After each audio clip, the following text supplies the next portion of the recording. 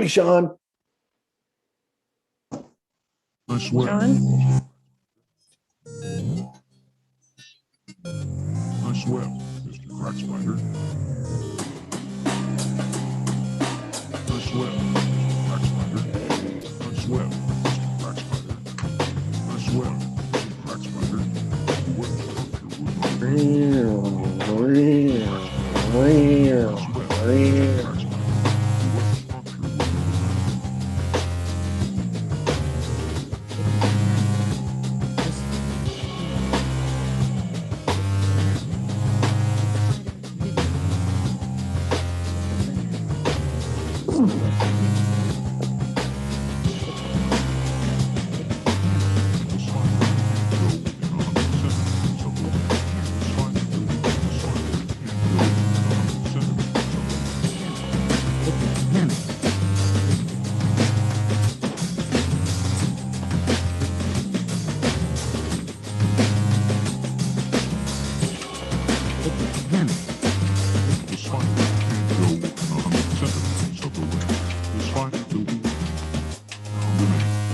raised over 100 young. The Maiden got a restraining order, and now the spider can't go within 100 centimeters of the web. The spider built a web, found the Maiden, and raised over.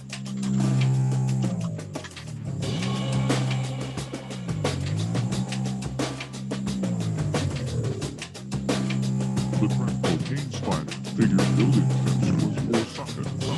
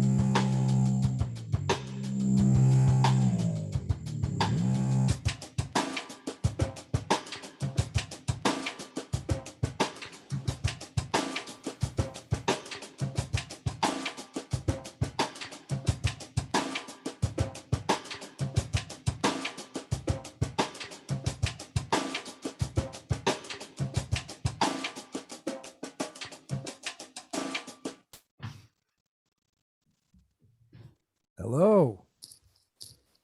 Hello, everybody. I'm right on time. I like it. Good chance. What's up, guys? Yeah. Hey, Chance. Am I able to be heard? I was having some microphone issues. Sound and clear. What's Yes. that? Awesome. What's up, brethren and sister? Very funny. Greetings and everything too. I feel like you guys are my siblings, man. Totally. How's mom? Mom's good. There's got really something so exciting going on over here the next few days. Lee had this wonderful idea to buy us tickets to what do you call that? The Price is Right is being filmed here in Boise, Idaho. And so What? I threw in the idea to bring both of our mothers and go. And so it's underway. My mother's so excited. She was sending me pictures at my sister's house using the cry cut machine to make the custom Price is Right shirts so that we can get picked in the audience. And I had like a wakeful vision that Roddy called me down and I kicked ass and I won. I passed on the first showcase showdown and I won. So I'm hoping that Awesome. that waking vision will come to fruition and you guys will just get to hear about it on another episode. You know, That'd be so cool. this is what happens already in this thing that we're doing. That I was just out cutting up stuff in the yard earlier today, thinking of The Price is Right because that stupid yodel thing. Yodel, yodel, yodel, yodel, you Yeah, know? the prize, the guy that falls over the edge if you Yeah. bid too high. I don't remember the Right. name of that game, but yeah. But that will never leave my head as this shag carpet in my parents' old trailer with like the 70s mirrors with the gold trim that goes through it, like it's a complete flashback. And I Oh, was my thinking- grandparents had that too. I was That thinking just about, made me imagine being a little boy getting ready to be kissed by my grandfather and trying to steel myself and prepare for the harshness of the mustache. Thinking about that gold inlay mirror. Yeah. yeah. So I was thinking about the mimetic devices that are used on us, and because I can't talk about Eternals yet because all you guys have not everybody's seen it yet. But I was thinking about that as I was watching it, that they use on everything now, Yeah. like to intensify a scene and stuff. Yeah. And it's the reverse of the THX sound. Right. And I was thinking about how I used to get, like, to hype yourselves up, like I would get students to do this, kind of, you've Yeah. probably done that, Absolutely. Yeah. Sean, right? So like how it kind of really, it works your lungs to it kind of works the blood going and everything. It hypes you up. Whereas the THX sound gets you submissive into like a thing. Like that sound is one of those things that feels like you're submitting to something, right? Like you're getting. Yeah, I could see that. And I genuinely think it's like an NLP, like it's a hypnosis device. We just have to assume that it is, don't we? I mean, yeah, obviously. Which I don't know if you want to tell this story, Rachel, like yet, but that leads right into.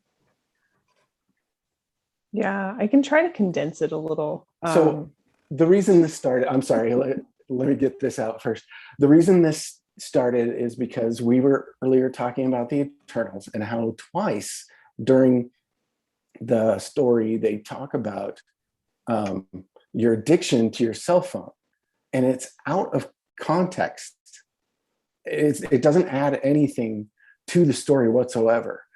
But throughout it's a complete turd of a movie. I do not recommend it as entertainment, but there's so much symbology in it. I'm just going, oh, there, which is why I want to watch Shang-Chi again, because I actually liked that one. But there's so much symbology all over the place to all the Greek myths that they're using, or all the different myths. Like Jack Kirby he just took stuff, and because he was a Kabbalistic Jew, so he knew all of these myths of Gilgamesh and Epic of or Enoch and all this stuff, and he used all of those in his storylines. And but the acting is so wooden, it feels like they just put it out there as a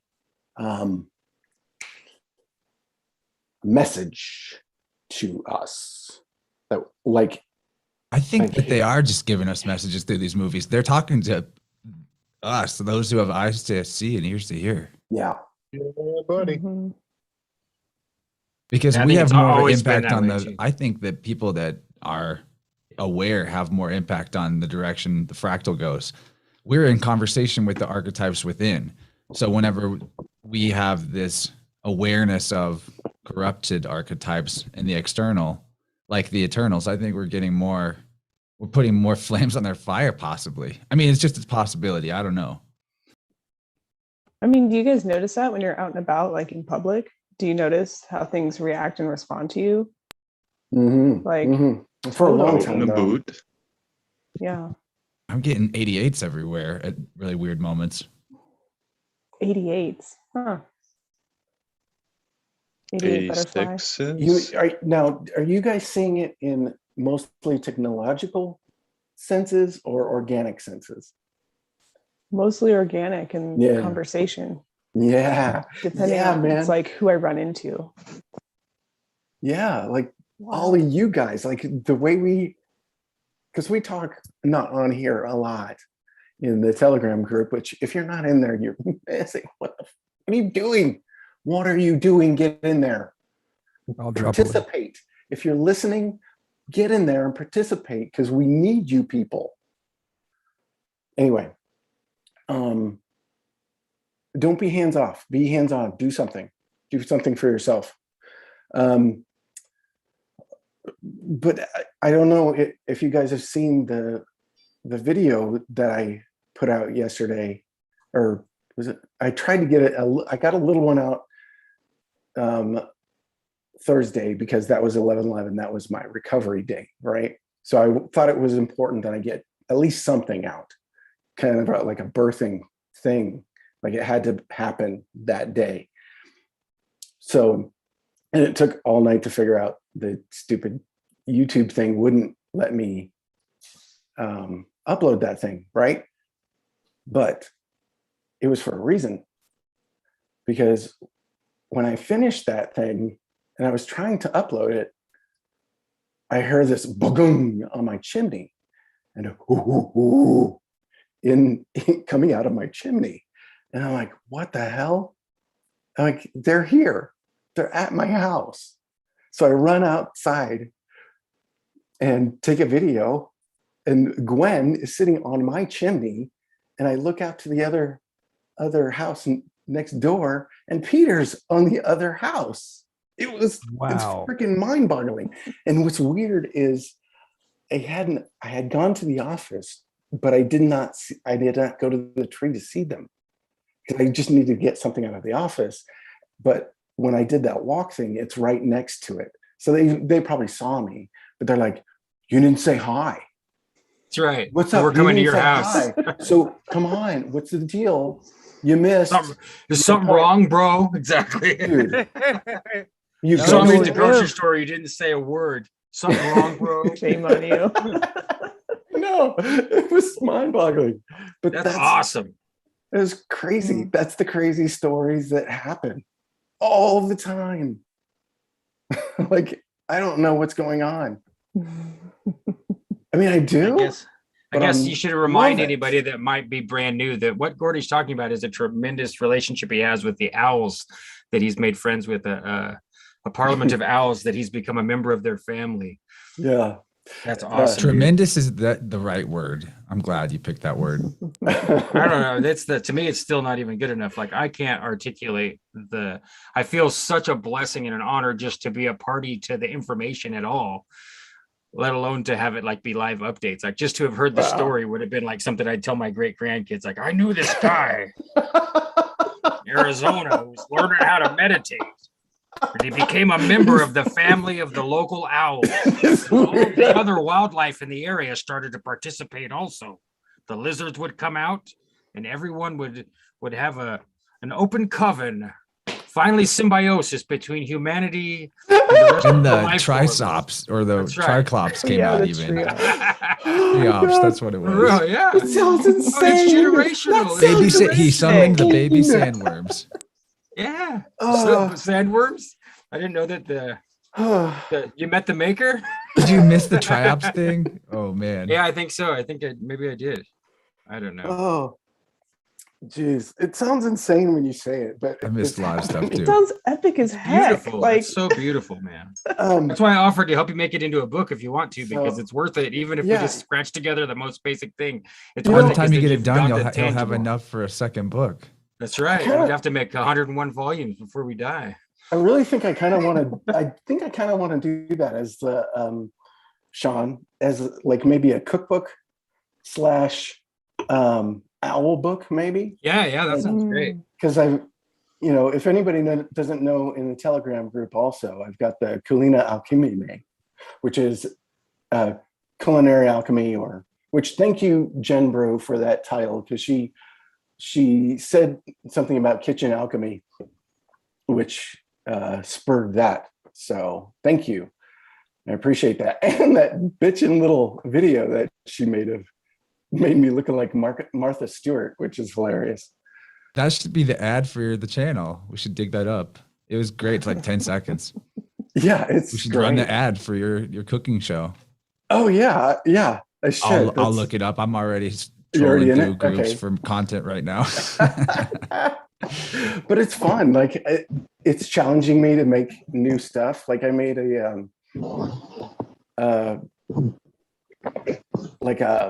Reuben sandwich salad thing tonight with vinegar and pickles and cabbage and corned beef and pastrami. You know, it Sounds deluxe. it's delightful. Delight. Don't mess with me, man. There's that Bootsy. There's that Bootsy showing his face again. Don't mess with me. I'd have to ruin my lighting, but I could hook it up right now. Bootsy? Hold on. Let's Bootsy's see. in that song. Bootsy plays bass on that song. On I thought it was kidding. Delight's Groove is in the Heart. I was on a show That called song. Bootsy Greencast this week. It was really good. Look I it up. saw that. I haven't had a chance to see it. Made me think of it because Bootsy. Bootsy, baby. Zoom is cutting out some of it. Sean, maybe put it on the sound mode where it's less sound cancellation. Like you can Does it manually do change that? that. I have mine on low right now. Hopefully that doesn't bother people. I hate when Zoom cuts out things. I'd rather just maintain my own noise environment, not need it I to had no cut idea things there out. was such a thing. Yep, in the audio setting, you can go to low. That's the best you can do. You can't turn it off though. It might make I'll us put- be able to hear that better. I was just gonna play that little piece. If it doesn't work, we got to stop so we don't interrupt the flow. Makes a big Oh difference. no, that's though. my speakers. That's backwards. This Oh, is low. part of the flow, figuring this stuff out, man. Yeah. It's part of the Let's jam. see. Jazz. Obstacles are the course. All right. All right. I'll try one more time and then we'll quit here. Come on, man. Dude, we've come this far. We need to see it through. It has to happen Come on, now. let me adjust. All right, let's see what happens here. Okay, everybody be And I'll go. mute. We could all mute. Can you hear that thing or not? Yep, much better.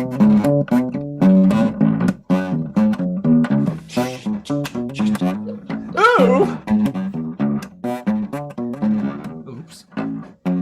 Gotta be willing to make mistakes, folks. That's how you get good at shit. That's good enough. Thank you. Thank you. Every time Bootsy gets mentioned, we need to have the sample ready to Yeah. Yeah, get it, yeah. Dick, Dig! Delight has been known to smoke on stage. Beautiful, beautiful. Delightful. Okay, so I already have a dangling Chad. I don't know if it is going to matter. It's That from happened. earlier today. Stick this lamp inside the base and see what Easy one. Okay, so for those of us who were there for Gematronnator on Interverse today, we left a big dangling Chad with Travis Scott that I don't know if has been talked about here involving his Fortnite stuff. oh yeah, did you see the Tavis stock meme? Travis Travis? Scott, Travis Stock. We brought that up. Yeah. Slick brought that to our attention during Yeah, the chat. was it you, Slick, that said it? Yeah, okay. Can't get that Twilight language past you. No way, man. That guy That's the is natural on master. it every The nat- time, man. Natural master. So what's up with this Fortnite? Oh, well, okay. I'll just pop a couple screenshots. These got shared in the group earlier today. So I'll pull them up. Give me a second. Oh, wait, This I know where might- they are. This might lead to you. Your experience, Rachel. I think this could come back later. I'm just throwing it out there as a possible topic, Fortnite things, because I'm looking into that actively. I've looked at it before, but it seems like they put updates out that run a few weeks, maybe 14 days, a fortnight ahead of the schedule that all the adults are going to be playing. It's like the kids play the pretend game first, and then Ah, the So adults for do it. like a whole moon phase. I mean, not necessarily like that. This Travis Scott thing was a year ago, but that's a different type of resonance doing it a year before, you know?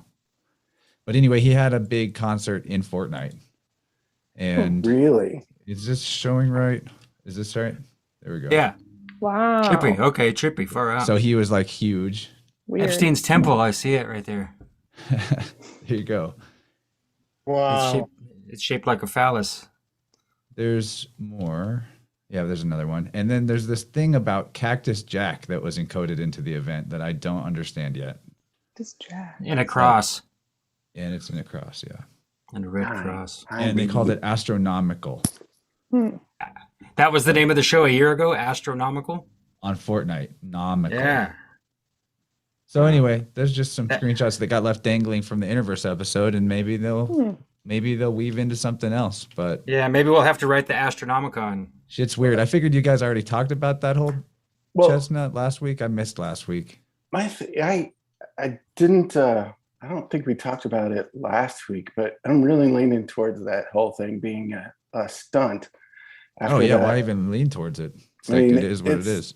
Like this whole sacrifice, him saying that they're sacrificing the fans, is the fakest thing I've ever seen. I don't understand. Now wait. I saw a video clip that was alleging that it was him saying that they were sacrificing the fans, but then it turned out that was actually a little Uzi Vert. Like the clip turned out to not, that I saw. I saved a few pictures in a clip because there's a bunch of old pictures allegedly Travis Scott deleted off his Instagram bragging about how much he loves when fans take body damage. And he's showing dudes like passed out on the grass and like people with a broken hand and all this stuff. And then he allegedly went and deleted all that stuff so that it didn't look bad because, you know, now it's escalated to the next level where people have supposedly lost their very Am I very right lives. that he got kicked? He got like the cops called on him at certain venues for getting people to mosh too much. No, I didn't catch that. That's not uncommon though, because Pantera used to get in trouble for that. They used to say they condone too much, and so then they'd bring extra security. One time I was at a Pantera show, and the crowd was getting so riled up before the show started that they actually turned the house lights back on and put on 70s pop music for half an hour to chill everybody out. Yeah, I've been to a lot of skins shows in the like game, that. and one of the skins that's weird is there's two versions of it apparently, and it's I guess Travis Scott because he's got this cross, but on this one it looks like a silver horseman, a pale horse, Yeah. So pale what horse, With and a then look globe. see the X'd out eyes and the stitched up mouth. So Mhm. no talking, no seeing, or even dead, you could say. Yep, that's a And zombie. like it's over zombie. a globe. See, like the globe. Yep. It also looks World. like the Vatican astronaut from the nativity Yeah. scene. I remember that weird thing. Astro Jack, it's called. That's a trip. It looks like a Jack in the Box, or I mean not Jack in the Box. Pardon me, Jack o' Lantern too. You know, somewhat. Oh yeah, there's an- Halloween. Mhm. Oh, Yes, that's a good I would- point. I would Pick even apart throw. his tattoos. Yep, I would throw in smiley face killer. Yeah, into that definitely. I stuff. thought of that first. Yeah. Made me Yep. think of William Ramsey immediately. William Ramsey, you got it. I guess what I Well, mean by Jenny B stunt- shared these screenshots in the Interverse chat, so another credit to her. I guess what I mean by stunt is like them throwing kind of like Slayer or Pantera use the satanic imagery and stuff like that. Like these guys are starting to use conspiracy culture as a Mhm. manipulation itself. Mhm. Yeah. Like yeah. they're putting stuff in so much that they're playing the players. Yeah. I It just- is. It's so their kayfabe is really paper thin and weak. Like it's not convincing at all. Like to people like us, especially, it's like, oh, you guys are putting on like another weak ass production real quick, huh? Like no believability to it. Yeah, they're not guess they even don't- trying. I don't think they need to anymore. Well, because they're running out of time. I don't know if you guys feel that. I and do. Are getting those Mhm. all the hints about it, Yeah. but they're running out of time. So you know, there is going to be this like last ditch effort to really get as much in as they can, because when things flip, things are going to flip. I don't know what that's going Got to it, mean. Rachel. You got it. Yeah. No, I Yep. couldn't. I couldn't can agree feel it. more. I've been feeling it coming my whole life, but it's been ramped up to a fever pitch for months now. Yeah, it's Yeah. getting. And I've been anticipating it as the thing that I'm alive for. So I'm not. And we're worried getting or- stronger while it happens. That's the cool part. Yeah, that's just it. Mhm. They're That's trying how to. I know They're the shift is so imminent. ever desperate they are to convince us that they've got us under their thumb and under full control, and that we're already suffocated and subdued. And it's the opposite that's true. Completely opposite. They're sliding right off of their position, and there's nothing they can do to prevent it at all. They're gonna have their great fall. You know. They don't have any new tricks, none whatsoever. So can't even that's write a why new it's movie. like, yeah. Oh God, not for ever. Not for so many movies. They can't write new movies. Yeah, there's no creativity there. I've read Yeah. so many amazing books. I'm like, this is gold right here. What? And you're picking the lamest Right. stories. Like, I'm sorry to people who like young adult fiction, but the last couple books I picked up, I'm like, this is terrible. I mean, I was reading adult sci-fi and fantasy when I was young, so I guess maybe I'm a little bit biased, but by the time I started reading like what was for young adults, I was like, this is pathetic. Like, thank you for insulting my intelligence. Well, it seems like they've tried to dumb everybody down for the last 20 years at least, and they've kind of Yeah. changed language to be this thing that it, like we might be the last generation that has this kind of grasp of grammar and rhetoric and logic and an understanding that there's layers upon layers. Whereas it seems like these new generations, their layers are all like Mount Olympus is telling them to create layers in symbol instead of in written or spoken language. That's the way I look at it. It's culture creation through committee, and they're Mhm. terrified about like trying new things or being risky, so they just like to do stuff that's already a proven success. Yeah. And they just Right. recycle everything. I only got one thing to say about that, Jim. Communitarianism. Yeah. Well, the other thing is, Right. you know, to expand on Jim's point, and then I'm going to shut up for a minute. I think this is another theory I've had, and there's never been a position for me to tell anybody, so I'm glad that it's come up right now in my brain. But it seems to me, too, like they have to keep pumping their magic and energy back into certain things for them to have some kind of effect. And so they keep breathing life back into the same franchises and the same ideas and remaking the same movies over and over again, I think, because that's their little book of spells that are wearing off. And to reboot a new spell could take 10 or 20 years or something to really get the mojo flowing. And so they keep pumping energy back into these old mantras. I mean, because they've got us all tied up in it. I mean, I'm absolutely, even though I don't engage anymore, I'm absolutely addicted to the San Francisco 49ers and Star Wars, and have been since I was a little boy, you know.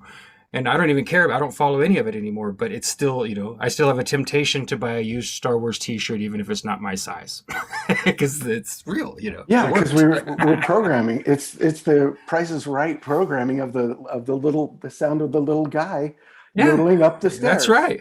Because Yeah. that's what brings you back to the shag carpet. My whole family, Gordy, is on the cover it's of all there. Walla Walla Union Bulletin newspaper 25 years ago, all dressed as characters of Star Wars. My brother glued things to his head to be Darth Maul. It was terrifying. My sister is sitting in the middle of my mom's hood playing Star Wars Monopoly dressed as Princess Amidala, you know.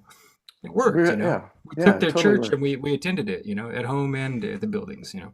Speaking of church, thank you for blessing us with your presence, Chaney. I need to hear what you're thinking. There isn't enough hours in the day to hear what I'm thinking.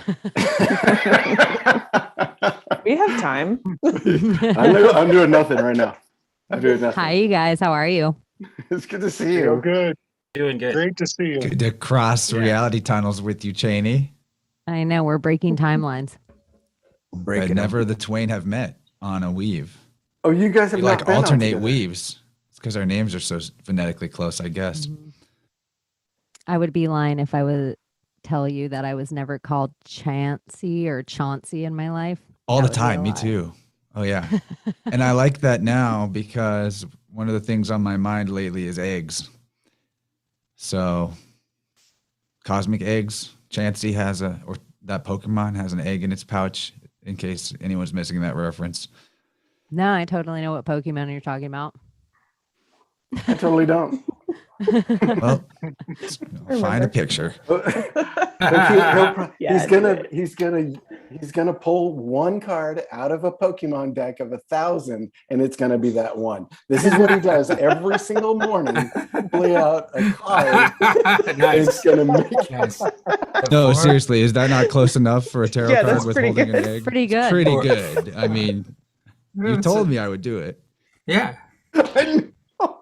You should What's divine happening? Pokemon. That would be interesting. I've got the It cards. is a perfect TikTok. Don't do that. I bought magic cards to try it, and like I heard Spirit like, I don't want you to read magic cards. I'm like, but it'd be funny. It'd be fun. Tell Spirit, Yeah. chill. I'm gonna do it just a Right? little I bit. did it at least once or twice. I was like, what monsters are here? Chance Garton, get out of my head. Shut up, Spirit. I'm gonna just. No, I'll be fine. maybe that I'll be voice. fine. Hold up. About to get weird. Maybe that voice is the same voice that's like, you can't change the story, because all the story that we are getting repeatedly programmed with through the movies we're talking about, isn't it based on a certain set of cards and you can't use other divination? Spirit tells you this is the Mhm. right one. I don't know. Just a wild idea. Was it gonna Who's be the too spirit real? telling you to not use magic cards? Yeah, maybe I would have really won some tournaments. it would all just be divine Just playing. divine channeling play. You're like, I've poker. never done this before, and I'm a champion. That would be hilarious. You guys know the guy who invented magic is from Whitman College in Walla Walla, Washington, too? I don't remember his name. Nerdy McNerderson. Might as well be. I love magic, but Jim invited me to play it a bunch of times, and I Oh, there just it is. never. I wanted to do it, and I never did it. Oh, sweet! Oh, it's like a marsupial egg. It looks like it's in his pouch. It's one of those zolotls, or what do they call them? Those little, yeah. Oh, dude, this image is giving me so much. What does it feedback right upgrade now. to? Oh yeah. I think the upgrade is probably like a later gen version of Pokemon. Like the original, it was just it. I don't think it evolved. Chauncey doesn't become Blissey. That's a different one, or no? No. I think in like Generation 2, that was the thing. And now there's probably like 33, Delta variants and shit. But the original was just the one thing. It didn't evolve. It comes out of the egg looking like that. That's a poem. 33 Delta variants. So speaking of ovum, I had a weird thing happen. So, okay. This is gonna sound super weird coming out of my mouth, okay? So I'm doing kind of a Qigong practice. This kind of really connected Qigong practice I do, right? And I kind of submit to spirit, like trying to get connected with higher self, true self kind of thing, right? So I'm doing these movements, and sometimes you let the movement show you what it wants, right? Gabe, you might understand that. Well, Chance, you definitely understand this. So you let it show you what it wants, right? And then like it was kind of doing really different movements like that are kind of jerky and like these kind of things, right? And I'm like, oh my God, this feels like Thai dancing or something. And I'm just kind of like, Tai Chi is probably based on what you're describing. right, that's what I'm thinking. So I'm kind of like, okay, I want to really see where this goes. And then I'm starting to kind of submit and feel whatever that thing is. And it was super feminine, like a really powerful feminine. And I'm like, what are you? And what I got back was, I'm Shakti. And I'm like, I don't know what that is. So and then I'm feeling like kind of like birthing kind of ideas and things. And that was about the point where I'm like, I don't know how comfortable I am with this. I'm gonna, like, I'm gonna pull back, and I need to process this now, kind of thing. But what I'm feeling is like there's this real big push for some sort of birth, like cosmic rebirth feel. Damn, dude. Because Shakti is the creator or destroyer. So there's I think we're seeing the whole birth of a system and death of a system at the same time. Here. Yes. All hail Was to that the newborn recently? king. What's that? Was that recent? Yeah, that was so I think that was Wednesday night. Tuesday or Wednesday night. This is Mithras, the dying and reborn god emerging from the cosmic egg. This was in my folder of possible topics. It's the Smurfy code. Yeah. I was watching the Smurfy code and I screen grabbed some stuff. That shit is litty kitty. I'm telling you, this guy's awesome. Yeah, we had him on Ark's Only Picture Show. Yeah, I would like to see that. Yeah. Oh yeah, we need to talk about that too. We're gonna, which in Maiden, you have. I might have secretly uploaded the episode Chance is interested in unlisted so that people who desire the link could find and watch it. Yes, I might have please done that do. earlier this afternoon. That's very possible. Nice. Yes. Drop that shit. Thank you, Sean. Thank you. And I purchased this book. It's really ironic that I picked this up to just hold it in front of the camera for no reason, and you put Mithras on the screen at the identical time. And you have it too? Oh, of course, it's Tracy's. And he had it within Yeah. arm's reach? Yeah. Well, we used to, this is still, to me, almost all of her books are still within arm's reach. There we go. I could do it again. I found this. Now, there we go. You guys want to practice magic together? Did you say practice? Yeah, practice. Practice because I'm making a cactus. See, it looks like a, never mind. Stop predicting my slides before I get to them. I'll All just right. show you what I'm talking about. This one too. Other topic on my mind.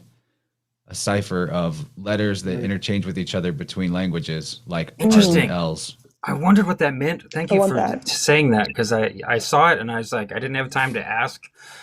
You know, it is like I'm in every chat lurking for the most part and I see the most awesome things and I can't engage because I'm like busy unloading the dishwasher or something cool like that. We're not far enough in for you Something guys to just be cool. reading my mind so fast. False. We share the same mind. You know this, right? Like this is not new to you. Yeah. Exactly. Welcome to the real metaverse. Right? The one that you don't need prosthesis to use. See, Well, Chaney, except, you know, all telepathy this. is totally possible. It's weird. We're weirding as we do it. Yeah, we literally are. Me and Jim both just pulled the same books off the shelf at the identical time in a row. It's messing with me. I just have to stop thinking about it. There'll be one more before the night's over. It is what it is. There seems to be a lot of books behind you. There are. Yeah, this is. I'm building a library. It's a mess. It's such a mess. It's not always going to look like Beautiful this, you guys. mess. You guys are going to watch the development if we continue to do this and we're able of this room behind me turning into something beautiful and artistic and nice and all of the books being organized. And if I can get permission, I might carry you guys through other parts of the house too. But that's a negotiation that's yet to be underway. But It took me 5 years to get a clean background. well, behind that's my- encouraging. So if I aim for 2.5, then I'm kicking ass. So Yeah. I'm trying not to make it a goal at all. that's Get your good. shit together, Gordy. leave my You're the- shit all over the place. Aren't you the mature one here? It's just organic. Right, It's working. Yeah. It's what you got, okay? You know, it's just this is what it is. Whatever. I'm trying to tried. show I was for like, money, I can so I have want to something look in the professional.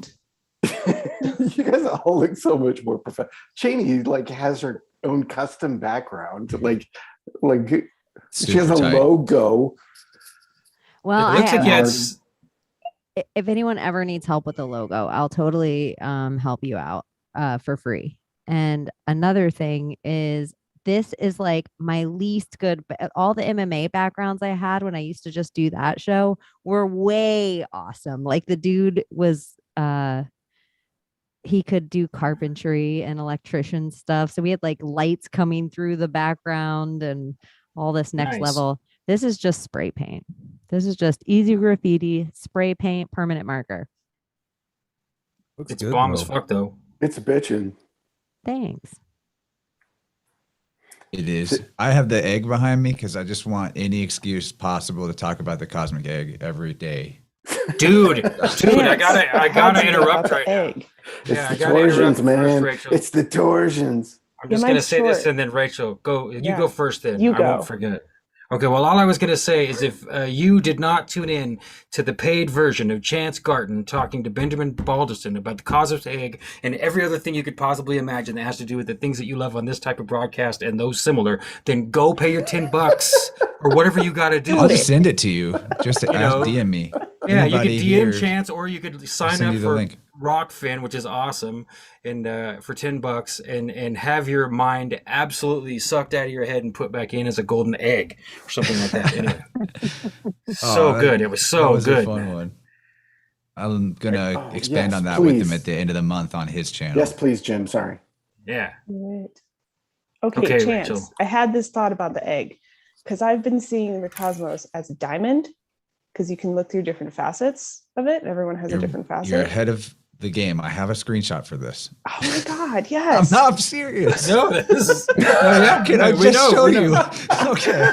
So it's ridiculous how this is all already too synchronistic. All right. I'm sorry. Continue your thought and I'll just show you what Yeah. I'm talking about really quick. I mean, that was kind of it. Like if you take the cosmic egg and you make it a diamond, then everything that you've talked about with like, you know, the sun and the moon and then the other planets being their own sun and moon. I have some crazy notes about that I thought about the other day. I'll have to find them. Okay. But- So this is Travis Scott 1 year ago on Fortnite. Mhm. This is a world that's orb shaped, like possibly there's something in it. What do you see in it? It's That it, cosmic A cube. it diamond shape, sideways could look like a cube. Now, That way. this is what they're doing on Fortnite right now. Mysterious purple cube. 1 year later, they had to have already had it planned. Appears in shit. the world. I'm not Have kidding. you guys seen that app, The Cube? It's like some weird. The cube, Vision Wrath of the Quest Cube Cube Queen is what their app. current patch is. So the cube coming out of a world egg.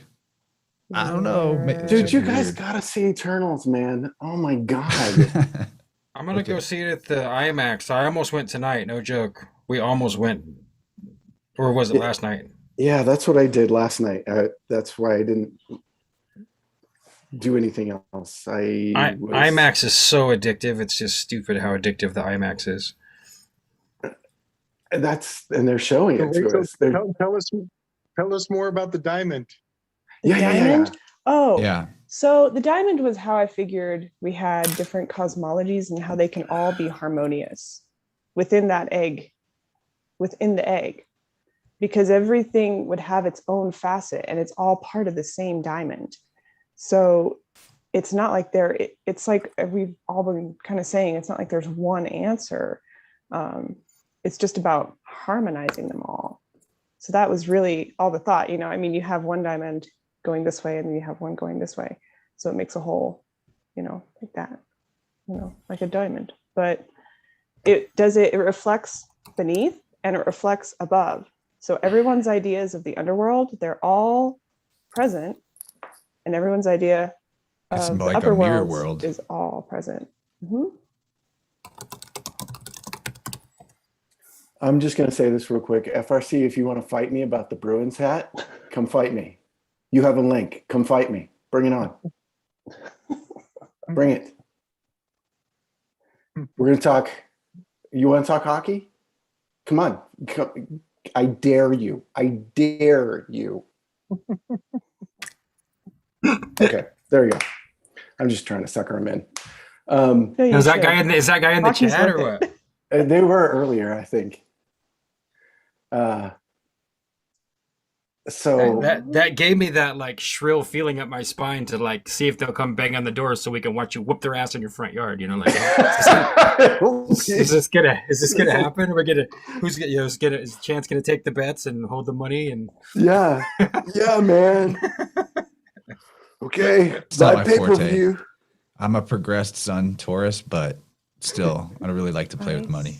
We're not going to do bum fights in the backyard and bet on. Oh, did you guys ever see that thing on Bum Fights where Dr. Phil tried to have that guy come on and the guy put on a suit and cut his hair to look like Dr. Phil and Dr. Phil wouldn't talk to him? If you've never looked that up, it's hilarious. No. And don't get me wrong, the guy's still a total piece of shit for like getting bums to do really degenerate things to themselves for money. But that was pretty cold-blooded and funny that he showed up on Dr. Phil dressed as Dr. Phil, and it literally shut Dr. Phil down. Like he couldn't talk to his own costume. He wasn't able to do it. He just told him no. He's like, nope, get out of here. I'm not talking to you. That'd be Yeah, they awesome. bring that up in Arrested Development, the bum fights. Do you guys remember that? Wasn't it like brother fights? Oh, yeah. Well, The George yeah, they Sr. did do had that. Job and Michael, he filmed them when they would fight, and he would egg them Yeah. on and cause them to fight, like manipulate them into fighting. And then, yeah, he sold it kind of like those late night infomercials where you would get an ad for something for like a video series or DVD series. Okay. That's totally what people are doing to us. They like goad us all on to like fight each other, and they're like, "It's fun." It's fun. It's fun, you know, for kids. Good time. We'll get a jumping castle. Everybody will get barbecue beer. We'll get some bombs to fight. It'll be fun, you know. It'll be a grand You know? time. You might lose some teeth. It's hardcore. It's hardcore. It's great. So, Gabe, the world card and bringing things back from the past through the portal. You that got you it. talked to, you know what I'm talking about. Mm. Yep, Okay, the so maybe you final- add more context to this, but I'm just continuing to dig on this purple cube, and it appears that the cube is bringing back old areas from previous builds of the game from the past that have disappeared from the world, and the cube is like a rift that they're coming back through. So it reminds me, if it's a cube and it's the world, it's like the world card in your Marvel Tarot series where the lost characters from Thanos Fauci snapping his fingers are coming back through the rift. I So don't know. Mm. It looks And like the the- Muslim. And Thanos Fauci. It looks like Dude. Mecca. He's literally killing Wow. half the world. And see, It's- that it's shape, Saturn Rachel's, it's your crashing back to the diamond. Earth, too, It was yeah. sideways like your diamond, Rachel. I don't know if you saw that. Yeah. I did see that. And in the trailer for Eternals, they had 2 runes. One of them was that Ingu's diamond rune, which is that portal, which is And that the diamond that seed. you're talking about, the same black cube, the same Saturn black cube or Mecca cube, they have it like that in New York too, don't they? But it's tilted Yeah, in that so. exact Yes, they same do. way. I've got Yeah. one right around the It's in corner from my California. house. There's one in California. FRC It's just all took over, a picture yeah. of it, All over. and they posted it as they were leaving California. It's like the same So- artist, a lot of them. Yes.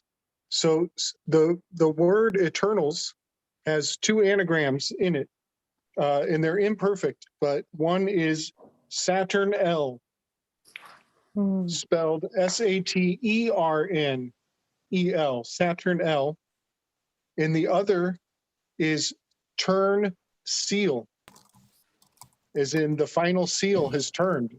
And this ties into what Rachel and I have been kind of pondering with the royal stars having parallaxed out of the 4 corners of the what used to be a cross. It's canted. It's now canted, and now they're in a mutable cross. And that could be like the difference between appearing as a cube and a square or as a diamond. Yeah. Right. Whoa. Shape changing on a massive Oh. scale. A weird Also- thing too. I was sorry, go ahead. I'll just say the society is being crushed into a diamond, you could say. the diamond body is being formed, maybe. Mm, Mhm. yep. Diamond skin. The crystalline body. Well, because we all have that layer. We're all carbon, Yeah. right? Isn't that what happens to carbon under pressure? Yeah. Yeah. Literally, right? That's how you make a diamond. Put carbon under pressure. And we are the carbon. Except they're trying to induce it, which is ridiculous. I mean, maybe some people do need a little bit of pressure. Well, they're just not very good alchemists. So they're trying to really rush the process, and it looks like they're going to blow up the lab. Looks like some of them are going to blow up the lab on purpose, actually. Yeah, Alan in the chat brought on "Shine On You, Crazy Diamond." Oh yeah, they play that. They play that first thing in Eternals. That's the lead-in song. No. I'm not serious? kidding. No, Who are the it's Pink shining Floyd. ones that are eternal again? Oh, you know Shining what? ones, shine on. No, it's not "Shine On Your Crazy Diamond." I take that back. I think Damn it's it, dude. Great. Great Gig in the Sky. Great Gig in the Sky. Yeah. Yeah, with the woman singing. I have to give back all that stoke about it being "Shine On You, Crazy Diamond." I have to give that back. No. I was Take stoked. you away. The moments that make it the tell. Okay, so that's time. Time. That's It's time. Time. Is it time? Yeah. That makes sense for Saturn L There's Eternals. Saturn, big time. You know. Yeah. So Because thinking- the next line is you fritter and waste the hours in an offhand way, which is definitely time. Right. Offhand. That's right. There's your yod, the hand. Offhand. Like Hand you Oh, can't I see, the hidden hand. I wanted to Just remind you like guys Vader. too that Tracy Twyman had a whole big thing about the diamond. She went deep into Superman, deep into the shape of dude's building over there in London. I can't think of his name, Bloomberg, and the deck prism in ships before there was typical electric lighting and everything. They would have this big refractory prism in the upper deck so that the moon and the sun would hit that and you could be in the lower deck and it would be illuminated and you could see. And there's all this deep symbology behind the deck prism on an old ship in how it correlates with the capstone and the especially the keystone in the top of an arch that's shaped like your hip bones, kind of. Same symbol on top of pearl drums if you're ever sitting at a pearl drum set. From the Weaving Telegram group interesting. from Juliana. Also- What's her hand shaped like? The in Persian Persian witches would also carry crystal balls, and they were represented as the universal egg, or I should call them magi. Not everyone loves to be called a witch. It's true. I had that term though. a huge crystal ball as a gift for just a minute, but then the guy who gave it to me, his little sister, found out, and she called me and beseeched and insisted that I give it back to her because it was her magical inheritance. So of course I did. But it was named Butch or something. And it was huge. I was so obviously I'm still coveting it. I was looking the other day on Etsy to buy one just because I'm totally selfish, and now I want a huge crystal ball. I would like to attach it to the diamond thing too. Did I tell you guys that my father-in-law actually had a crystal ball? Like all that stuff that we're going through, they found all those weird occult books and stuff. And I found the Sacred Mirrors of Alex Gray in that stash. The Persian weird. magi would also carry around mirrors. It was literally a crystal ball that represented the universal egg and mirrors. It's so weird you said that too. Not weird, because also the queen witch, the evil witch of it all, that just came up on the screen. Now, Gordy, two different? This is getting really weird. This is getting meta. So two different people then showed pictures of Alex Gray books. One person found at a thrift store a signed copy, and the one that you're showing is a different book altogether. Yeah, it's two different versions. There's one that's kind of, I think, the art that Toole or that Alex Gray kind of did secularly or whatever, that didn't have not secularly, but didn't have a spiritual bent. The one that I have is the big. I'll go get it. It's the big comic book, the big size, magazine size. Yeah, and so that's really weird that Alex Gray literally entered the chat today. Twice. Yeah. Like, hi, Alex.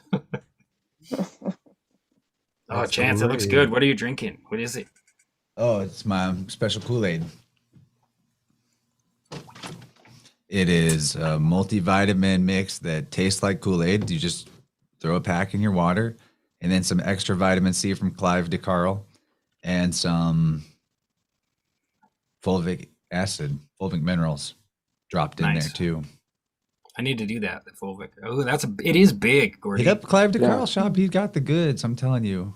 I've tried magnesium and vitamin C from a bunch of other sources, and it never like hit the way that his does. That's all you needed to say. Thank you for saying that. Because I watched most of your interview with him, or whatever maybe it was a while ago now, but it was good. It was good stuff. Yeah, I watched the interview, and I never got into him just because time, like. Oh, he's awesome. He's super heady. Great. Like he went on all kinds of weird psychedelic magic woo-woo adventures before he decided to be a healer man.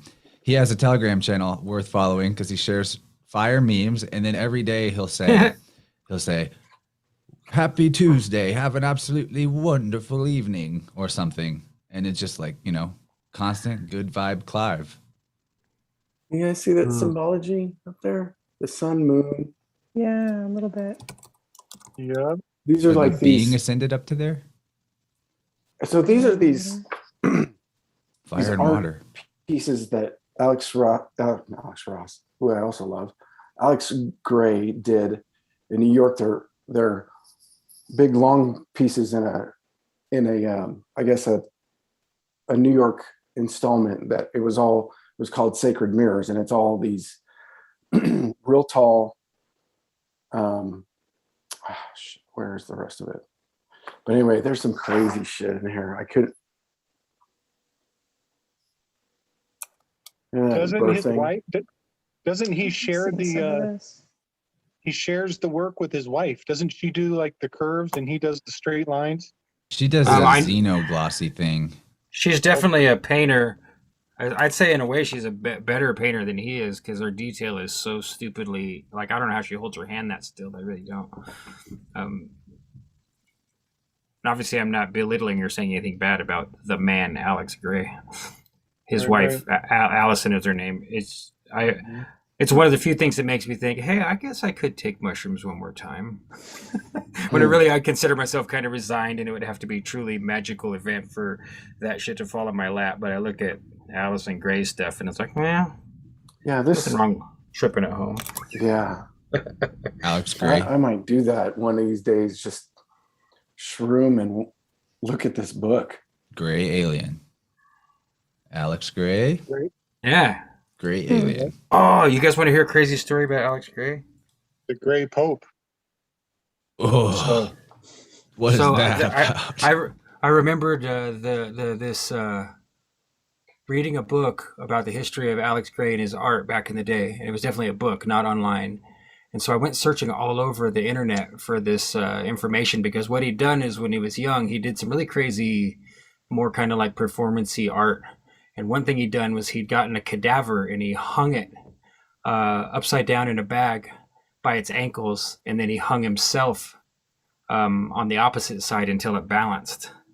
And I couldn't find it anywhere. And so I started ripping his book. Totter? I might. Exactly. And you probably have it. If you have real books, it's probably in there somewhere, Gordy. But I went and found it and published it on my blog just so that the information would be archived somewhere on the internet because it was driving me crazy. Like, is this like the most massive personal, Mandela effect for me yet? That like I knew, because I mean, he's a macabre dude. He's kind of become super spiritual and like really bright light, but he's a really dark macabre dude. There's allegations of weird sex magic. Voodoo at his Cosm place that there has to be. He's a lot of that has been scrubbed from the internet and difficult to find now, but I remember when the stories went around. I could show you right here. Nice. So there's a pyramid with a body hung by its neck in it. Wow. I don't know if that's him. It's probably him. There are allegations of necrophilia. I don't know if they're Uh-huh. true. I'm not Well, let me making show those you. claims. Let me show you the next one. I don't know if I'll take a picture of this and Yeah, there's Can a you see that? skeleton. Yeah. A skeleton sitting in the lotus position with a naked woman standing in an audience, and it looks like there's also a man darkly painted or something there across from the skeleton. yeah, and there's people sitting nude in the background in chairs around it. So, Take like, audience with the With- ritual. Yeah, so it's that clearly if they're ritual. doing this stuff, how is this manifesting in their life? Like, to me, it seems like that type of extreme magic is so unnecessary. So, like, what are they getting out of this? How is this showing up in their life? Like, is anything unusual? Is anything amazing? It's like they're not. What are they? Can you tell what they're manifesting? Like, Yeah, I remember We're that talking one. about them today, so If maybe you've not- that's the whole thing for fame and That one's pretty gnarly, Gordy. Okay, here's another image comparison. Well, here's one and another. Is this the same? We looking at the same thing here? Real similar. Hmm.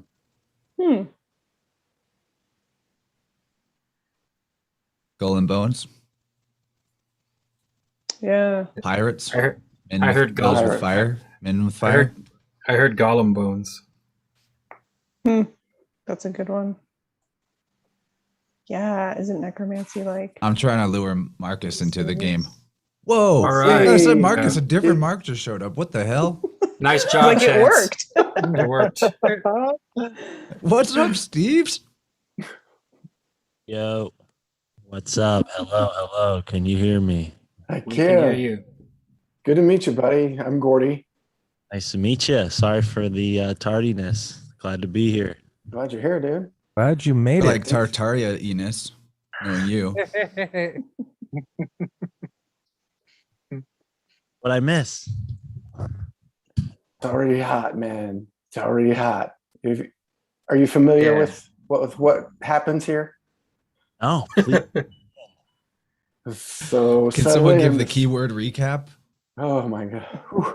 I- I already need a break. I got Full-blown synchronicity is exploding between this group of people prior to your arrival, Mark. That can't be honestly described easily in words. It involves most recently the artist Alex Gray, but is not limited to discussions of diamonds, Tracy Twyman, Fortnite, Travis Scott, and people are holding up books. This is a theme of the night, and you've just held up your book, which matches the last book, which was from What? 42 Shoes. All right, Alex Gray. I've actually met Alex Gray. Nice, nice.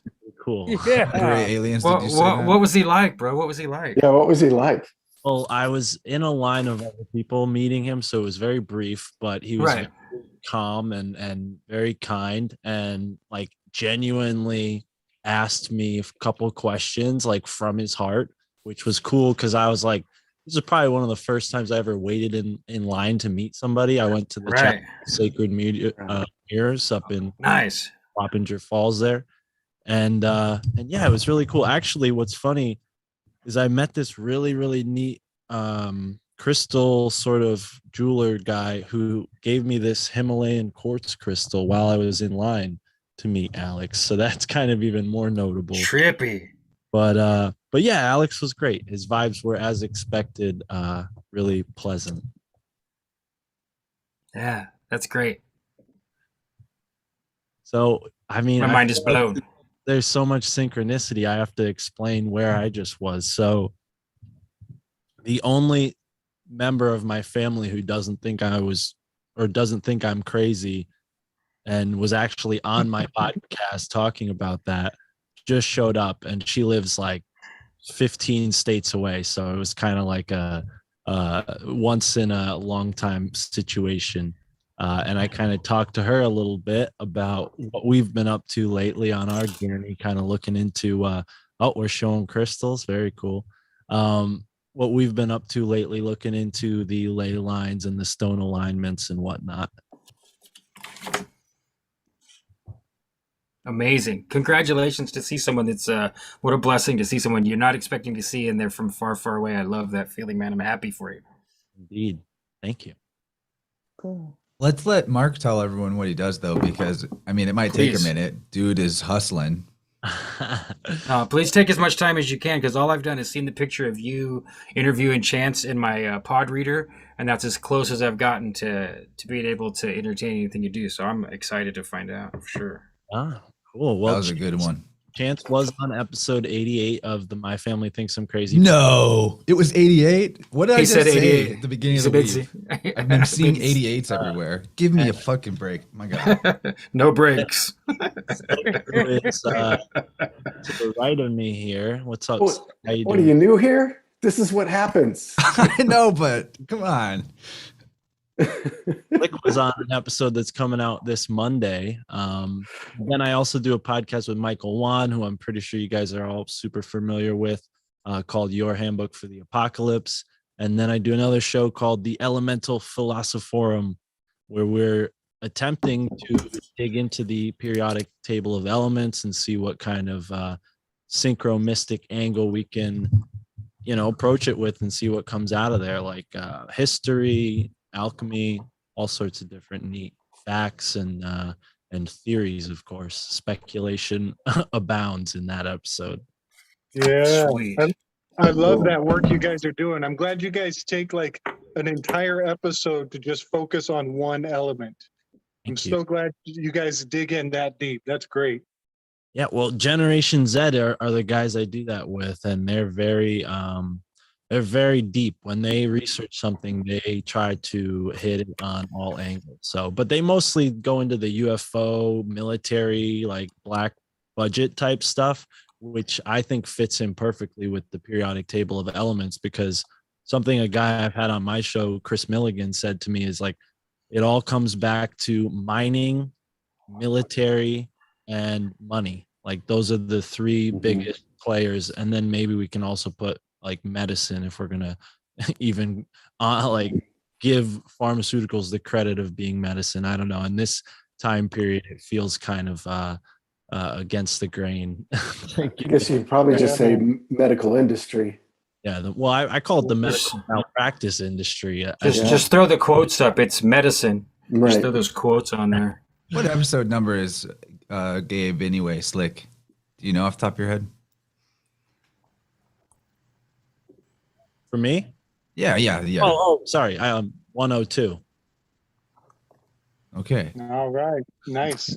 So Yeah, I gotta put this forward. I don't know if you guys have mentioned it in the Philosophorum series you're doing with those fellas, but there's a myth about when the pyramids were completed.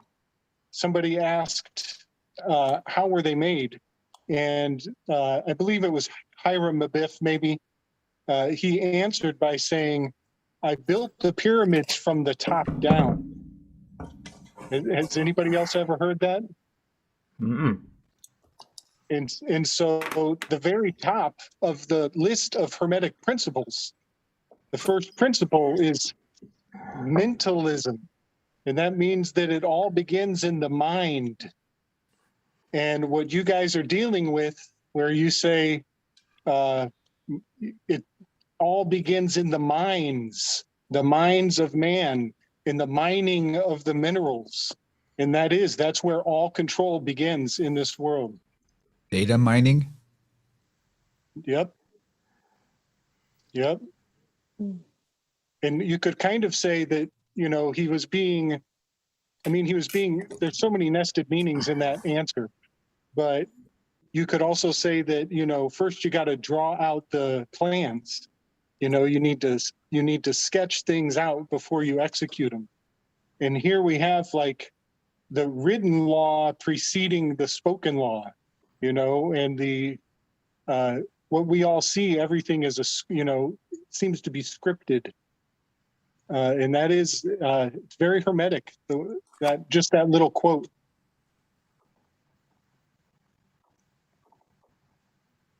Mining the fire from the minds of men. The salt mine of the Akashic record, man. Yep.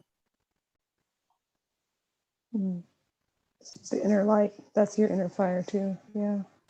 Yeah. Good. Eternals, man. There's inner fire stuff. There's emerald tablets. Dude, it's Well, nuts. It's Here's nuts. something that I was thinking about when you said the scripting. If you think about writing, it's two-dimensional. So I had a hard time, like I was trying to get into a little bit of genetics, and I was having a really hard time figuring out what the second dimension was, because they list the first and they list the third, but there's hardly anything about the second dimension, because second dimension is code. It's written word. Those are the words. It's the that you tell paper C. yourself. Yeah. The papacy. Papacy. Paper Very C. good. Very Mhm. good. Very good. Yeah, that's the script. So that's why, what's written seems to be what precedes what is said, because Called scripture for a reason. Mhm. Oh, you guys just reminded me of something else, man. There's this guy, Jim knows about him. He's like way into the legal stuff, the straw man and the birth certificate, but in a whole different level than most people you'll find. But I remember he told me one time that all the reality that we're experiencing, the reason I'm freaking out is because this reminds me of what we were talking about earlier with them making the same movies over and over again. And I forgot this guy said this, that he said that everything that we're going through right now as far as quote unquote reality is all based on real life events that are a minimum of 75 years old. Like it has to be 75 years old before you can run it back. I forgot all about that till just now. The script, like that was he had some reason to believe that. I don't remember what, he'd figured it out, but weird. The script. Oh, that 100-year thing kept popping up for us in the early movies when we were doing the midnight movies. The 100-year to the date kind of things were popping up a lot, because that Moloch thing was the same thing as the Travis Scott symbology of having to walk through the mouth of Moloch. Yeah, Chaney put that on Telegram, exactly and then like she it. switched up the group the channel to a group, and I couldn't find it today, but I wanted to go get all those awesome research compilation photos and memes that she had up there. Yeah, so lay it on us. I know she's got the documents. They're like crazily put into my iPad or phone, or not all together. I had them all there, but I did have to change a channel because I didn't want it to just be me. I like my audience adding to it. You can link a group in a channel. You can have both ways. Yeah, there's two Alan Marcuses here. That's my trick. Greetings, fellow traveler. I like the headgear we've got going in the people in the middle, at least on the Zoom call. So Mark, you've got a good Telegram community too, right? Yeah, it's just getting going. I think I started it like 2 weeks ago, and it's going pretty good. I a lot of people from the Patreon are in there, and we have one for Alt Media United as well for the podcasters who are part of that. But yeah, I will drop a link to it. You know what I just noticed is you can do like audio clips in there too. So I wonder, maybe they'll start working with Telegram to make it more podcast friendly. Maybe we could start publishing like shorter episodes to Telegram. I don't know, just well, we've done live stream meets in there once a week you guys have. I've been really slacking on it, but Alan Marcus has been keeping up on and Rachel, you've been in there a lot. Sean, you popped in there, and in the movie Mystic Nights of the Movie Madness. Chance, all of us has been in there. That we've done that straight through Telegram. Yep. Good. And had What a did we bunch watch of. last night? What did you guys watch? You had to be there. Yeah, sorry.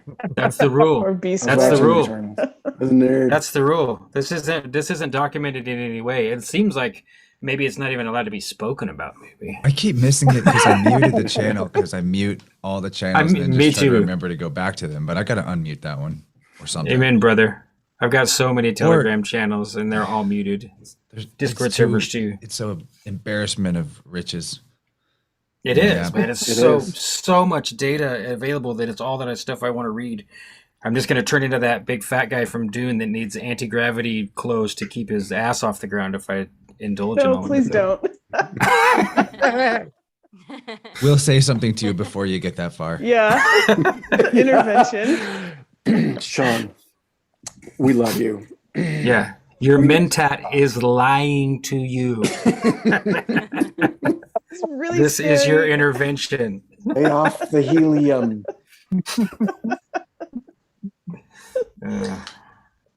So, Mark, have you seen Dune, the new one?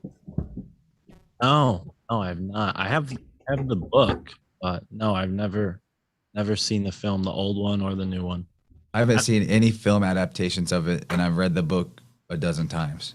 I'm like usually the worst person to ask about movies, but today, for the first time in a while, I watched a movie. I watched The Never-Ending Story, and it was a really interesting rewatch. I thought, Just said Alice's favorite words. Here he comes. He's back. Read the book, Mark. It's the Oh, movie dude, is like he's got the 1/3 of Lego book. guy behind him. I know.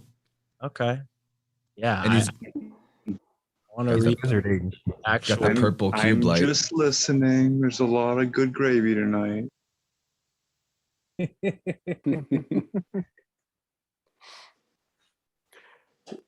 Isn't there though? I'm impressed. Came out Already. the gate. Yeah, we got to go back to Neverending Story and stay there for a little while. It's a very comfortable place. So, Mark, tell us more about the Neverending Story, please. But does this not relate to what we're talking about? And make sure you watch the first film first. Right. Wait, some people watch the second one first. Some people watch the second one first. There's a second never-ending story. Pray for those who watched the Doesn't even third make sense. with Jack Black. Pray for them. It's still the first story, or you don't understand the title. There you go. So I did take notes because I'm like, all right, maybe this will come up on the podcast. And sure Yeah. enough. So what was interesting was like in the first couple scenes, he runs into the bookstore to escape the bullies. And then the shopkeeper kind of, of the bookstore is kind of like, great, another kid. But then when he recognizes that the kid is actually a reader as well, he kind of warns him like, oh, well, you're reading safe books. These books that I read are not safe, which, that provoked a tremendous amount of curiosity in the main character, Bastian. And then he just, jacks the book, runs off to it, to school and reads, and the whole movie is basically like the story kind of weaving into the reader, the boy, the main character's life. And I think it's a really good kind of law of attraction or synchronicity lesson in a movie, and kind of showing you how you write the story of your life in real time and how, all he had to do was put a word to it. Like the whole, I hate to spoil it, but if you haven't seen it already, it's been out for a while. But Give her a name. yeah, he has to give her a name, and it's it's very like a touching scene at the end and all that. But one of the couple of things that I picked up as like a theme, and this might just be because of the research I've been doing into New England and Native American cultures, but Atreyu is described as a hunter of the purple buffalo. That's pretty obvious right there. But then, you see this kind of theme of the four directions where the rock biter comes from the north, the, bat wing guy comes from the south, and then the snail rider guy comes from the west.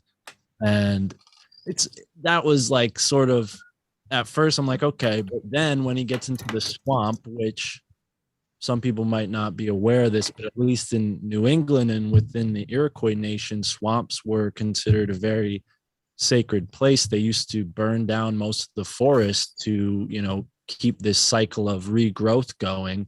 So they would live and make their permanent structures in swamps where the fires, the seasonal fires wouldn't affect them. So Atreyu goes into this swamp of sadness, which, again, kind of hitting on the Native Americans and their struggle or their plight. And then he sees this, big hill in the swamp, and he called it a mound. This word out of his mouth is mound, and it ends up being the shell of a turtle, which I'm sure some of you guys might know. That's another Native American legend, that the whole world rests on the back of a turtle. So that's kind of superficial, maybe, examination, but I think, with just that, I kind of saw maybe there was some themes of that. And I think, Jim Henson, that was a big inspiration for him in other projects that he did, not just that movie. But I think he was behind some of the puppets in that movie. I might be wrong, but yeah, so I kind of picked up on that theme. Again, it could be because of what I've also been researching lately, but yeah, it's definitely like a great movie, I would say. Other than the trans looking Sphinx that were, their breasts were out, I'd say it's a great movie to show your kids, to teach them about life and teach them about law of attraction, Yep. And So, the power of a name. Found out that Purple is 88 in Gematria just now, and Never Ending Story is 88. Ha! There you go, Chance. There's some 88s for you. Also, speaking of turtles all the way down, Banjo in the group chat, this amazing glass artist, maybe the best in the world. He shared this today, and it is a dragon turtle. Beautiful. That's Earth great. goddess Oh my resting on it. gosh. I wrote a song about the flat earth called Turtles All the Way Down. This thing is like this thing's over a foot wide, and it's like huge. This is a huge piece of glass. Priceless piece of art. He's off the fucking I gotta chain, dude. I follow got to this meet guy. him last What a weekend trip. in the real world, Oh, and yeah. he's amazing. Damn, that is I know that. beautiful. I can't say I've ever seen glass that looks like that. I've never seen anything like it. I love all these When he's totems. settled in, we got to get him in a weave big time. Yeah. Please, he's got please, goods. Banjo, please. He lived a synchronicity life to get to where he is, big time. So we'll get his story someday. But he's Well, like he's setting already up one his. of us. He's building his guild. He's got like all this land in the Ozark Mountains in Arkansas. No real reception where he's at yet, but he's literally building a clan of glass artists and a big workshop, and yeah, he's got more than one family that moved from the Pepsi infested left coast to escape from all that. Yeah, this is insane. I've never seen anything like this, Right. man. And I've seen plenty of glass, as you can imagine. But this is over. I'll share his Instagram in the chat because it's all Please do, just yeah. crazy. On the But he shared that in. I bring it up because he shared this art specifically, and it's from April 22nd, 2020 when he posted it. But he just shared it randomly today. Turtles all the way down. Yeah. To bring back the 88, the Orin, that, the main character in the story, Atreyu. The glory. It looks, almost like a figure eight, maybe even an 88, I think. I don't remember exactly the shape. Yes, Like there are two snakes. Yeah, it absolutely looks like an 88. There are two snakes, yes, biting each other's tails. Cool. It's a double Ouroboros. Is it one silver and one gold, or are they both gold? Yeah, no, one silver, one gold. 8, Nice. 8 Seraphim Cherubim. snakes. It's the waffle. It is the waffle. It's my pumpkin chaffles. Or an 8 and an 8 together would be on Venus. It would be a 13 and a 13 together, which would also represent the menstruation cycle of women and the moon cycle on the planet. Yeah. Chaney, didn't you bring up 79 on the periodic table today? Yeah, buddy. Gold. Oh yeah, we were talking about gold. That's the Orin is 79 in Gematria. I've got Gematria on the brain. It's also equals in reverse 56, Slick. Orin. Oh yeah. It's from the Gematrinator episode. I got the window up. Yeah, I like that Rachel showed us the legendary logo, and I made the joke that it looks like a waffle. I wonder if Rachel has drawn the Orin before. That was my version of the Orin because it's a shield knot and the Orin protects him the whole time. Nice. Mm-hmm. So Well, send Mark, a tell us more. photocopy or an email to Jim, and we'll make it into a bronze. Heck yes, please do. So rad. Be That great. would be so dope. I'm enjoying Mark's review of the Neverending Story movie. Yeah, please continue because it's blowing my Sorry, mind. Even yeah. though I watch the movie every year. Well, that's awesome. I definitely enjoyed it. I might make a ritual out of it, but the other like Native American parallel, if you could call it that, was the Southern Oracle when he faces the reflection of himself. I don't know if this is a universal thing. It might be particular to one certain tribe, but in the Sacred Path tarot card deck that I use, it's kind of based off some Native American theme, I guess you can call it. But they have a card called the Smoky Mirror, and it's all about reflection. So I kind of read into that segment of the film, but no, that was about it. I mean, also, you know, the temple kind of being destroyed, and his story is like written in the temple walls, and he's seeing it all unfold around him. You know, that was a big sort of allusion to the law of attraction. Is that the Empress card, Chance? The High Priestess. It's Joachim and Boaz. Anyway, here's the Orin, gold and silver. But yeah, that's it for like what I thought of it and what I kind of wrote down in the notes there. Gordy, did you see the movie in theaters, The Neverending Story? Yes, I hated it because I didn't watch it for years. I watched it in the theater, and I was young, 80s, but isn't it 88, 89, something like that? Anyway, I was in high school, and it was like I see that stupid rock monster and a speeding turtle, I'm out. I'm like, I've already discovered bad brains. I'm not doing that. And so, but I've come back, you know, like from all you guys, like, you need to watch it again. You're missing the whole thing. Or read the book. The book's definitely somehow good. everybody sounds like everybody who talks to me about Neverending Story sounds like Krusty the Clown. Dude, the book was life changer, and I read it just this year. Movie. I first watched it on VHS, and do you remember those Columbia home video clubs that you would join? And they had those little lick stamps that were like LSD tabs, and you lick them and you put them on the sheet to choose the movies you wanted to get. I chose The Neverending Story and Charlotte's Web, I think, were the first two movies we got.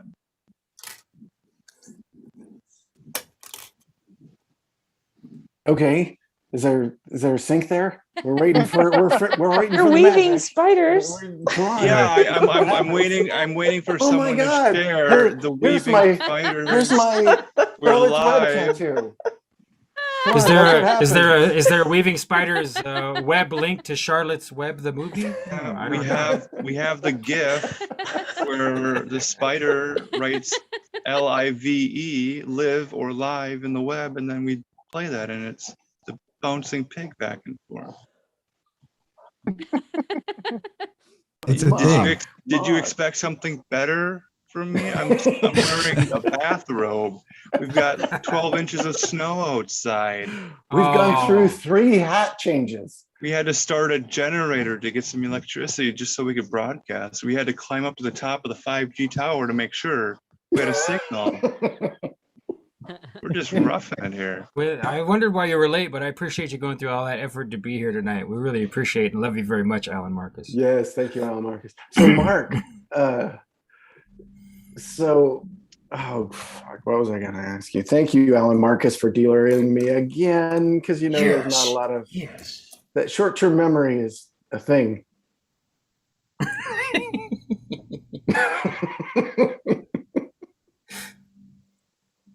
You're in New Hampshire. Are you in New Hampshire? Are you in New England? He's been putting this together throughout the show.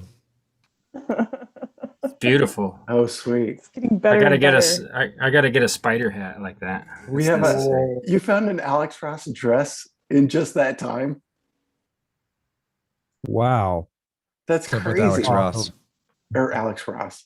Alex Gray. Sorry. We've got Alex Ross. Oh, I'm just asking, what's up with Alex Ross? Why is he butting in? Maybe there's a reason. It's the second time his name's been mentioned by accident, so I don't even think I know who it is. Alex Ross. Who is Alex Ross? Well, I'll show you. Be back with that book.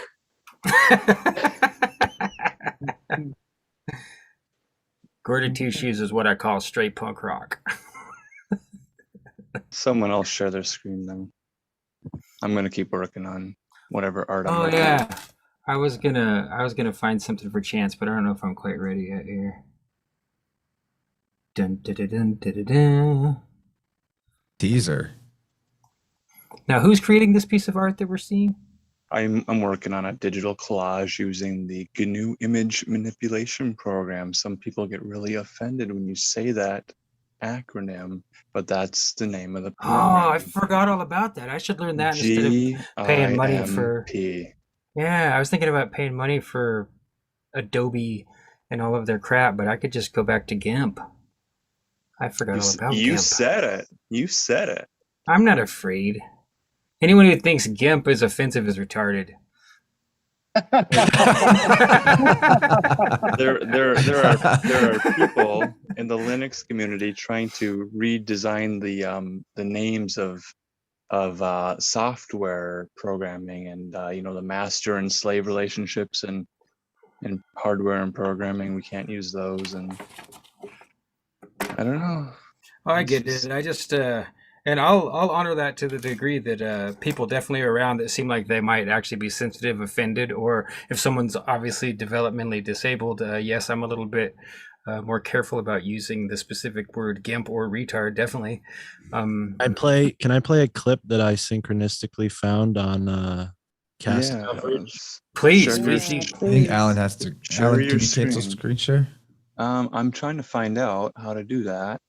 If I close it, does it go back? Yep, we're good. There it is. Okay. I can't find the Alex Ross book, but this website that I go on every now and then, I recommend anybody who listens to podcasts should check it out. It's called castcoverage.com, and you just hit a button and it takes you to a random podcast out of the millions of podcasts on the internet and puts you at a random place in the podcast. So I think the weaving spiders will appreciate a tool like that, but this is what I found. Oh, neat. It's like a spirit box for podcasts. Oh, hey, I was just thinking that we should do that some night, like do a spirit box, like do that thing where somebody puts the blindfold on. We'll make Alan and Marcus do it, and put the blindfold on, and you put. Yeah, hold on. What did he find? I agree. I agree, Gordy. I don't think it's loud enough, but I'll try again. Let's see if we get offensive subjects. I do have a tolerance for dark humor, even if it offends the particular identity group that I belong to, whether it's being black or an African or a woman. I have laughed at jokes that could be described as smacking of so many isms: racism, sexism, or misogyny. Why? Because they were funny, quite frankly. Okay. Give me a screen share. I already had this. Everybody. I already had the tangential web thing lined up. This is what I had ready to screen share before we played that. Oh, not even kidding. Wow. Wow. Right? Spirit box. It's the podcast Spirit box. Thank you, Mark. Game changer. Yeah, thank you, Mark. That is some representation goes See, to this is- zero. This is what happens here. We already know what's happening. We already know it. Oh, I wanted to say that the never-ending story thing at the beginning, where the old man tells him that you read safe books and these books I'm reading aren't safe. That's the truth about coming live onto this show, is that you might go on some other show and you think you're safe, but you're not safe here. Right when you said live, this comes up.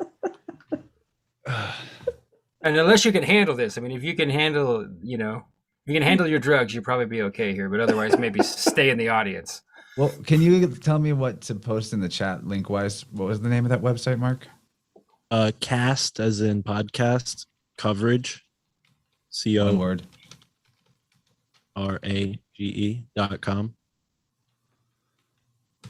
Well, Mark, I'm glad that you were talking about Neverending Story because I was actually listening to your double feature, the Juan and Juan, and you were talking about the World Fair, and that's been something kind of in the back of my mind because we were talking about that big circle. I can't think of the word right now. That big ride. You know, we were talking about the World Fair. Ferris wheel. Yeah, I don't know why I couldn't think of that. The Ferris but wheels. so I was just curious, and the World Expo, which is what it's called in certain countries, just because that's how they call it, is going on right now in Dubai.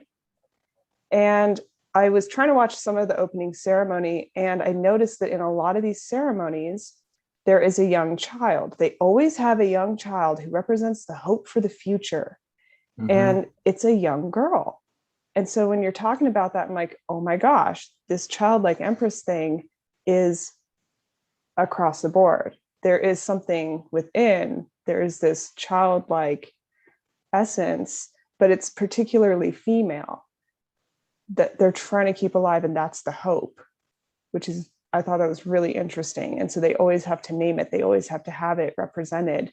I thought it was interesting for Dubai as well. I mean, they're kind of progressive in some of their things, but I haven't looked up, you know, too much about them lately. But I thought that was really interesting. Just yeah, the World Fair is definitely interesting. I can't say I'm an expert or even a researcher in that field, but when I did look into it a little bit, it was because I was looking into something I'm more familiar with, which is Skull and Bones, Scroll and Key, Wolf's Head, the secret societies at Yale University. And I found out that the guy who built the Scroll and Key tomb was also a part of the 1883 World's Fair. So it's kind of interesting that this guy, you know, he's building secret society tombs, but then he's also building one of the major buildings that got destroyed in this Chicago's World Fair. But you know, the excuse is they built everything with temporary materials just to sort of show everything off. Like, look how much we can put together. Look how advanced it is. And I don't know one way or the other whether the structures were older than we're told, but I do think it's pretty obvious that in the same way you're looking into the symbolism of what this current World Fair might mean, that World Fair symbolically, I think, marked the beginning of the new world ideology of like, no heathens, everyone's Christianized, or everyone's, you know, now instead of Christianity versus the heathens, it's the, you know, civilized versus the uncivilized, or the first world versus the third world.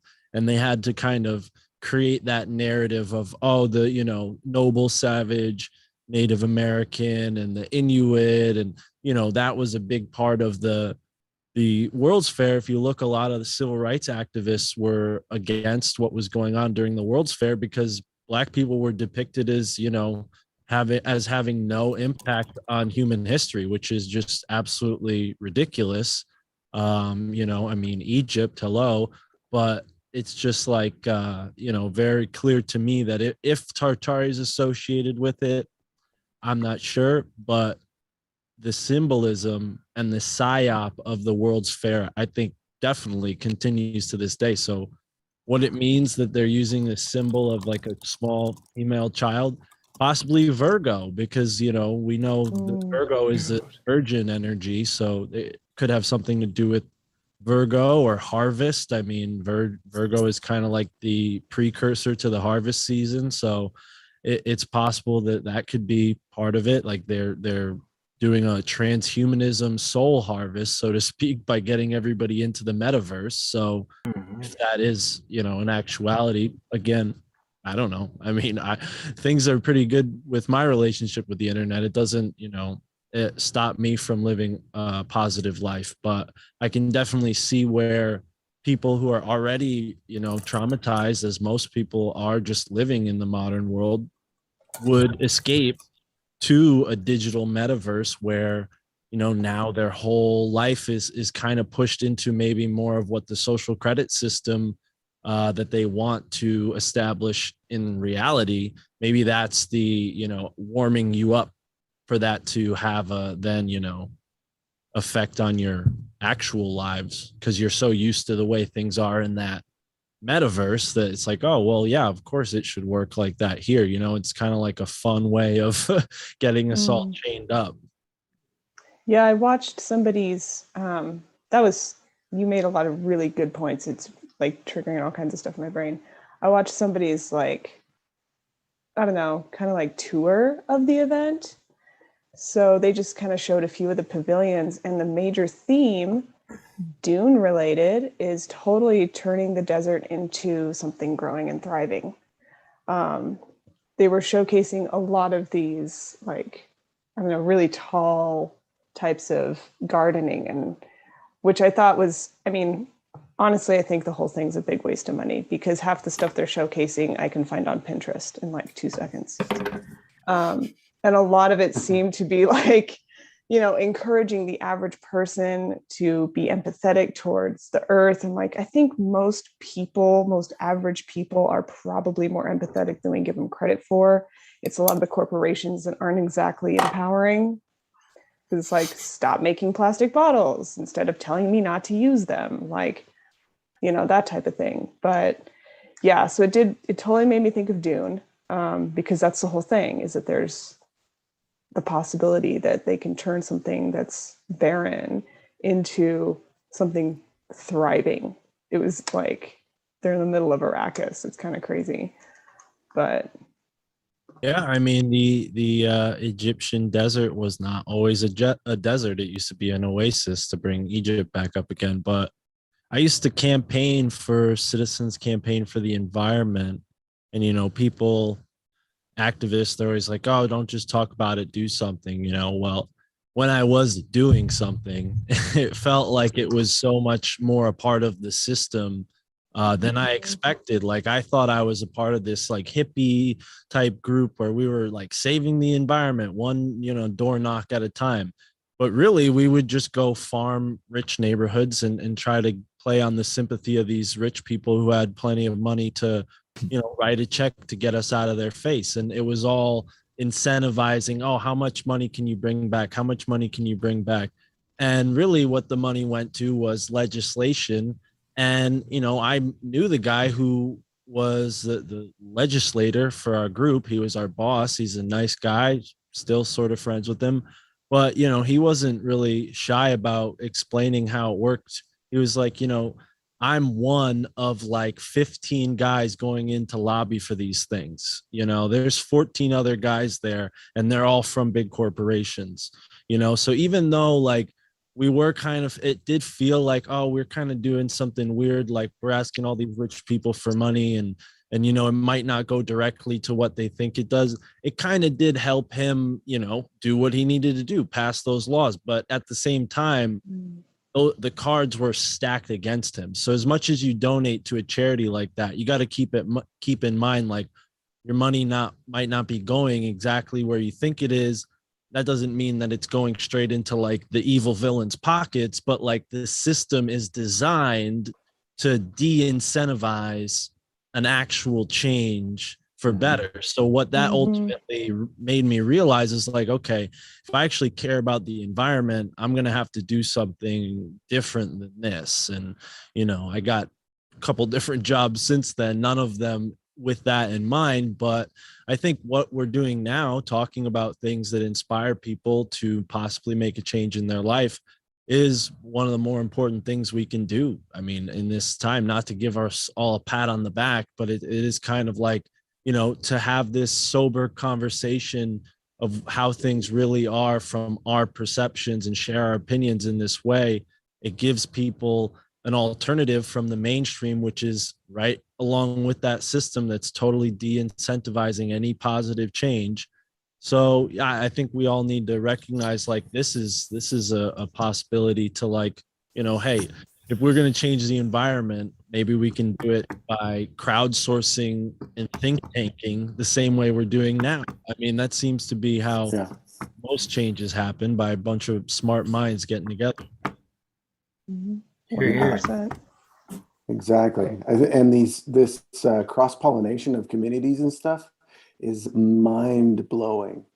Like the connections of people that we have found, like Chaney and Slick, and like and Rachel, you got to plug your stuff because you don't, and you should. But like you got, I think, Mark, I think I saw you with Rogue a long time ago, correct?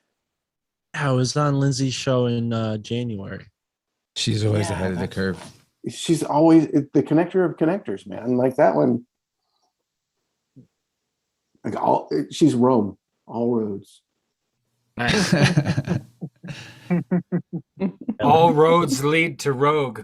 I got some hot sink gravy from World Fairs that you guys, actually, helped to me find things all together, Chaney's show, her old show, was the first, like one of the first podcasts I ever was on, like literally, like, and it was just like this. We would do, she was kind enough to invite me onto her group discussions, kind of like we're doing now, back before I even really had any episodes of my podcast, and I was just kind of happy to be there. So huge synchronicity that Chaney's here, because her show Idiocalypse was like one of my first kind of chances to get my feet wet. I was like leaving a farm on my way home from this farm, actually, when I met them for my first conversation with them. But yeah, definitely full of connections. I think they only deepen as you go into it.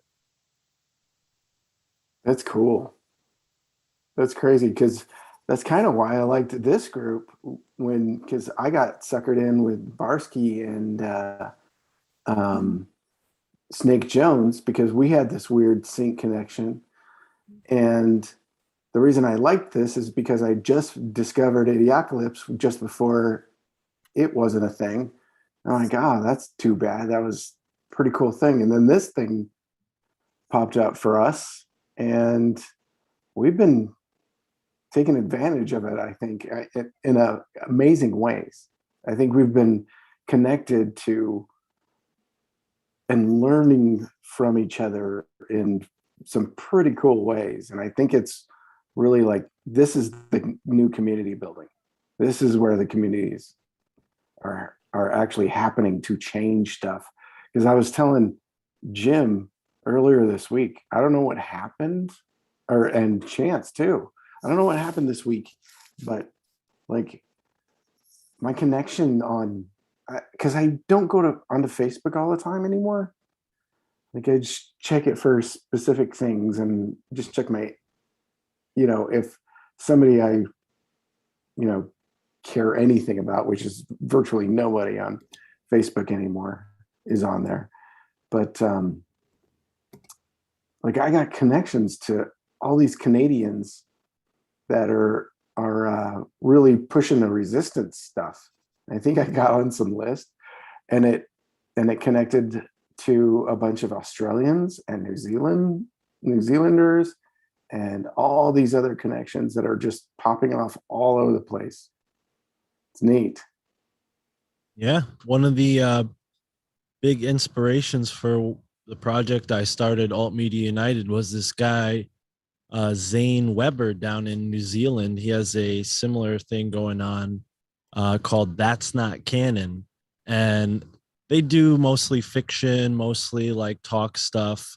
But what I really liked about his project was he went out and made it really easy for certain Aboriginal voices to make a podcast, because that's something I really believe in, is like we need to get these like languages that people don't speak, many people don't speak them, these so-called endangered languages, or even people with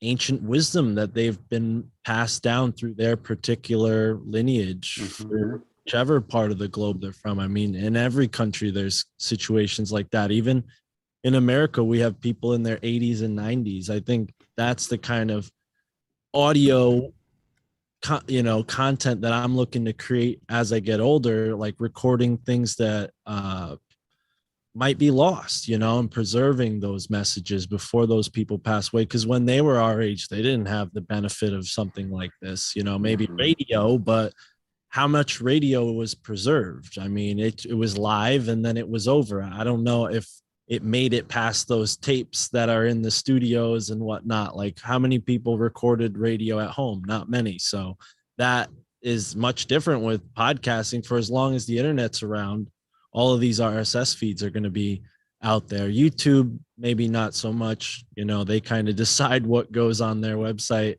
But with the podcasting thing, it's like you pay to put that out there. You're putting your podcast out there on your dime, and nobody can censor it. And if your podcasting host censors you, you should just get a different one, because there's like 50 options to choose from. And I think that's really the future of this kind of thing that we're doing now. And even video too can be uploaded onto an RSS feed. It's not limited to just audio, but people just have to learn and get educated about the technology, and then more people can start preserving those messages that are lost to time, like the wisdom of the elders, our ancestors.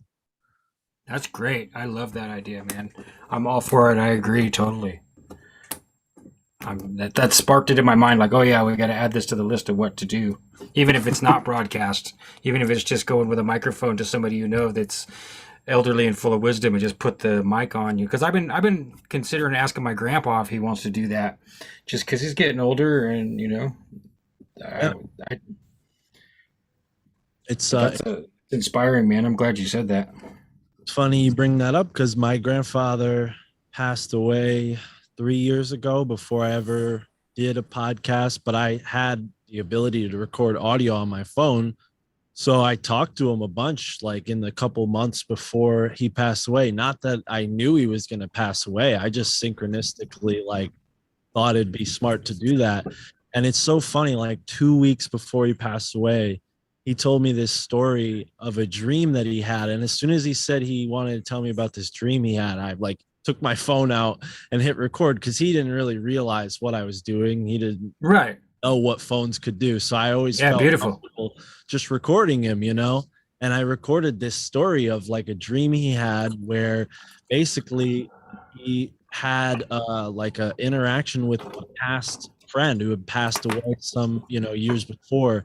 And he kind of had like a premonition right there in front of me, kind of thinking about his like mortality. And like, he was never a deep person in that sense. Like, we never had like a philosophical conversation. He drank scotch every day and liked cowboy movies, but it was so interesting to get that like story out of him. And then he passes away a couple weeks later. I was like, oh wow, he saw it coming in a way. Like a friend of him met him before he died, like in his dreams. Wow. Yeah. So and that's something I'll have for forever. So I definitely encourage people to do that. Get those moments recorded if they're meaningful to you, or if they're worth sharing. Because I don't know if I'll ever share that, but it's definitely something I've shared with my family, the people have known them. Yeah, and if you dump it onto like an archival DVD and label it and put it in a safe box, then it's there no matter what, Like a time capsule. Yeah. That's I just wrote down, record the elders. I got a bunch of sticky notes on my little bass guitar here. They're stacking up, because tonight's episode to me is full of note taking. Cool. I had notes before we came in, and this one's burning a hole in my pocket because the World's Fair came up. And I looked at the Dubai World's Fair that was in 2021, supposed to be 2020. I'm just okay, so the context here is the thing that was in my pre-show notes was scaly eggs from the Smurfs presentation. The Smurfs, the Smurf Da Vinci Code thing. Yeah, the Smurfy Code. Okay, so he showed these that are around in England, like London. And they were being claimed to be pineapples, which makes no sense. It's more like a pine cone. But then there was this talk of coming out of a scaly egg, Mithras. Where's the picture? 1 second. Oh, it's in my Telegram. So hold on. I'll pull that up. But I had this with me. I brought this to the desk.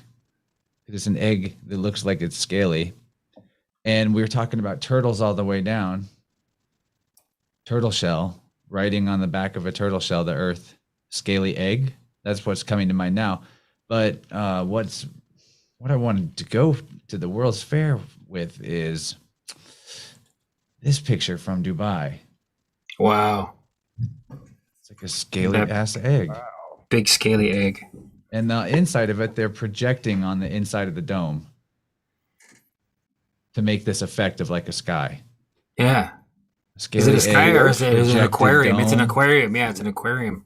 It looks like an And aquarium, but whales. it's not. But it's see, yeah, underwater. See, Were the Yeah. Persians carrying Two-dimensional? around a crystal ball or were they carrying around a scaly egg? Very good. Yes. Yes. The water's above. scaly egg. What comes out of that? And here's one of Water the to attractions. One of the attractions. The in- sea of consumption. Consumption? yeah. Wow. Wait, does this look like a flat Earth? Yes. And So much of it. It also Yes. looks like the map from Westworld. what is Yeah, this? a lot like are it. those wheels? Solar Are trees. those Ophanum wheels? Yeah, it's Ezekiel sky? seeing his vision. Okay. Doesn't it and look there's- the same too as those spaceships and Men in Black that they use? Those Yeah, other art? almost identical. Yes. Yeah. And they so the last thing on the World's Fair here is they had these portals. You guys, I'm dying with this logo right now. I've been on a dig. Go back to the H. I've been on a dig for like 24 hours That's the Saturn cube too. of like, it's been obsessing me because, I've been on the Lindsay Lohan, Britney Spears, Paris Yes, Hilton yes, thing. Please, thank you. And so if you look at the brand new, I'm not going to go into the whole thing right now, but I will tell you that if you look at the brand new Hilton logo, it's the fucking spiral.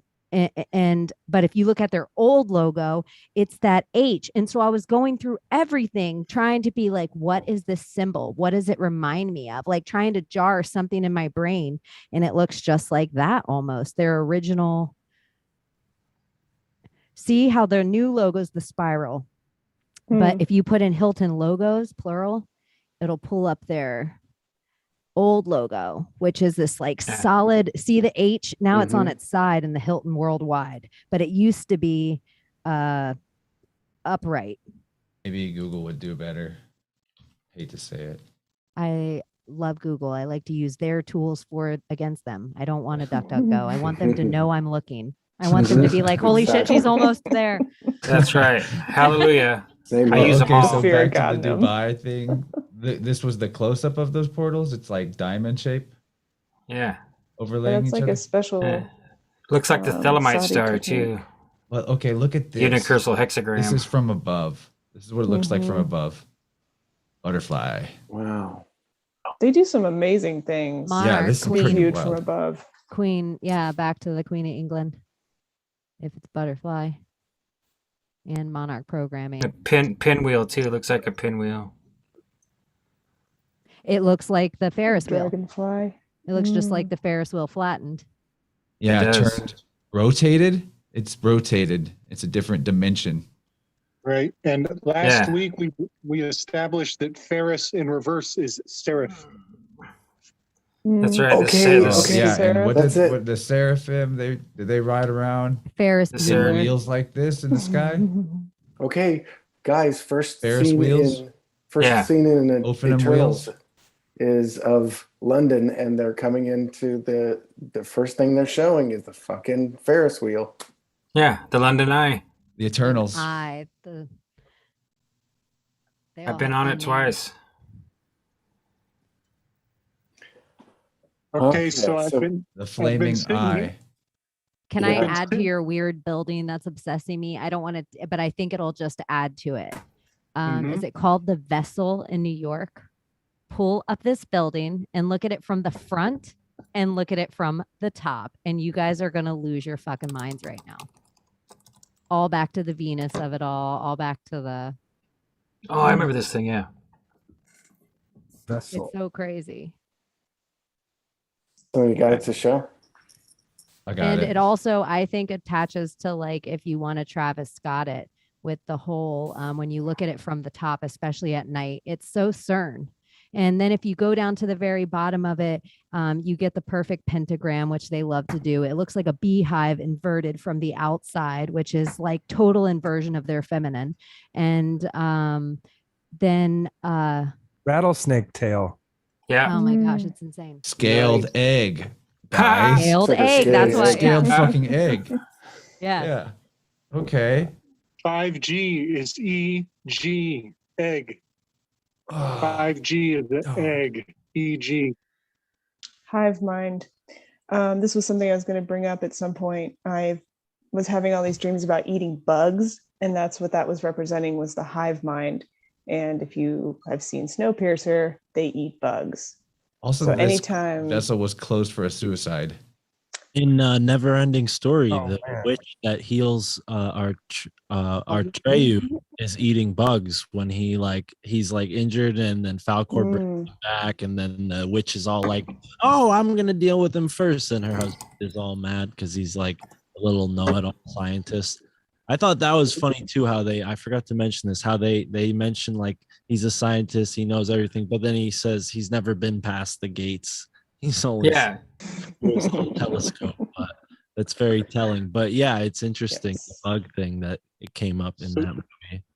That's also a John the Baptist homage. John the Baptist ate the grasshoppers encased in honey, which is a Baphomet. This is so weird. We were just talking about it. They also were really pushing like the popularization of us eating weird shit.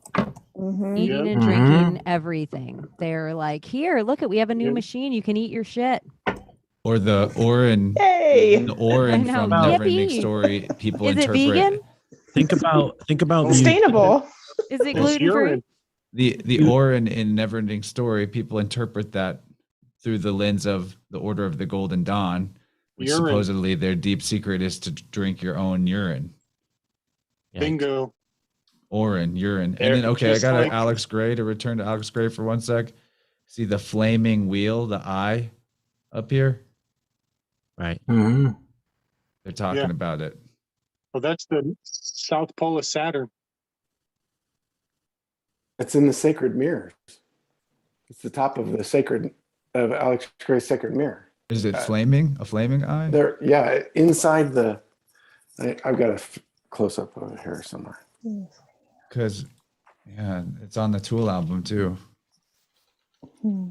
Oh, whoa. Yeah, it's like a kind of a sun wheel kind of looking thing. The Okay, yeah. 666 in it. And good call, Jim. so these are all the. Yep. The lovers, Olympics, ISIS. Wow. That looks like the Jesuit sun rays. And they're does. sitting on top. They're sitting on top of the Analima, the Lemniscato. I don't know what those are. Right.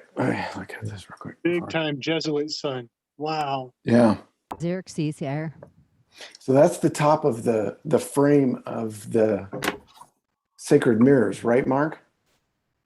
Right. Like when they showed his art at the sacred mirrors setup, wasn't that part of it? The whole house is filled with that stuff. It's so funny that Alex Gray's being brought up because, like I said, met him, been there 3 times to the Chapel of Sacred Mirrors.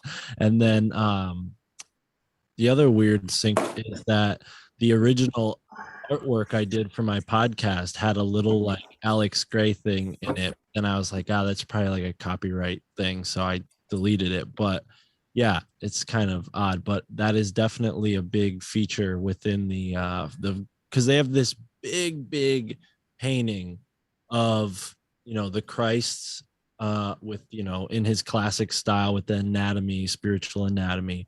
And then it's gold framed. And then within the frame, there's like these pockets of artwork. And then around the bottom, there are all these scenes of like things that have happened throughout history. I might be, it's that one. And then there's a Tree of Life one, which is kind of similar as well, but it's like halfway destroyed, and then the other half is like prosperous and abundant. Okay, I have to share an image that's in my image files. Okay, Gordy first. Can we make you big? Yeah, just a second. Speak, Gordy. Hello, this is Alex Gray. This is his book. Yeah, there's a seraphim, Sacred Mirrors. actually. Looking up his skirt.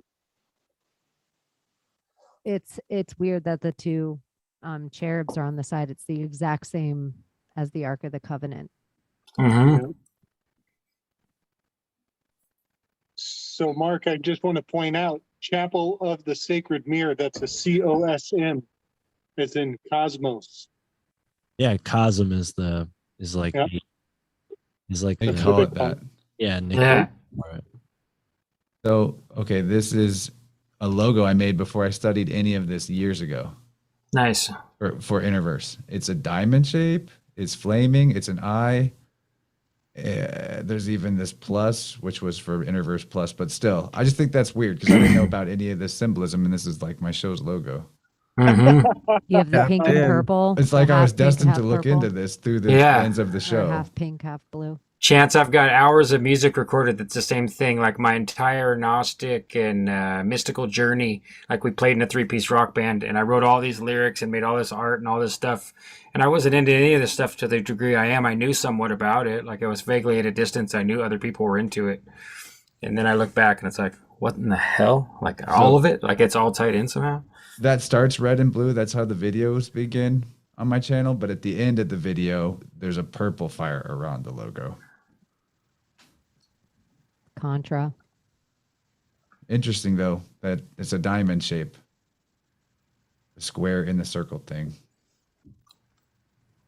So we have a Daniel Chad Chaney from last week because we were talking about Grace Jones and Night Flight last week, and boom, like first thing Monday morning, I get on. First thing I see when I get on Instagram is an advertisement from Night Flight featuring Grace Jones with Adam Ant on a commercial that they were playing back in the 80s. And then a bunch of View to a Kill stuff popped up because they're always listening. Hear me, Chad? I know you're listening. I know you can hear me. Do you think the algorithm's trying to steal our synchronicity? Oh, they can't. They can't. They can't. I don't think the algorithm can control elves. They're not there yet. Maybe they are. I thought all birds were robots. Oh, that's right. They're not real. That's what it is. They're not real. Birds aren't real. Yeah. Chance, have you read this? No, but I just realized another sync because Sean sent me earlier tonight before the weave an image of a scale. Scaly. A 7-note scale. Remember, Sean? Oh, He said, yeah, I don't know yeah. why, but I had a feeling I should send you this. It was like unsolicited. Yeah, it was a totally off conversation. Well, I sent you something else. I don't even remember I asked you what for now. the I sent you some Smurf other. guy's contact info, and then you're like, here's Oh, yeah, that, yeah. and then also here's the scale image. So Well, it's a pretty amazing image. It's like the planets and the musical notes all overlaid with. There's way more. There's like 3 times more data than what I'm describing. Oh yeah, there we go. Holy So there you cow! go.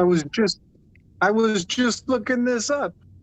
I don't remember why I don't remember where I saw it. I just saved it immediately. Of course you Like, were. okay, Of needed. course you were. 5 minutes ago, I pulled this Is that up like on the my own. Ishtar star? the heptagram, Hold on. Star of Yeah. Babylon, yeah. This is nuts. Oh, and That is Babylon. crazy. Babylon is a huge thing It's a in fairy star. in Eternal. So Star, I'm going to spoil the E-star. whole movie. Oh, I if don't you, care. Fine, If you Gordy. Tell us Ishtar what to you gotta tell us. E-star, then it's back to the egg again. Ishtar to Eastar the egg. Good Lord. Hey, I want to point something out about spoilers. That if you know for sure that the movie pretty much Oh, sucks Alex and it's Ross lame, created then it's not a keyboard- spoiler. Keyboard something. What was it? Oh, Alex Ross is so Alex Ross did Marvels. He's that painter. He does the superheroes that are in the kind of Norman Rockwell kind of style. Someone in the chat said that he invented something to do with a keyboard. Now I have to look it up. Which has 88 keys Piano on it. key. He invented the piano key necktie, Piano key. says Armaruno. Piano That was key at the necktie. beginning of the great. chat. 1313 again. That's fantastic. Wow. Kitchen sinks. Culinary alchemy, man. 13 moon cycles in a year.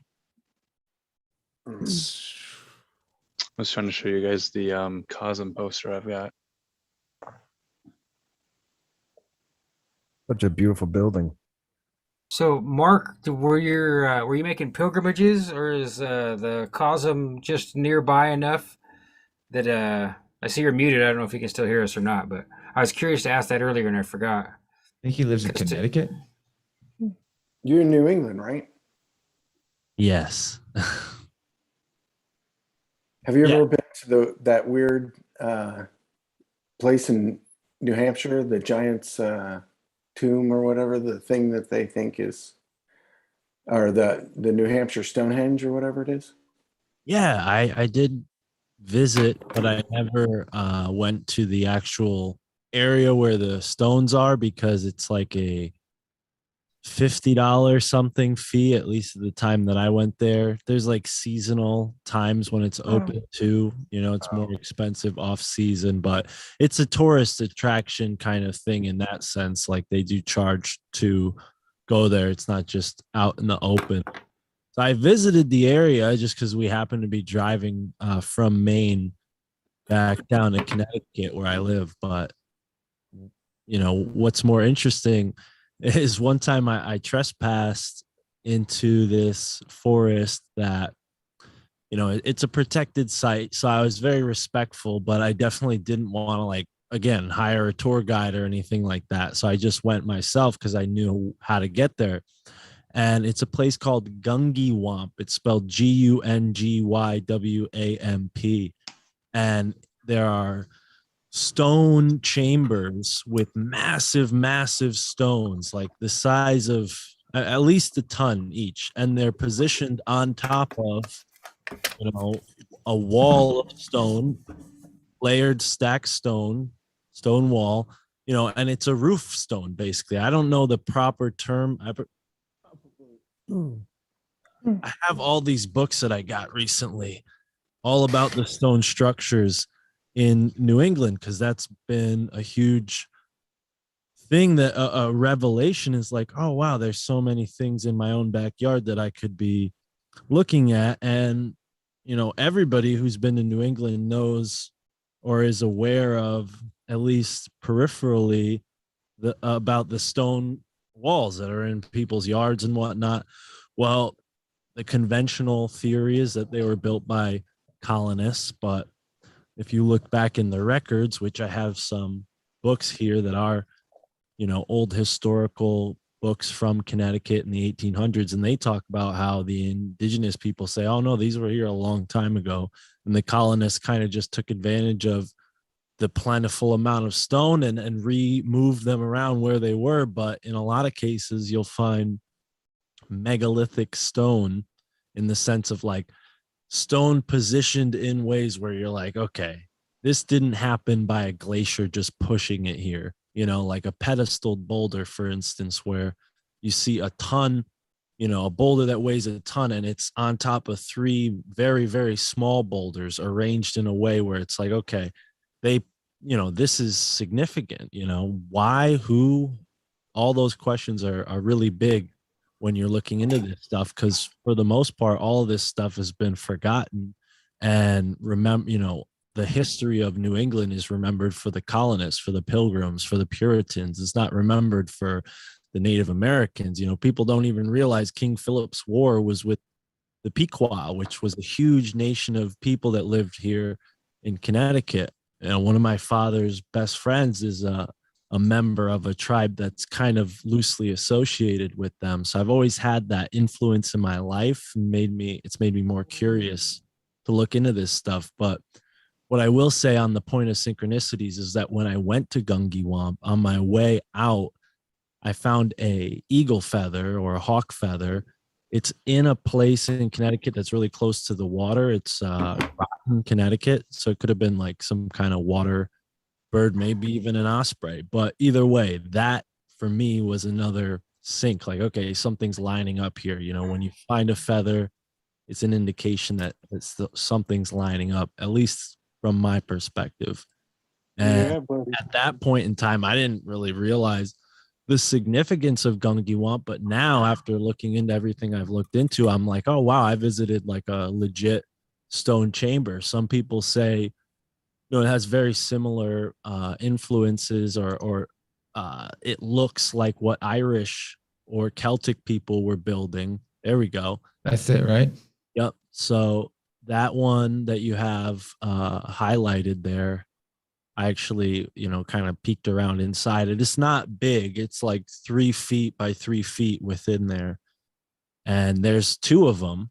And in the back, there's a little kind of hole in between some of the stones where on the solstice, I think it's the winter and summer solstice, you can see the sun rise through that chamber. So some people explain this as a root cellar built by colonists. Again, those stones are really big and it's not in an area where colonists were, so it doesn't really add up, the conventional kind of take on things. But I think there's definitely a connection between the Iroquois nation and the Irish. And that kind of brings it into the whole Tartaria stuff, because people talk about the ancient Irish being connected to the Phoenicians, to the Moors.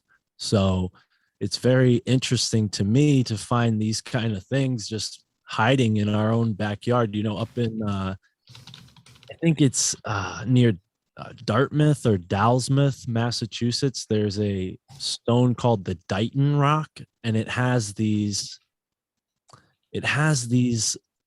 hieroglyphic looking figures, and some of them are what you might expect from Native American sort of symbols, but then there's like 3 or 4 pieces that stand out that look really like runes, like with straight diagonal lines in characters that we would see, in European kind of forms. So that, to me, when traditional archaeologists look at that, they're just like, oh, we don't know what this means.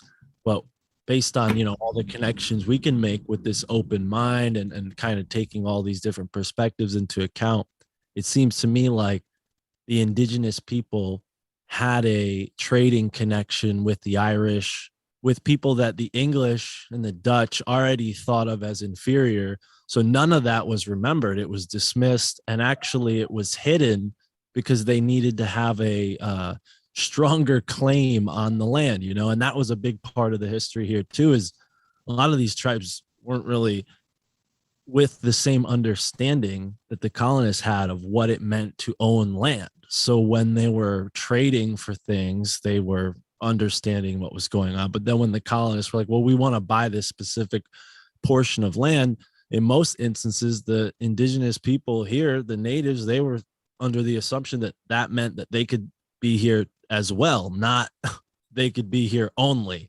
And after they made those deals, they got, pretty much pushed out more and more and more as time went on. And a lot of that history was just kind of forgotten. Mounds and different aspects of the natural landscape that are considered sacred are all over the place in my state, in all of the other 5 states in New England, and upstate New York, Pennsylvania. If you guys know Michael Wan, that's a huge thing with him. But then another, really interesting connection was when I met Ross Ben in Philadelphia, and he showed us around Wissahickon Park. He took us to what's called the Hermit's Cave, which was a place built by a Rosicrucian. And it's exactly the same thing as what, Chance just brought up. I think Chance brought that up with the Gungewamp stone chamber. It looks almost similar without the stones. It's pretty much just earth and concrete. They had more modern tools, I think, but check it out. This is Newgrange, okay, in Ireland. Newgrange, and it has the same type of alignment one day a year where the light shines through perfectly. Right. But this is does this not seem like it's a mound? Maybe what the mounds are, but they got buried, and so we can't see it the same way. This is Newgrange in Ireland, so there's a definite connection between the Irish and the mound builders in my book, because you have both the mound shape and these special alignments on equinox and solstice days potentially. Well, it's probably linked to giants. Yeah, exactly. I was just gonna say it's giants. It's definitely giants. Mm-hmm. My wife's from New Hampshire, and she's been to that as well. And then her whole family is from New England, and they were. I mean, I think it's common knowledge that was before the settlers. Like throughout everybody, like everybody's like, that's way before the settlements. Right. Sure. And that's the assumption with the stone chambers in the more like magnificent cases, but there's a lot of cases that have been overlooked as just like root cellars or fences, fence work. And in actuality, the stone rows, as I think is a more proper term for them, have been there for a really long time. Like one of the ones that I found that goes up in a place called Turkey Hill near where I live. It just goes like straight through the woods and up into the hills. Like that's not property, I just, it doesn't make sense with that conventional explanation that they would get all that rock gathered up just to divide this forest in half, if still to this day nobody's even like using it or living there. It's just a park, so we have to exercise discrimination, and we can't just say everything's like a sacred site. But I think when you see big massive boulders incorporated in these stone rows, that's an indication that something else was going on. And I think those tend to be the ones that are dismissed as like, oh, those were built by colonists. The stone chambers are like Gungiwamp or obviously Newgrange. Those are kind of magnificent in the sense of like the weight of each stone defies what we have now, even with our modern technology. And then also, like, if it was built in modern times, let's say it was a hoax, this place that I went to, it's in the middle of a swamp on the side of a hill. Like, you're not going to get a bulldozer in there to pick these rocks up and move them around. So there's no chance of even like hoaxing certain situations like this. So yeah, I mean, I'm surprised to hear that it's common knowledge in some places, at least where I'm from. People don't really notice stuff like that. I don't know. Maybe it's just the people I'm familiar with. Love that.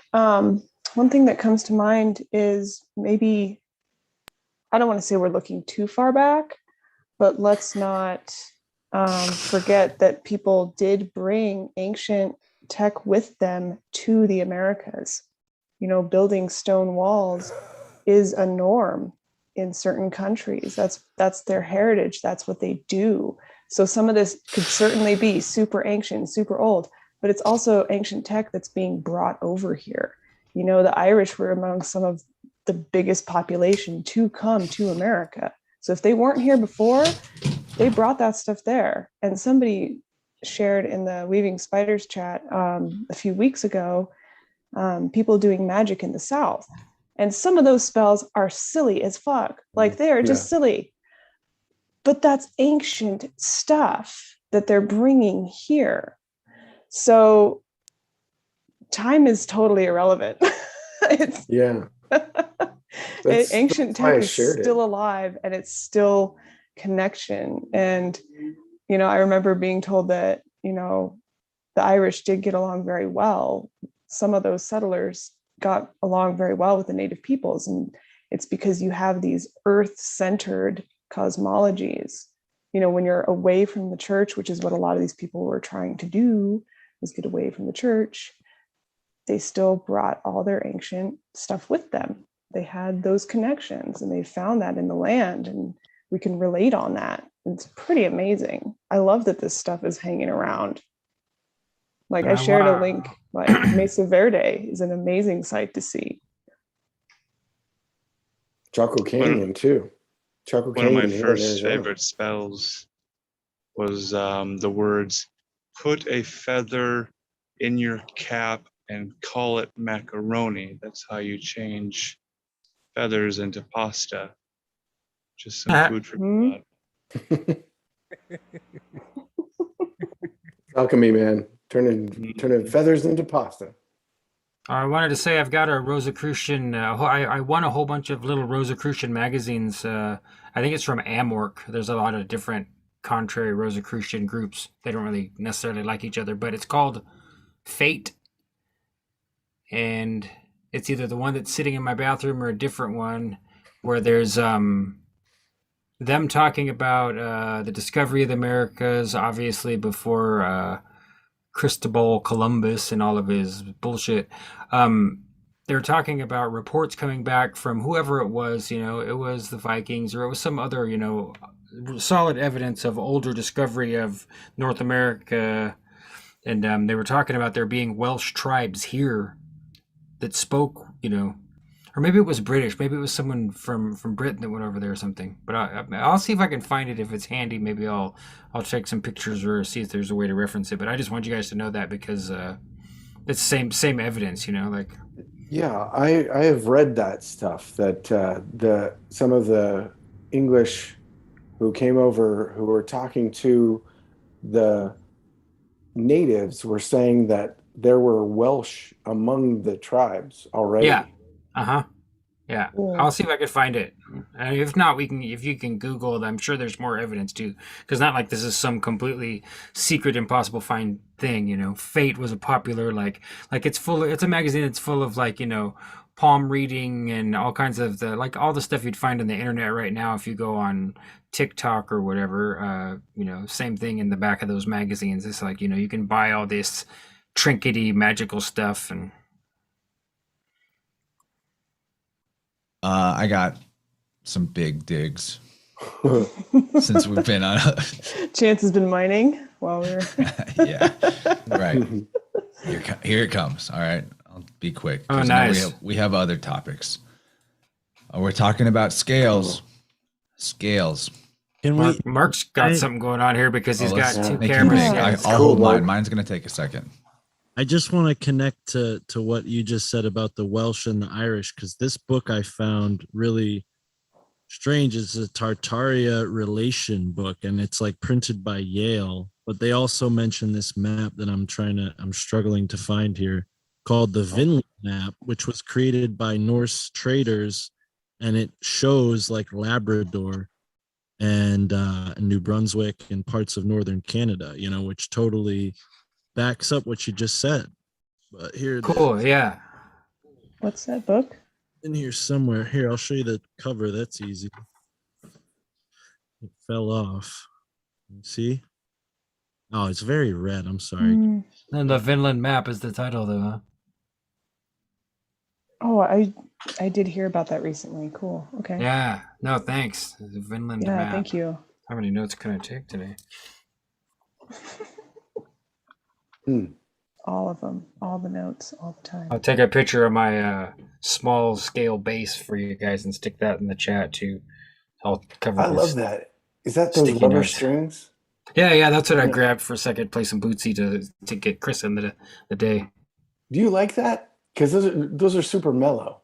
Okay, what I like about it is that it's got an amazing, authentic bass guitar sound, especially the fretless ones, but I don't want to mess with fretless because it's so much work. What I don't like is that it is real short on the scale. So if you're going to move up the neck at all, you better, even with frets and those really soft rubbery strings, you better damn well know what you're going to do or you're going to go flat real fast. Try to play and sing at the same time. Yeah, exactly. Flat or sharp. You're just going to end up bending that string, flexing it, messing it up. And so if you move up the neck, you do have to be more pristine in the placement of your fingers and how you're gonna pick the notes and everything. But I love it. I'm looking for a legit bass. I saw your video, Gordy, of you playing your 6-string on your YouTube. You're playing some righteous shit. Thanks, dude. It's very guitar finger picky, which is cool on a big bass, Mark, Sorry, I want to ask you a question about something you and Michael Wan were talking about, I think about a week ago. You had mentioned in passing that you had gone to a location where two ley lines intersect. Right. And that there's some history in that location regarding the individuals who were implicated in the beheading of King Charles.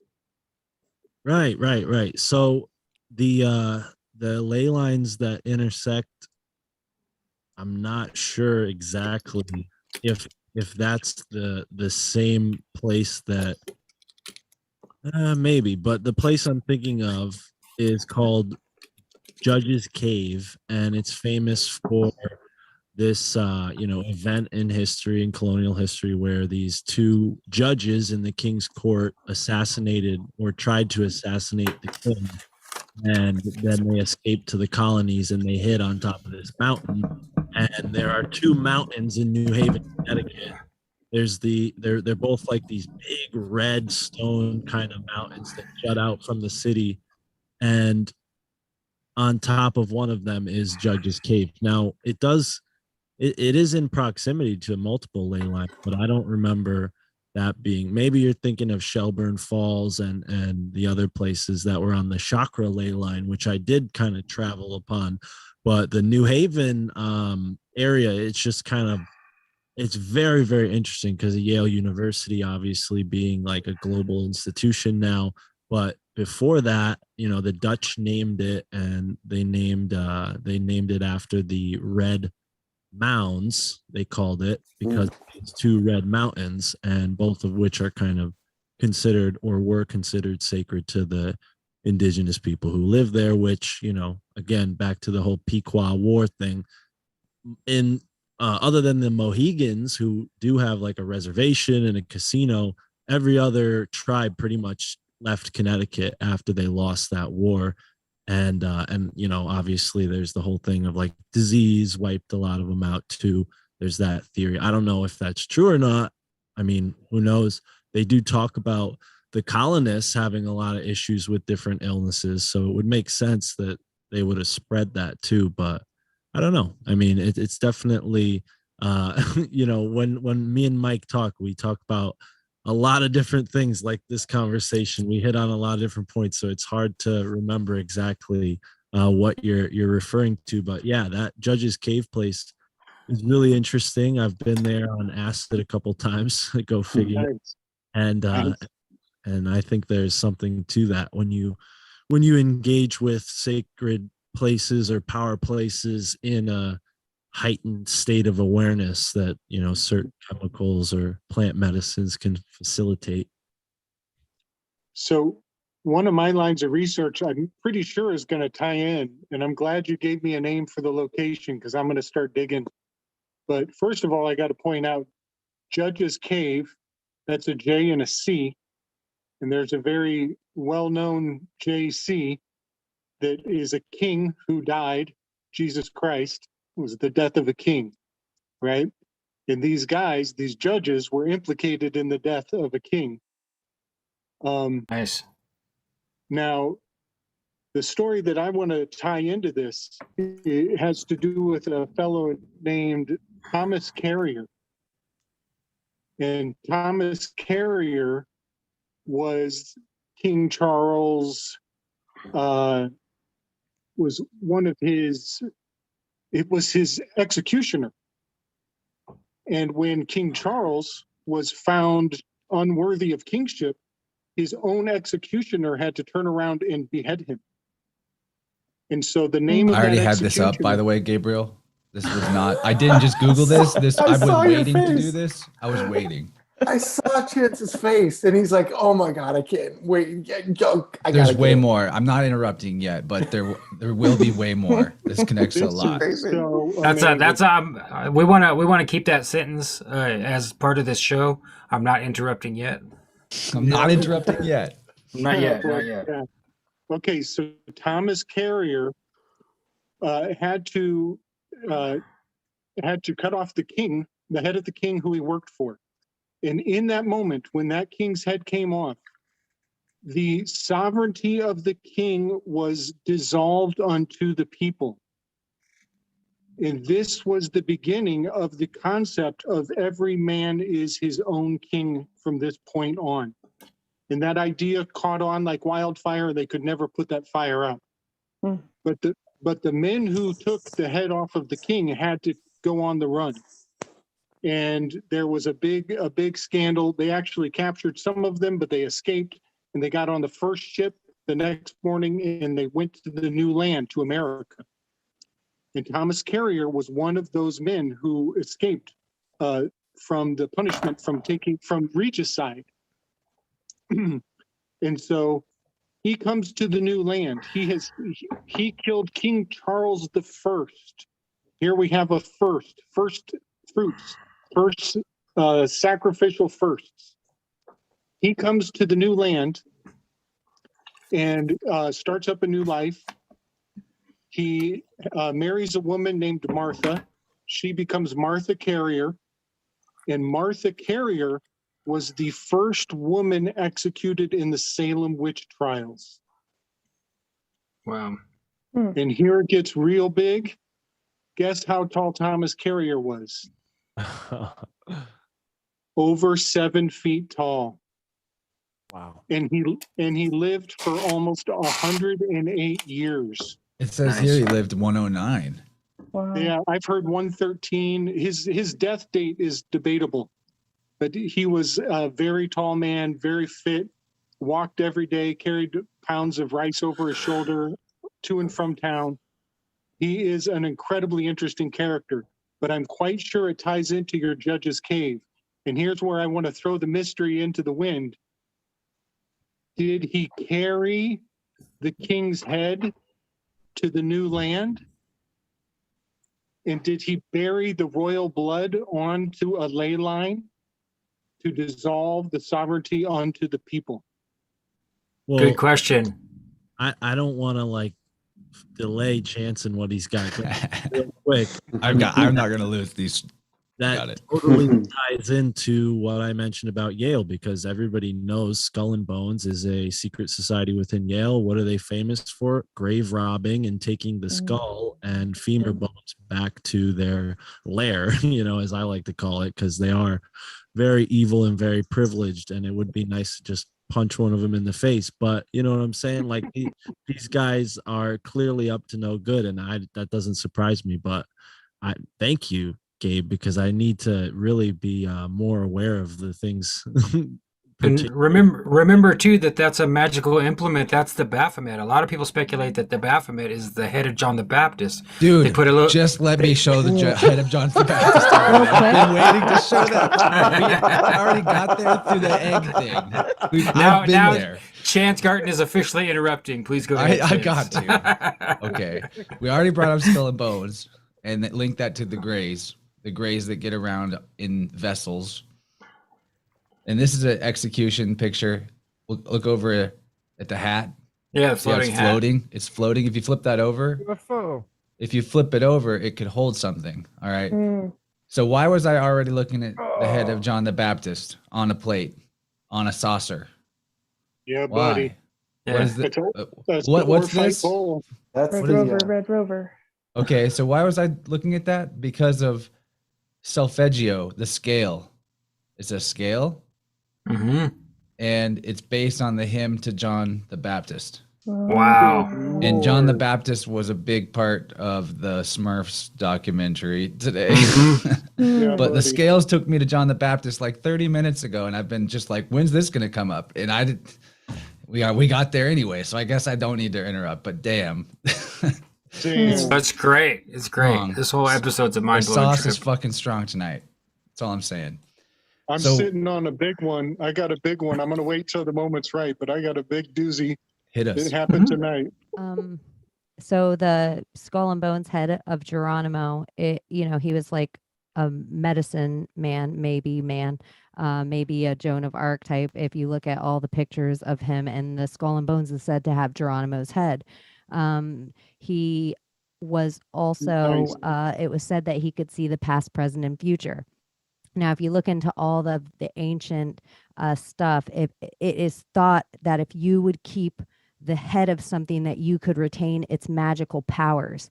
So with that, or if you think of any of these kings that are decapitated, or even adding what you said of like taking the head to a new land, or Henry VIII or Anne Boleyn, like all the wives he didn't killed.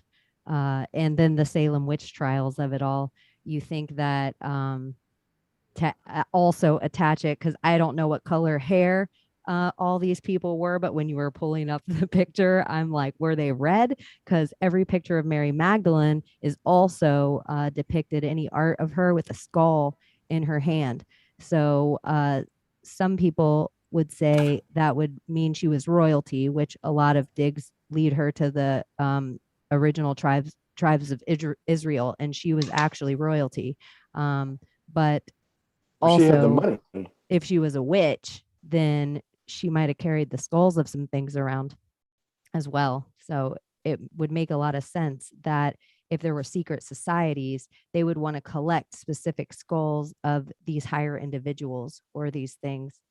And they could also be crystal balls if you were just walking around with a crystal skull. Yeah. Diamond, maybe. The way I learned about that story was from a guy who came to New Haven to protest that exact thing, you know, in a really deep spiritual way. He would scream Geronimo's name in front of the Skull and Bones tomb every day at noon, you know, in order to honor that spirit of Geronimo.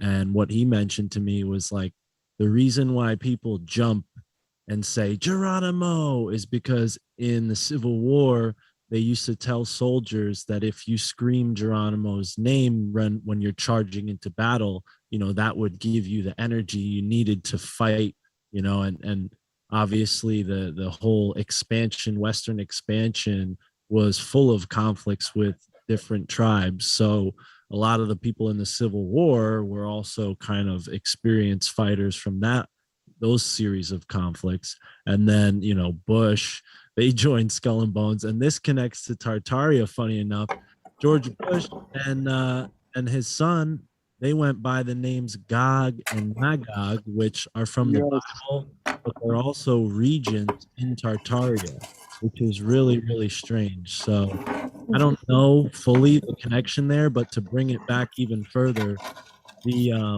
Yale Library has a book in it called the Tartaria Codex, and it's one of the only like Tartaria official documents in existence. So, and again, George W. Bush and his son, both graduates from Yale, both members of Skull and Bones, and their father, Prescott Bush, he was the one who allegedly robbed Geronimo's grave in the first place, and they're all military guys as well. And another real quick thing to attach it to two more things is Geronimo, when he was taken, like once he was captured and taken around, they took him to all these world fairs and had him in all these Tartarian buildings that they all are the ones that they destroyed after that everyone brings up again and again. Like, look at these amazing buildings that were just like built and then destroyed overnight. I don't mean to disagree because I might be wrong, but it's my understanding that the reason why Geronimo was so powerful or his name was used was because he was one of the only chiefs to ever not be captured or not be killed in battle. So I might be wrong. I might be misremembering that, but there was a story of a California I think he even went around and he would sew buttons on his shirt just between each stop so he could resell the buttons off his shirt. Yeah, I'm not sure if that, you know, fits into what I understand, but I could be wrong. But yeah. All right, Gabe, I have a question for you. Yeah. This gets to 14. Uh-huh. Okay, John the Baptist came before Jesus Christ. JB, JC. 12, 13. Is there a 14th that is next? A JD? John D? I don't know. Judas. John D. Judas? I don't know. Oh, there you go. But here's a picture of, I assume, John the Baptist and Jesus as babies with the Mary. There's even a guy in the background doing the John the Baptist finger point. But look at the furry, like the furry. Yeah, that's totally John the Baptist. He was. So is this Isaac and Esau? And it's just a rehashing of the same story? Probably, yeah. The good child and the scapegoat, the golden child and the scapegoat? Yeah, very good. Yes. Yeah, definitely.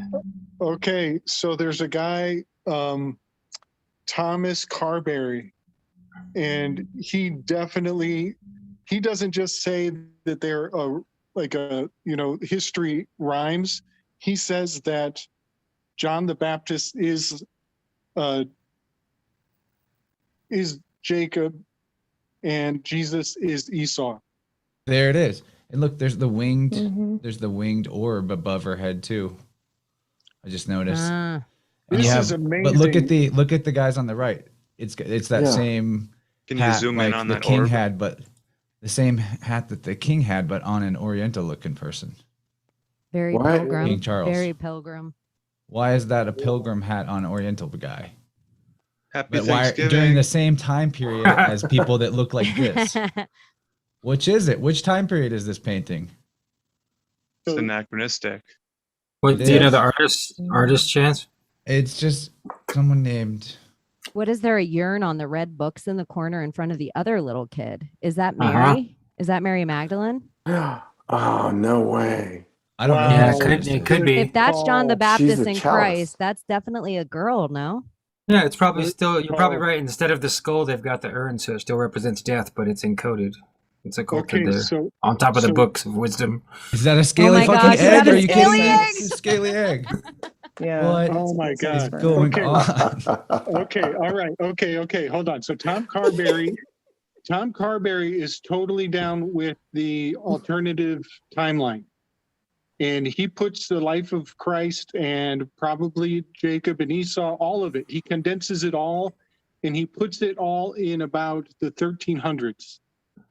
And the bloodline of Jacob they were the keepers of all knowledge. So Jacob's family, they were goat herders. And anybody who wanted to write any stories, any keeping of any history, had to go through their family's monopoly for the materials that were used to make books. And so this is where the name Bach, like Eeyore Bach, means goat. And so books required materials made out of goats. And so What is book backwards? Cube. Boya shaka. Guys, the animosity between the seeds is it's Jacob and Esau. It's John the Baptist versus Jesus. There is a hidden feud, a hidden war within Christianity. And there are people who worship John the Baptist over Christ. Yeah, it's called the Johnite Church. I follow him on Facebook. Yeah. Yep. So if you they say Christ is the imposter. Even the thorns on the other side of that painting are interesting. Would that represent the blood if the other thing represents the urn, like death, the urn, instead of being the skull? Or is it roses look in like the thorn? DNA. Are they dead roses? Yeah, you're right. It's double helix too. Double helix. So if you take the letters for this SOSJ, the Secret Order of St. John, SOSJ, and you reverse it, you get JSOS, which sounds a lot like Jesuits. So Biden goes to St. John's Episcopal Church. Boom. Trump went to St. John's Church with that Bible on that certain day. Guys, these Jesuits and the Secret Order of St. John, it's incredible how anti-Christian it is and how it's, keeping its enemies closer. Do you think they use like specific trees and then specific like human leather or something for their books? Like the alchemy of what they're writing. And then just recently I was looking up like Saddam Hussein had a Bible made for his birthday that was his own blood. He had a Quran. Oh yeah. Mm-hmm. Written in his own blood. Wow. And it took like a few years and whatever amount of his blood to do. And now it's hanging in behind glass somewhere. But it made me like think of the alchemy and how important that must be. Like you flip through a lot of Bibles regardless, and they all have that gold leaf on them. Like what's it mean to be covered in gold? To be part of the guild. Yeah. And so what you were saying, it was just like, geez, like how much alchemy is just simply in the book itself. Wow. Boom shakalaka. All right, so I'm going to drop it. Guess what my daughter asked me tonight? What? How many frogs can you fit in an oven, Dad? Dad, what do you know about Baphomet? Shut up. Whoa, weird. Joe Wow. in Just the out of the Interverse blue? chat. Joe in the Interverse chat. Bleezy Bones. He sent a video of his like 7 or 6-year-old kid talking about Moloch. Whoa. Yeah, I saw that too. Wow. They're coming for the kids, guys. They're coming at them early. It's not just about the injections. They're getting poisonous information in their heads. Where's she hearing But about isn't this Baphomet? like the time to talk to them about this? Like when do you start breaking mysteries to your children? Early. If you can teach your kids about Santa Claus, you can tell them everything else, like all these other That's myths right. and lores. I'm like, you're already like implanting this whole spell. Most people have no idea what it is, mixed with the Easter bunny, mixed with a tooth fairy, which it's like, what kind of creepy, you're giving a little bit of hair to a fairy to do Santa a spell Claus. on you for currency. If you can tell your kids about that shit, I think you can start sharing other real stuff with them. Real stuff. Yeah. And I think that's the only way to combat them coming for the kids is to just beat them to it. You got to You know? overeducate Yeah, the let's kids talk yourself. about You know. this. Yeah. Exactly. Satan, Santa, Saturn. You can tell them about all those things. Yep. There's ways to do it. Baphomet. Ooh la la. Put on a show. Should we write a Broadway production? Yes, Lots we're of already jazz doing it. That's right. That's how we do it on Jazz hands. Broadway.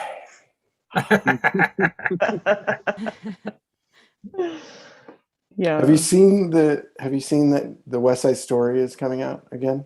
They're doing a new version. Yeah, I was offended when I walked through Interesting. the theater and saw the poster. I thought, come on, you guys, you can't do West Side Story again.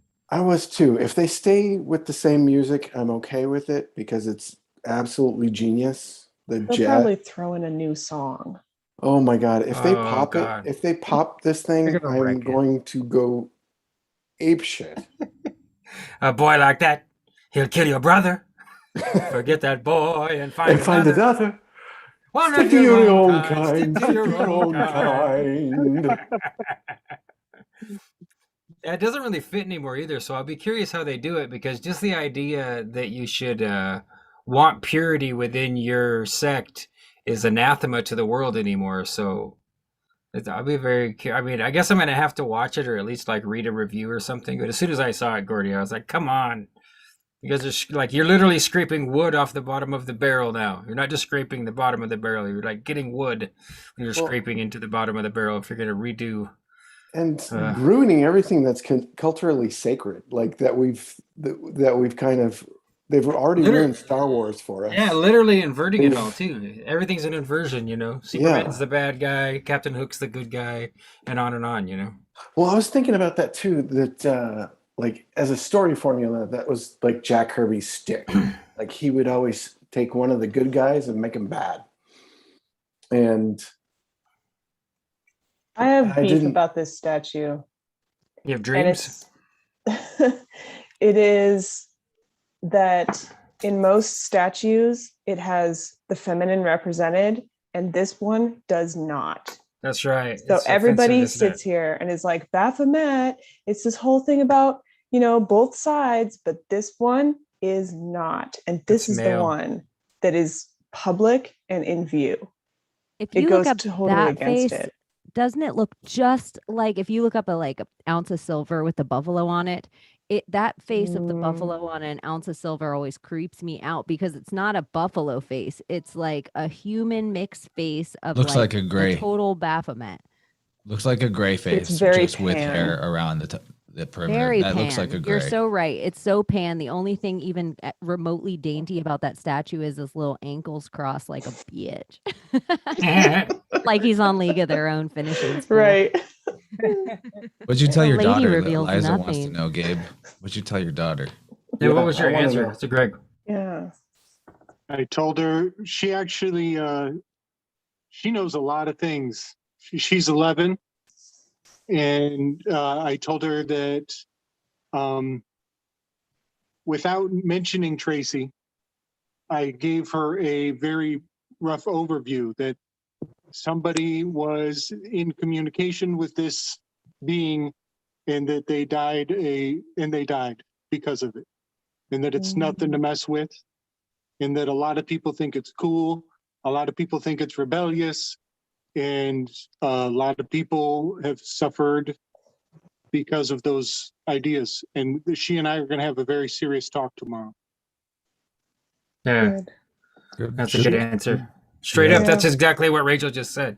You know, just drop it on them, especially if they're bringing it to you first. You're gonna be like, all right, well, you know, If let's you have have the something for her occultism to talk. read, like if you have literature that you think she can handle, I would give that to her, because that desire to explore that, because she's going to chew on whatever you say. Oh I man, you wanna guys are giving explore me an it. idea. Maybe we should write New kid Baphomet for books? kids ourselves. Yeah. It's meant for kids. Well, I mean, so if we get ahead of Yeah. the game, then we did it first because they're already infusing it into cartoons where like dogs have secret lairs underground where they're performing human sacrifices and rivers of blood. I don't remember Mr. Pickles. I think Jim found Mr. Pickles and showed it to me, and I was just, and that's, I mean, that's just one of literally hundreds of pieces of material that's so far Cartoon out. Network has got a bunch of occult symbolism and stuff that they hint at. Even their logos, are black and white checkerboard, Yeah. where all the letters are in there. Cartoon. That's not a bad place to Disney has to dicks start. in The Little Mermaid. I think you can make like Baphomet Steen bears.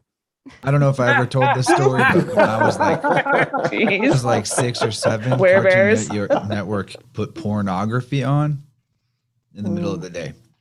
Like I was at my grandma's house. I was like 6 or 7, and I was just in the back room watching Scooby Doo or something. And for 10 minutes, it just switched to hardcore pornography on the cable channel. Yeah. Wow. That I was remember that. It was the first time I ever saw anything like that. I was I'll like, bet, dude. That's messed up. That's I crazy. thought they were You wrestling. know what's worse than I was that? like, why are they wrestling? The sacred history. Yeah, Well, I don't know if it's worse, but Oh, I'm sorry. go ahead. No, all right. No, please go ahead. Real quick. So if anybody does have kids and they're in that position that you are, Gabe, I would recommend this book, The Sacred History by Mark Booth. It's like a reader's version, I guess they call it, of his original book, The Secret History of the World. And it's cool because it includes a lot of pictures and it breaks it down into like a sort of comparative mythology, and it talks about, the devil and Satan, and it puts it in this mythological context. And I think, with someone like yourself, in that position, it'll give you a good like resource for her to look at it on her own, have those questions that you can then elaborate on and properly set up that foundation of understanding. I remember finding this book and like breezing through it and just thinking like, wow, this is like, I wish I found this 10 years ago, because it was just a solid read. Nice. Thank you, Mark. Thank you very much. Yeah. It's going to be fun. It's not just going to be one conversation. It's going to be an ongoing process, I definitely want her to keep coming to me with those kind of questions. Yeah, my thought was when Chance was talking about broadcasts being interrupted with pornography, I have vivid memories of watching cartoons after school and before the 5 o'clock news, watching maybe Darkwing Duck or something, and they would interrupt it with night vision goggle footage of bombings when they were in the Middle East. Trippy. So that was pretty terrible, and I have such vivid memories of that. I ask other people if they remember that, and they're like, "No, not really." I'm like, "It was before the 5 o'clock news broadcast, so it was about 4:30 in the afternoon, and they would interrupt our cartoons, and then show us bombs dropping." Did you get shock and awed? Yeah, I was annoyed because I wanted to finish Darkwing Duck. I wasn't supposed to watch Darkwing Duck because they would say such heinous phrases as "suck, gas, evil doer." Yeah. I think the warning though was like right in the beginning. Wasn't it? Let's get dangerous. Yes. Oh, nice, Chaney. Nice. Really? Hey, I forgot about this guy. Oh yeah, This before? Jim showed me this too. So Yeah, I've seen you this. guys are seeing this. So the reason why I bring this up is because you talk about interruptions and stuff. So this guy who made all these strange tiles that are all over Philadelphia, New York City, and even all the way as far down as like Chile in South America, he used to use like this pirate radio technology to interrupt people's radio who drive by his house, and he would have this reoccurring message of in 2001 movie Resurrection of the Dead on planet Jupiter, and that's like the consistent message you see in all these tiles, and then under each individual tile you'll see like an additional message that's unique to the particular one. But what's strange for me is like one day I just stumbled upon a recreation of one of these in a city near me, and that like really like got me conspiracies in a big way, because I'm like, wow, these things are like on the street. And I went and found all of them in New Haven, Connecticut, like the ones that are kind of around the downtown area. But yeah, there's a lot more of them in New York City and Philadelphia. And the guy had like a thing cut out of the passenger side of his car so that while he was driving along the street, he could just slap one of these on the ground and then drive over it with his rear tire to like kind of flatten it. And then, you know, as cars would drive by, they would also flatten it. And then as time went on, the like top layer, which is like a sealed black, would like peel away and it would reveal the vinyl, which is what this is. It's colored vinyl, and it gets permanently adheres to the tar, you know, because tar is like a very slow moving liquid. It's not a solid, so you can like impress things like vinyl. I never knew how he did it because Jim showed it to me, and it was still a mystery, I think, when Jim showed it to me. That's awesome to know the story. Or did you know, Jim? You can There's a documentary, I think, about it, isn't there? I watched a documentary, I think, on Amazon about a year ago. I reached out to the guy who made that documentary and I asked him if he wanted to come on Tinfoil Hat, and he replied and said, I will never be on a podcast that's had Alex Jones on it. So I don't know if he's the same conspiracy theorist as us. He might be in a different camp now. Well, we've never had Alex Jones on our particular brand, so reach out for us. Yeah. Nice read. Wait, you interviewed Alex Jones, Mark? No, I booked for Sam Tripoli. It was Tinfoil. Oh, okay. All right, yeah, I'm with you. Sorry, I was a little behind there, but yeah, trippy. Yeah. How long did you do that? What's that? Did you work for him? He currently does. Yeah, since last August, so about a year now. Oh, right on. Nice. Cool. Sam's fun. I met him on his Rockfin show Zero not long ago. That was great, man. Yeah, great episode, by the way. Thank you. Thank you. You lined it up. So, Mark, you asked me when I was on your show, you asked me about Twilight language. And I've been thinking about it. I don't know if I answered the question very well. I think I rambled on and got totally off topic, but I've been thinking about it ever since you asked me, like, what is a good, quick answer? And actually, and I have a good example. And it's kind of fun because it's like an experiment, because I've been thinking about the title of your show. My family thinks I'm crazy. And sometimes, you know, something that comes up in Twilight language is like, was it intentional? You know, is it, you know, the person who made this phrase, was the muse speaking through them and they didn't realize it, you know? Because it may not have been intentional, but there might be somebody else interpreting it as, you know, with a spin, a creative spin. Absolutely. And so I have this idea that I want to drop by you. Tell me what you think. The initials are MFTIC. My family thinks I'm crazy. You could tweak the MF. And it could be, motherfuckers think I'm crazy. That's our Patreon show. Thank you. You got to pay for that one, huh? I thought you were going to say motherfucking ticked off because it's like MF ticked. Like, yeah, I definitely, that name hit me actually inspired because of Tripoli, because I was so excited. You know, Sam offered me this opportunity. I was like, wow, never thought being a conspiracy theorist and having all these books would come in handy, and it did in a really huge way. So I go and tell my family about this. I'm like, hey, I got a job.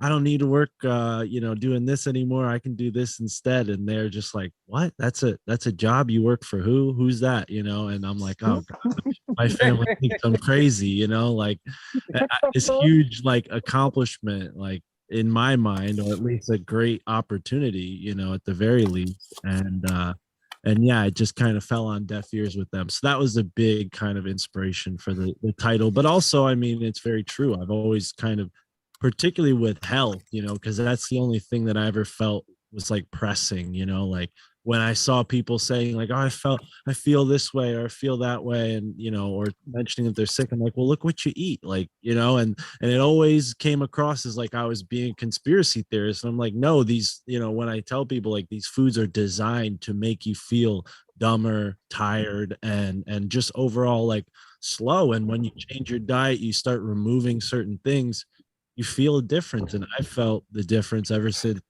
I started smoking weed too, because that kind of brought all that into mind at a young age. And then removing fluoride from my toothpaste and water was a huge thing too.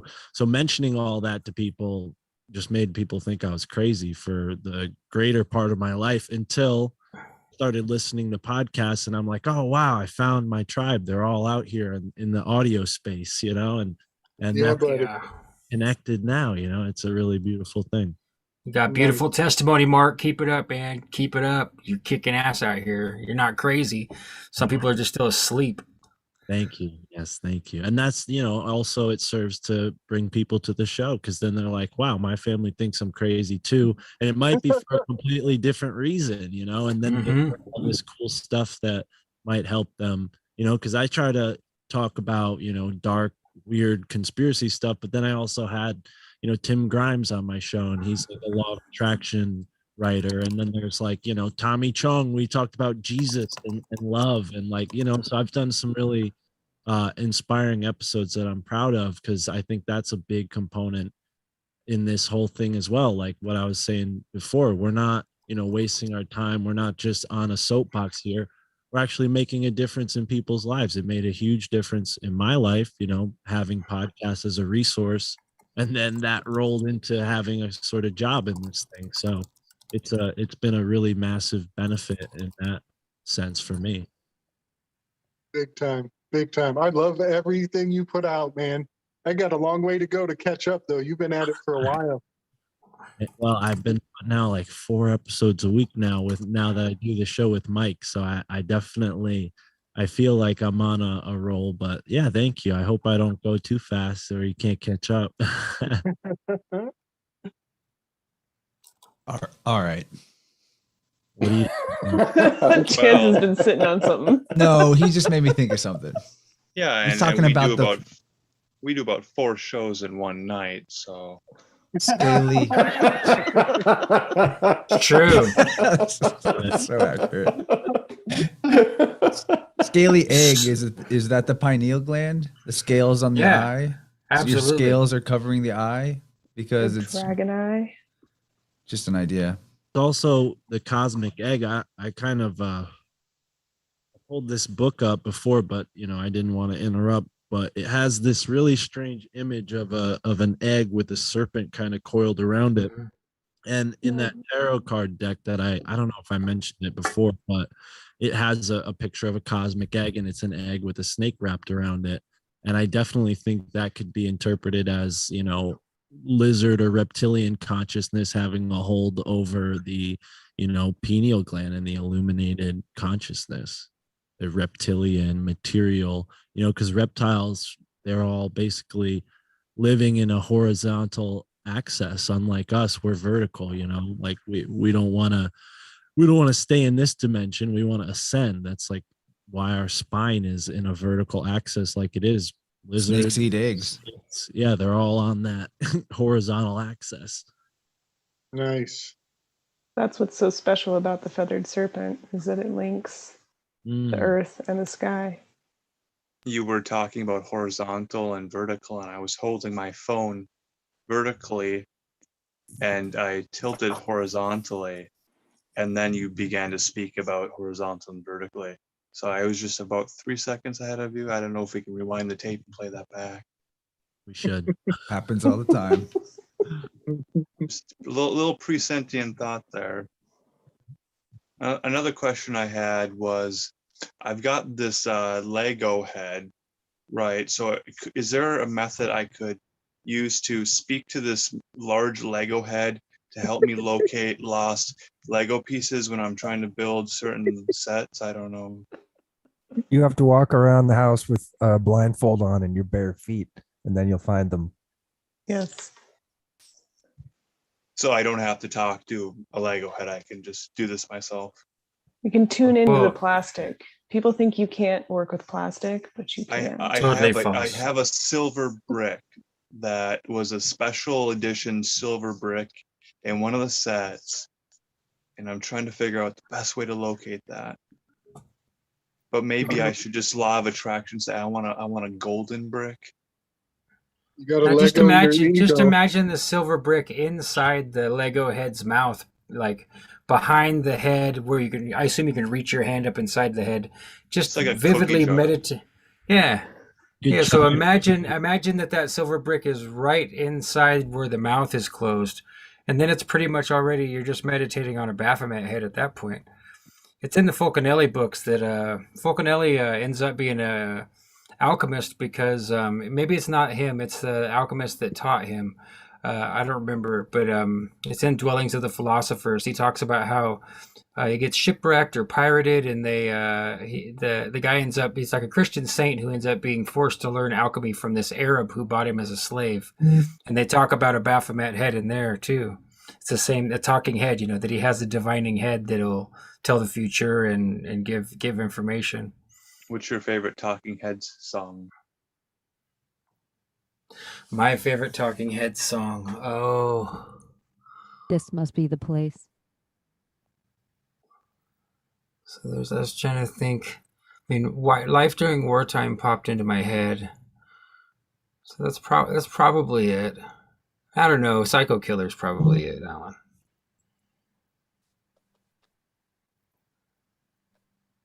I was gonna say you should make dowsing rods out of Legos and use that to find your. Yeah. That'll Nice, work. That's a good idea. Like for nice. like, use the law of vibration. I was going to say, imagine where it would be. Where would you find it? Where can you see it? Where could you see it being? That's most likely where it is. While you're at it, can you find my version of Pokemon Diamond that I lost when I was at camp in school? You missed the part about diamonds. We already found the diamond. I lost that Game Boy game that long ago. I wish I could make dowsing rods out of a Game Boy and figure out where it is. Was it the save file specifically, or just the cartridge? Just the game. It was like so hard to get Game Boy games after that period in time, after I really like stopped caring and then cared for a brief time and like wanted it again. It was not an easy thing to find. Unless I probably could have just bought it on Amazon, I guess. But Yeah, interesting tangent might be the inflated cost of things now. I was working on a little collage adding the magic cards, and those early magic cards from the first set, there's a reserve list and they can't ever reprint them. They're works of art and they're going for obscene amounts of money. And now Pokemon cards apparently are increasing. And when people were sitting around in quarantine, they were so bored. They were going through all their old toys and junk, and they were just like, I want more. I want more of this nostalgia. So they're buying it all up. My barber told me that him and his boy are trying to collect Pokemon and sports cards, and that it's literally like you can't get them anywhere. They keep it a secret when they're going to drop them at stores, and even then, it's limited quantities. Like if they sell them at Target or whatever else, like they don't tell you when they're going to come. The stockman has to like do his little secret ritual to show up and drop them off, and then they've got it all limited out that like you can't get them. Like you can't show up and buy them very easily. It's a true Easter egg hunt. What was that image that just got shared? Yeah, the snake wrapped around the egg. Well, first, Chaney put these in the Telegram chat, so I was just throwing them up here. I'm so into Cosmic Egg. First was this. The Orphic egg. Then, Yeah. But I haven't really thought much about this shape being inverted from the way we look at eggs normally, think about them. Right. The egg is And that upside goes down. back to that thing in New York that Chaney showed us too. especially when we look at this. So Babbitt's Atom, this is new to me. Does anyone know about this? I don't think so. I'm just seeing it. I don't. Well, it's a thread I will have to That's look into. ATOM. It's like a the heart. molecule. Or is it Atom? It does look a lot like a heart. ADAM? No, it's ATOM. And it has the double helix through it, and it almost has that snake look. If you like want to attach it to like Neverending Story or an Ouroboros, we have no idea how big it looks, but it does also have that look if we looked inside of it. See how it's like negative end vortex, positive end, how it has that shape, and they built it upside down like that. Torrent. It's full of writing. If you look close, it's full of writing. It looks like a processional. Code. Do we have a Lego brick for scale? I'll get you a better picture. There's the Lego brick. There it There we is. go. That's what I'm talking about. A That's reciprocating. Processional hyperboloid. Yeah, that's it. Okay. So you guys know it always goes back to the placenta for me. Oh, I know. I have screenshots of your gematria from today on placenta. The ring So of truth. These are that image was rings. A bunch of rings. That's right. I was gonna say it looked like the womb. Cogs and wheels, gears. Yep. So the egg is the sac, and the snake is the umbilical. Oh. Mm-hmm. Yeah. And the word sacred, sacred. It's the red sac that is the sacred. It is we're talking about the Holy Grail, you know, in the blood, the continuation of the bloodline. You know, this is what the Priory of Zion is protecting. So I believe that if the mother eats the placenta, then the knowledge of the elders is instilled into the child. And the child has access, the full 24/7 for the whole lifetime, has complete pineal activation. And they can walk in and out of dream time whenever they feel like it. And so going back to the Septuagint, and I'm going to get my names mixed up here, but there was a grandfather sent a servant to go find a wife for his son, and said, go to the watering hole, and you will know her when she comes, and you'll choose this woman to become the wife of my son. Well, she comes and she gives water to the servant, but then she goes and she feeds water to the camels. Mm-hmm. And that was what determined that she was the chosen one to become the wife for the son. Well, the reason she knew the camels were thirsty is because she can speak to animals. She has all the languages. And so she's chosen, she joins the servant to go and meet the son. And she is able to see the son approaching her, and she acknowledges him from far away. Well, I think he's approaching from dreamtime. I don't think he's walking in this world when he approaches her. And the fact that she can see him is a miracle in and of itself, because he's not in the material, he is on the other side, and she responds to him. And that's how he identifies her, because she can see in both worlds. Nice. A lot of Dune stuff going on there. You got it. The blue eyes activated. You got it. Drinking the water of life, the kind of child that produces the abilities. Yes. So the Priory of Zion is protecting the Holy Grail. And the Holy Grail is a bloodline of this placenta transmission that only the chosen ones, only the select few have preserved throughout time.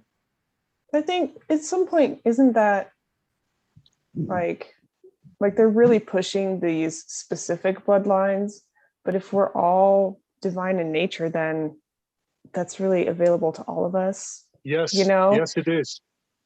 So, I mean, we can obsess over their bloodlines, and I think that's what they would want. I think it feeds this, you know. I mean, it's good to examine it. I think we should definitely keep doing that. But I'm just thinking, you know, the more people don't see that in themselves, then we're still giving them all this amazing, kind of worship, really.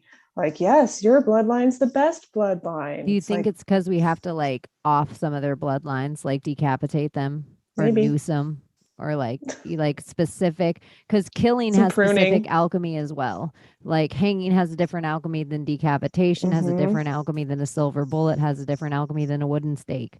So, and they tell us this throughout all their lore and all their history, and anywhere you look up. Things need, even if you look up the Queen of England, how she has to die specifically in 10 days of procession and then to get buried with red clay out of a silver bowl, and Prince Charles has to drop it on her. Like death has a very specific alchemy. So what if the bloodlines are very important because it's up to some warriors to off with their heads or something? But check this out real quick. Sean just shared anagrams for scaled egg. One of them is sac lead egg, but at the beginning we brought up that L's and R's are interchangeable. Sac red egg. Scaled egg. Dang, that's beautiful. Thank you, Sean. That's really great. Yeah, I did it earlier and I was looking at it and I just got distracted, but I figured I better just dump it in here. Sac red egg. Like cadge. I found it interesting, the word cadge. It means to take without real right or permission. So it's not exactly stealing, but it's, to cadge something. So I thought that was interesting that word turned up in there. Yep. Laced eggs, yeah. Laced egg. Similar to scale. In a pattern. It pretty much means the same thing, yeah. And that's, of course, it all makes me think of the Cage Geld. Cage's Geld. Yeah, that's the Golden one that stuck out Cage? to me the most. Yeah, golden cage, exactly. Whoa. We're inside the prison. Oh, that's another thing. I got to show you guys the diamond-shaped square flat Earth. I'll have to find a good picture of it here somewhere. Because we've been talking about diamonds and everything. That you guys have got to see the diamond. We were on Rachel though. I just jumped in, was like, "Look at this," but You're Rachel fine. No, you're good. It's I'm a just strong flowing, one tonight, you guys. It's a Yeah, it strong is. one. It is. Far out trip. This whole show tonight's just a total mind blowing trip in the most beautiful way. I like it. Yeah. Is this like self initiation we're doing? Yeah. Is this a secret Yeah. society? That's We're already live stream in- society. Yeah.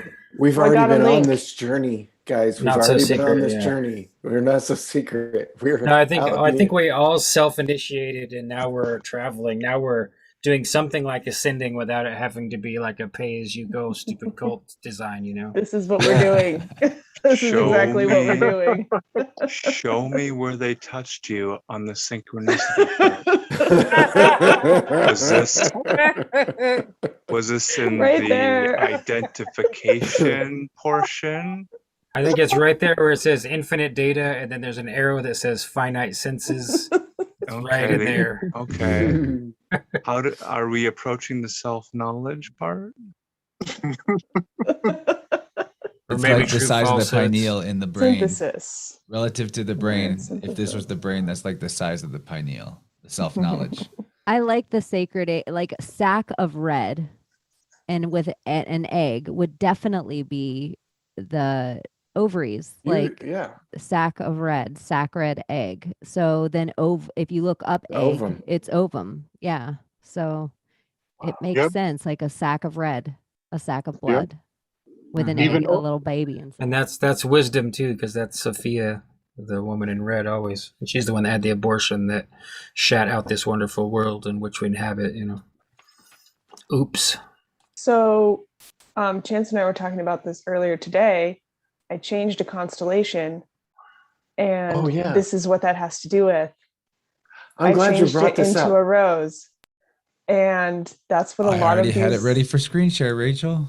Who's gonna read It was the in my poem? pre-show notes. Oh, cool. Yes. Cool. Yeah. Bring this up, please. This is Okay. really cool. So this constellation is Perseus and Medusa, which is where the lunar eclipse is happening, right in the leaf, right in her eye. So essentially the idea is to transmutate all of that energy within the self and outward. Because if you notice, Medusa has come up so much in culture, and justice is important. We should definitely address, all of that. But a way to do that is what a lot of these mystery schools, the Grail mystery schools, the Rose mystery schools of Sophia, the Magdalene, and all associated goddesses, is to do just that. That's what they focus on, is transmuting all of that past and going into a new relationship. That constellation is located in the third, that word is escaping me, Deacon of Taurus, which happens right before you transition. Transitions are important to me, so I always look at the cusp. People are like, it's just a line. No, it's not. It's turning the page to the next chapter. It's really the important. gateway. Yeah. Yeah, it's the portal. So it's taking everything in Taurus, all that shadow, selfishness, greed, bulldozing of boundaries, which is why I chose the rose, because you have boundaries with the rose. You don't just rush in to get one, because those thorns are going to hurt you. And that's important when you move into Gemini, when you start working with other. So for us to keep perpetuating all the pain. I mean, oh my God, I got a hold of some feminist text from one of the colleges because I wanted to know the history. I'm like, just give me the facts. And it was so bitter that I'm like, I get it. Be angry. We want justice. But to keep feeding yourself that, you're not changing anything. You're just not. So and I see that constellation all the time. So I was like, if I'm going to have a relationship with my sky, it needs to be a symbol that resonates with me, not somebody who lived in a country that I've never been to. I learn about their culture and their philosophy, their history. Everything is all over my country. I mean, how many Greek pillars are in, the New England area? How much of that stuff is, we study all of it. We're taught mythology, from their culture, not from yours. So it's really important. Yeah, that reminds me of the inversion and us taking it back and using the symbology back against them. I purposely chose the MKMM as a 33 thing. And Lindsay and I were talking about it, and she had mentioned to reclaim and purify. And I think that's kind of what we're doing. You look at Chaney's monarch and the bunny, we're reclaiming, re-symbolizing. And I think we're re-purifying these things. It's the trans agenda. We're transmuting it.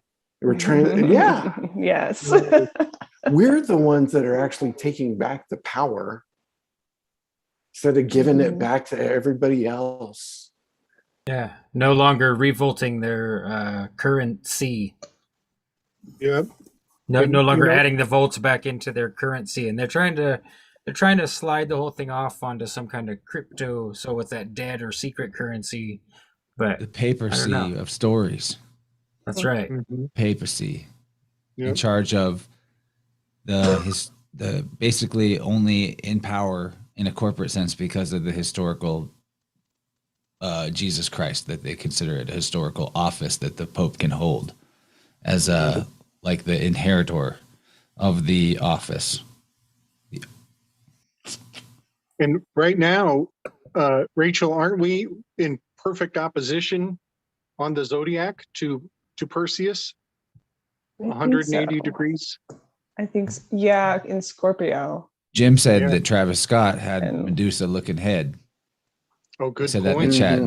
Jim saves all kinds of good stuff for the chat. He keeps it good in there. Yeah, we could talk about Medusa from every angle you could possibly look at that story. Do it, Rachel. I don't want to because it's so heavy. I'm like, do you guys really want to dive into that? Talk about your favorite angle of Medusa. I don't know if I have one. Because recently I was thinking okay, I can kind of see how it would be a blessing for her to like be given that form. Because think about being raped in the temple of your goddess. Like that would fuck you up. And for your goddess to be like, okay, well, now you're this monster. That was wisdom's choice for you, because Athena was the goddess of wisdom. So where's the wisdom in giving her hair is your glory. Hair is your connection. It's really special. So now she's got hair made of snakes. What do snakes represent? They represent, we've just been talking about snakes in the cosmic egg. So they represent knowledge, connection, all kinds of stuff. So now she's got more knowledge than she knows what to do with, having had that shocking experience. She knows much more about Poseidon, the kind of men that roam on the sea. She knows about boundaries, what it looks like to break them. She knows a lot more, having gone through that. Now she internally is hardened. So of course, anyone she encounters is going to become hardened. But because she's full of knowledge, full of this wisdom, she's been elevated to crone status very quickly. She is also fiercely attractive. That's the siren part. So in a way, she just is what she is. I can easily see how that could become toxic. Nobody's brought this up. The feminine can be toxic from that place. So for Perseus to come in, I'm going to stand up for him a little bit, for him to come in and do some pruning. It's like, well, yeah, because sometimes things become monstrous and it's time to stop, cut that shit out. So, I mean, that was something I was recently thinking of, but, you know, I do agree. I thought of, you know, that statue of her with Perseus' head, like, yeah, I get it. You know, she's a feminist symbol. All right. Revenge, justice. Is it justice? Well, isn't it though? The lure of her is that if somebody could see her true beauty, then they would see her as she was. I believe that. Absolutely. Like the snakes were just represented as the biggest fear to the observer. It wasn't actually how she was at all. That was just the curse. And so Perseus, it says that either one of two things. Either he's walking through the zodiac, because right before he gets to the what is the Ossificus, the snake, he fought the scorpions. So it is kind of that where I wonder what he fights after Medusa. Does he get her head and take it to what next? The Capricorn? Well, he goes to kill the Gorgon. He uses it to kill the Gorgon next. I mean, as far as the doesn't he slay the golden calf? I mean, you know what, too, guys? My other nickname is Gorgon Mammal. I'll bet it is. Well, I was just thinking too about the place that Mark showed us, Gungiwamp. Yeah. Gungiwap Groton, Groton. Is that the place where Jar Jar Binks was born? It just made me think of Stevie Wonder song where they say "doody wop, hey hey hey, doody wop" with it, you know. Like I think I might have changed that from now on to Gungy Womp. It's a great song. It's called "You Haven't Done Nothing." It's a terrific song against the powers that should not be. You know, it's like, we are amazed but not amused by all the things you say that you do. You guys have never heard that song? Yeah. Yeah. I love anytime anyone sings on podcasts. I always try to encourage it somehow. At the end, Stevie Wonder says, "Jackson 5, sing it along with me," and they all say, "Doody wop, hey hey hey, doody wop, oh doody wop." You know, they're all singing their beboppy stuff. But I think changing it to Gungy Womp from now on is going to be the thing. I'm gonna sing really loud in my car now, Gungy Womp, and on, just like that. You know? And when you get your room all set up, it should be called the Library of Algerzandria. Oh, thank you. That's very good. Algerzandria. I have a friend who told me that my musical production company should be Alger Rhythms, so that works really good too. Alger Rhythms from the Library of And you should do all the wallpaper flames. I mean, I like that idea, but I'm not sure that my fiance would fancy it. But we do share this office. Light it up. It was all on board until that That would be good. I mean, but Yeah, it's like the Omen. How much do flames? It's like you have to. you're asking it transmute. to. Yeah. Can I make it flames of water?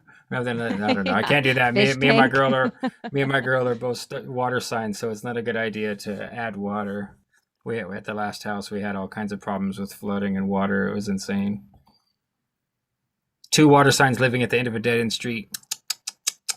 Okay, Don't do it. so That's why you need the Alan, flame wall.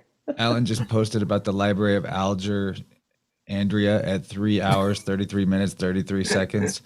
While we He is have creative. 555 subs on the channel on episode 55.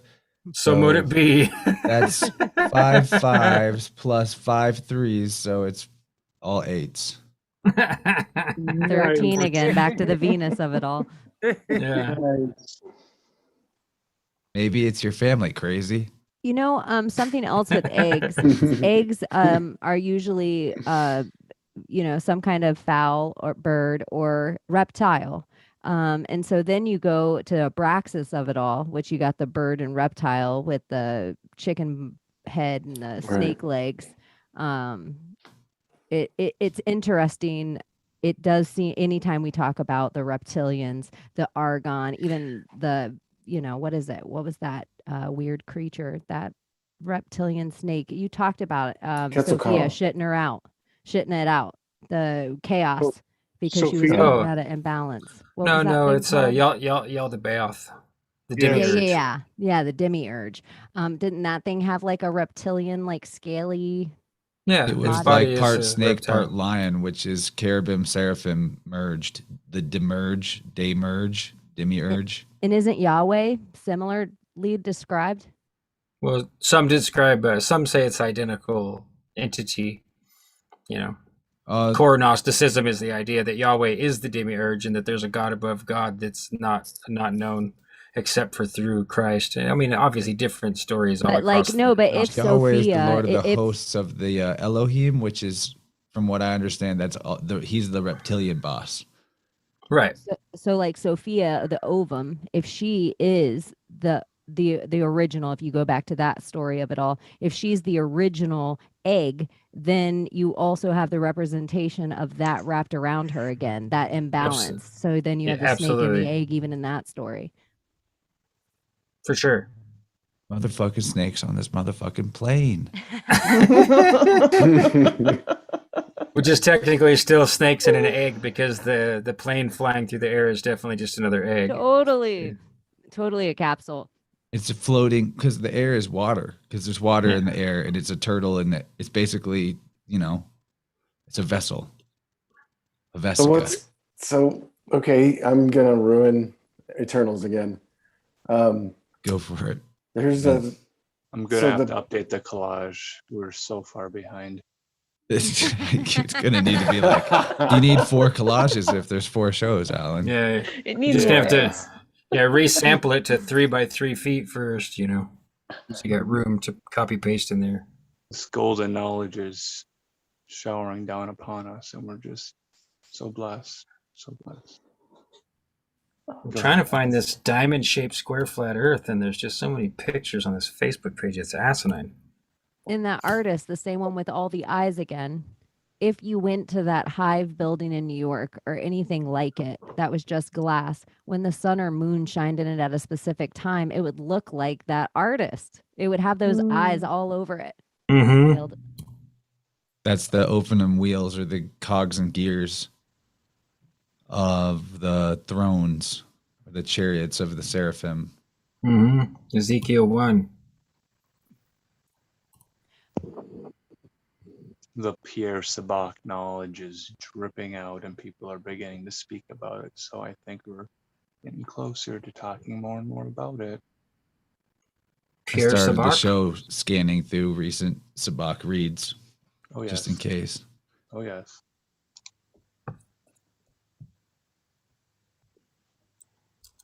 How you holding up, Mark? For first time not knowing what this is, like, are you with us? Because I know this gets weird.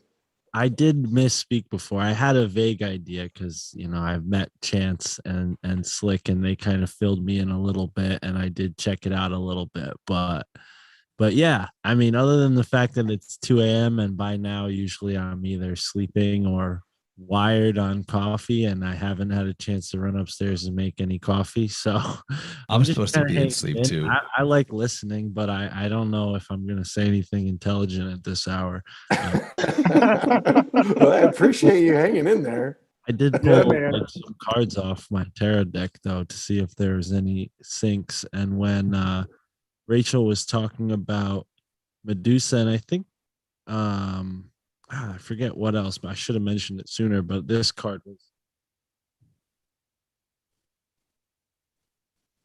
Oh, Ooh. wow. That which, almost looks like the scale. and it kind of reminds me of the Starbucks logo, which is Yeah. the The mermaid. siren. Yeah, the siren. So just a little card Cool. pulling going on over here while I'm drowsy.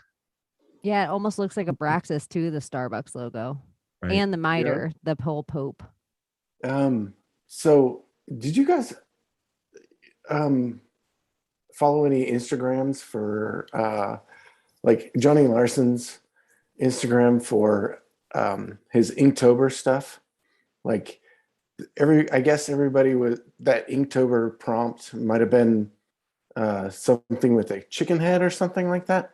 I'm not sure what the prompt was that day, but he did an inverse of it. It was a chicken with a man helmet on. And the same day, my son-in-law posted a man with a chicken helmet on. It was the same inverted thing. And I was like, holy shit, this is a Braxis. Yeah. I remember it. That was great. So the chicken. Oh, is it a chicken or a rooster, Gordy? I think it was a rooster. Yeah. Okay, here we go. Here's a Braxis. So the rooster, it represents initiation. It's that beginning. You know, the beginning of every day. But it's also Apollo, Apollo. All right, so The gallo. Pollo loco. there's a got scaly egg Well, in the the- bottom, right? If it's a chicken, Yeah. or it's a rooster, right? It's not a chicken. So it's Well- gallo. Oh, okay. Good point. Yeah. Some devote their entire lives. So Apollo, though, has the Oracle of Delphi, Mhm. and Delphi means same thing as. Let me find this post. I'll bring this back up. But there's a connection between Delphi and the idea of the yoni, and the Hebrew word for dove is Yonah. And Travis Scott has a dove tattooed on his chest, just like where Jesus Christ would have the heart in a lot of paintings.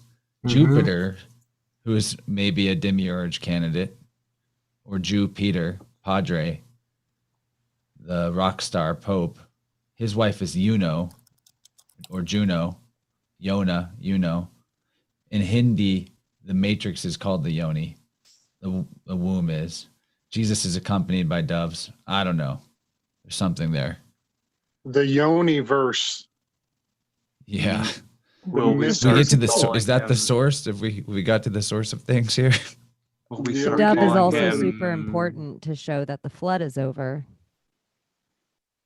Yeah. Travis? Because we made it out of the Yoniverse. The flood is over.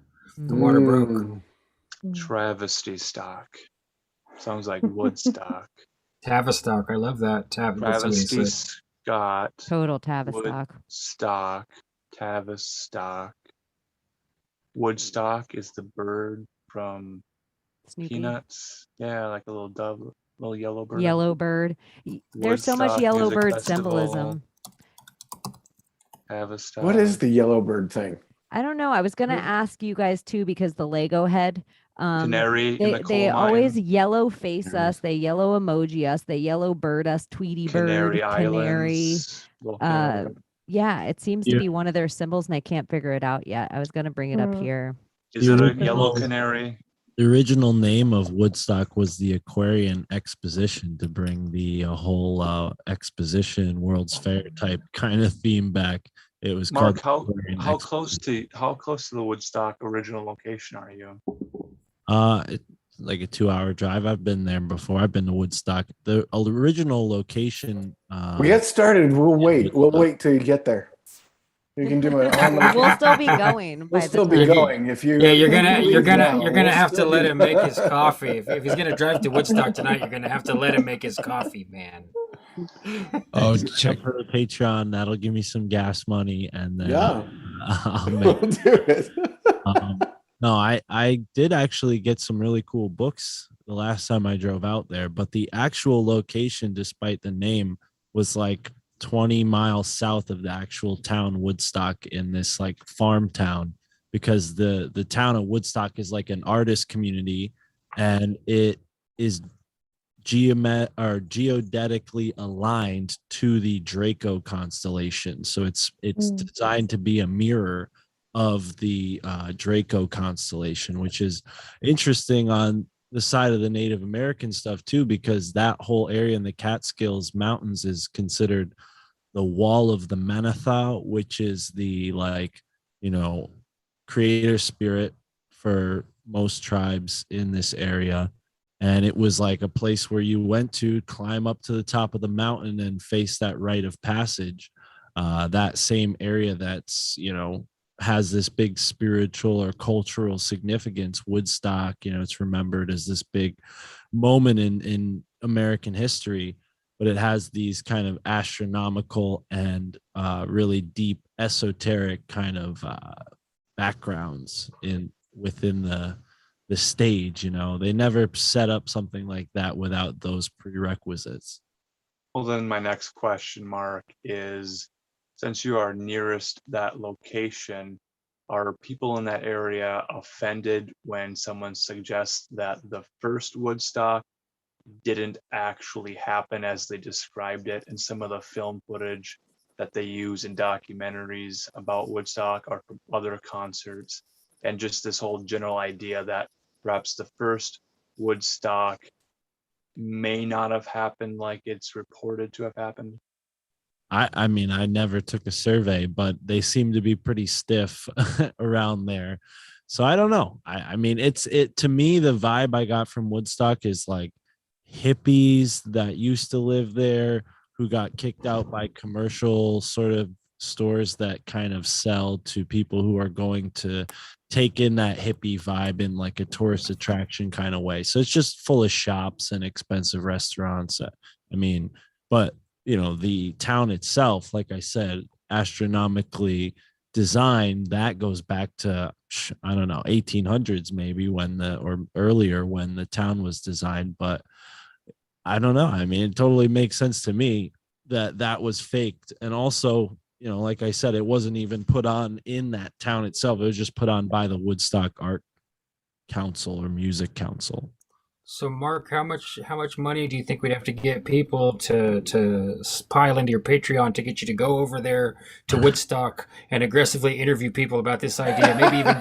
Maybe bring evidence, like bring a nice big fat iPad or something, and be like, look, this definitely isn't footage. The original, like completely just undermine the idea of Woodstock to their faces and say, Woodstock is a lie. It's an Aquarian conspiracy. People wake up, Woodstock. I mean, I guess just how do you feel about the idea? It might not be a money issue. I don't know if you're interested to be that confrontational, but I would. If I was closer, I'd be tempted to do it. Like, did you guys know Woodstock is fake and that Aleister Crowley was doing satanic rituals like up the road, like on some rocks while it was all going down?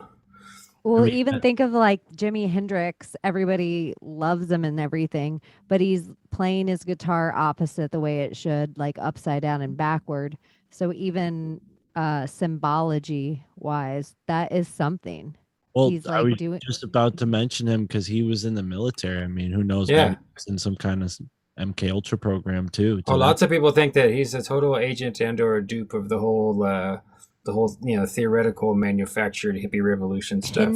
Hendrix in Latin, then you could do the ipsum tip. So then it would be know thyself. Like Wow. it would go all into that. So Jimi Hendrix, and then it's almost like that whole, I bet you if you broke down all of them, you have the whole Laurel Canyon crew there. You have the whole brown acid there. Yeah, it's interesting. And just that was the start of something for, then you roll it all back around to the same people ending it with the Manson murders. Like that was the end of their ritual. If we took that time frame and put it on top of other time frames, what rituals could we see under the stars? That would be the exact same moon, Venus, Aquarian, all the same stuff we're running through now. You said it was modeled after Draco, Mark? I never heard that. I need to look into the history of the town of Woodstock itself. That comes from a book called Spirit in the Stone by Glenn Kreisberg. I actually found it in Woodstock when I drove there with my girlfriend, and yeah, it was really interesting to find that book, because in that same book they talk about this Hammonasset ley line, which might have been what you were referring to earlier, Gabe. But I found that line so interesting because it goes right through the state of Connecticut, through a place that I've been, a lot. Like my family lives on the other side of the ley line, so I've crossed it many times. So it's just really fascinating to find that out and then go and like, okay, well, this guy says that that's there. What else can I find? Because if you Google search it, there's really not much that comes up other than like one Graham Hancock article on his website. And then the word Hammonasset comes from a tribal chieftain, or a sachem was the proper term that they used around here. But yeah, Sachem Hammonasset was a man, again, back in that King Philip's War time, who made a big impression on a lot of people and was, notable enough to have a whole area named after him. And that's what gives this ley line its name. Wow. Chaney, that you guys and Mark, you guys brought up Jimi Hendrix. Did you know that Chaney, did you know that I was talking about the vowels and the music being between the notes in my thing this week? Did you hear it? I heard you say the between the notes thing, but then somebody said something else earlier about L, and then now vowel to L. Yeah, that was just the weirdest thing, because I heard yours after I did mine. I love your music analogy is kind of like God existing between us. Yeah, it is. Like it. And we're showing it. The more we're connecting, like we're thinking the same. You guys, you're seeing this, right? It's not even thinking, it's just experiencing the same. Well, if they're rituals, you said Dracos, and then we have Drake again at this Travis Scott thing. There's Drake again. And that comes from Greek. For all there. That means to watch or observe or to see. Drakon in Greek is a watcher. And that's where we get the word dragon, which is a serpent in the sky. So there's a connection there in Greek, just like in Hebrew, seraphim are flaming, shining serpents that watch observers. And something else don't remember. I don't think it was the first Woodstock at all. I think it was that second one MTV tried to do. If you were going to ritualize it again, didn't people die at that? Like the Pearl Jam, like the whole same, wasn't that one? Didn't weird things happen? That seems right. Yeah. Yeah, that seems right. I fucking hate Pearl Jam. Hallelujah. Thank God. Thank God. Everyone, so oh my God, thank God. Oh, I made these people so mad in a 90s rock Facebook group because I was talking about how it could have been old Eddie Vedder that died, and everybody got all grumpy, so I had to like double down and reinforce my hey, I'm allowed to make a joke that I wish Eddie Vedder was dead, okay? Like, it's a joke, and I actually kind of do slightly wish he was dead, so get over it. If you like him, it's your problem to deal with the fact that you have to come to terms with the fact you have really bad taste in The music. stupid and song where he personality. kills his girlfriend in the car wreck was on at the pet food store today, and that was all I could think the whole time I was there. I fucking hate Pearl Jam. I fucking hate Pearl Jam. Oh, I made a beautiful GIF yesterday that says "fuck Tom Morello," just so we'll throw that in there too. Rage Against the Tool Cake. The obvious about Pearl Jam, if we're gonna get all like, we should do a whole episode about Pearly hating Jam is fucking like something bloody. It's almost like it's it's creepy. Yeah, it's pretty gross. Yeah, well, and you got to know the story too. That it's like It's his Aunt grandma's. Pearl's jam. Yeah, it's Aunt Pearl's jam that gets you hallucinogenically high, guys. It's cakes of light. Oh, that's so cheesy. I think Slick's right. We just believed anything. We were like, yeah, call me from the moon. Pearly dewdrops. Hallelujah.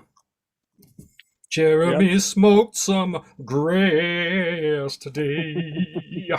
I got one put it more in little chat? dig I thought it was before I kind go. of funny for the Pearl Jam thing. That is the pictures of the Jeremy they told us was killed in school. And now look at those pictures with everything you know about CGI. I have to give credit to Human Vibration. Look at this shit. Wow. You guys. We were just like, oh, poor Jeremy. We were all looshed. Man, that looks so fake now. It's like looking at the moon landing. I had to fix my hair because I Thank looked you. down and I was like, oh shit, I look like Jeremy right Oh man. Thank you. I'd never seen that. Oh my gosh. Jeremy Dell, JD. Yeah, we could rip this apart with numbers and stuff too.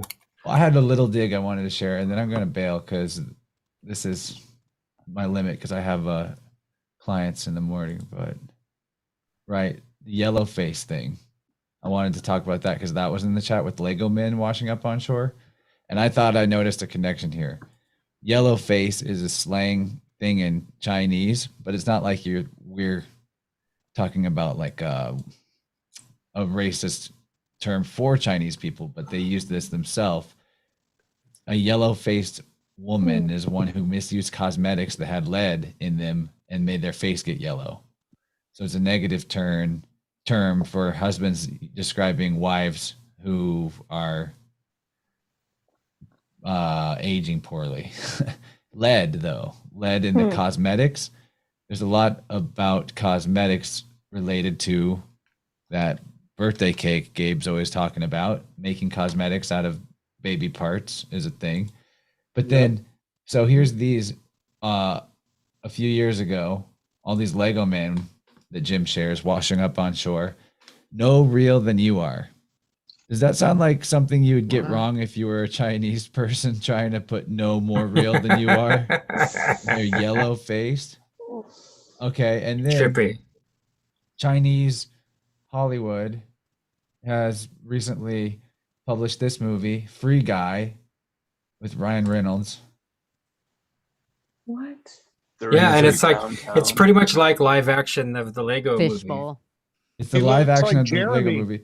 33. There's the It Easter is Bunny. Jeremy. You see the Easter Bunny in the bottom right? With a 33 automatic downtown. weapon. There's the goldfish. Is that a cowboy in a blimp? The goldfish in a globe or a fishbowl. It does look like a Operation cow. Fishbowl, and then you have Lost souls in the Operation High fishbowl. Jump, and then you have it's like Yeah, the But whole this thing's movie, there. the synopsis is a bank teller discovers he's actually an NPC in an open world video game. He decides to become the hero of his own story, one that he can rewrite himself. LARPer. It's Gnosticism, it's simulation theory, video game Gnosticism, which is what Hollywood's been pushing on us and the video game industry for years. And it's starting to make more sense all the time that if you can make people not believe in reality, then it's easy to manipulate the reality that they don't believe in anyway. And then seems like the inverted versions of the occults and mystery schools have been teaching this form of simulation theory Gnosticism for a long time. And I'm not into the idea, but I can't prove one way or the other. I think that the seeding of this idea is harmful, though. It makes the Yes. world become the world is basically an evil place, and then Yep. evil rules your world. And if that's your baseline belief system, and that's really the Abrahamics, at least in the exoteric explanation, they're all Gnostic in this way, whether or not they realize it. And I don't mean Gnostic like the real meaning of the word gnosis. I just mean like pop culture Gnosticism, that God is the devil and everything is fake. I don't think that's helpful if we're here to think that, personally. I'm really over these ideas of like, we So- don't belong here, we need to leave, or Prison planet. yeah. Ugh. Yeah. It's Yeah. shame. It's sin. Yep. It's the basis of sin. The shame. The self shame. We gotta shake that shit. And it makes man. you, it makes you an eager soldier. You know, it's Mhm. like dangling signs at the gates of heaven. They're the ones that are they're the ones that are going to walk out into fire first for a cause.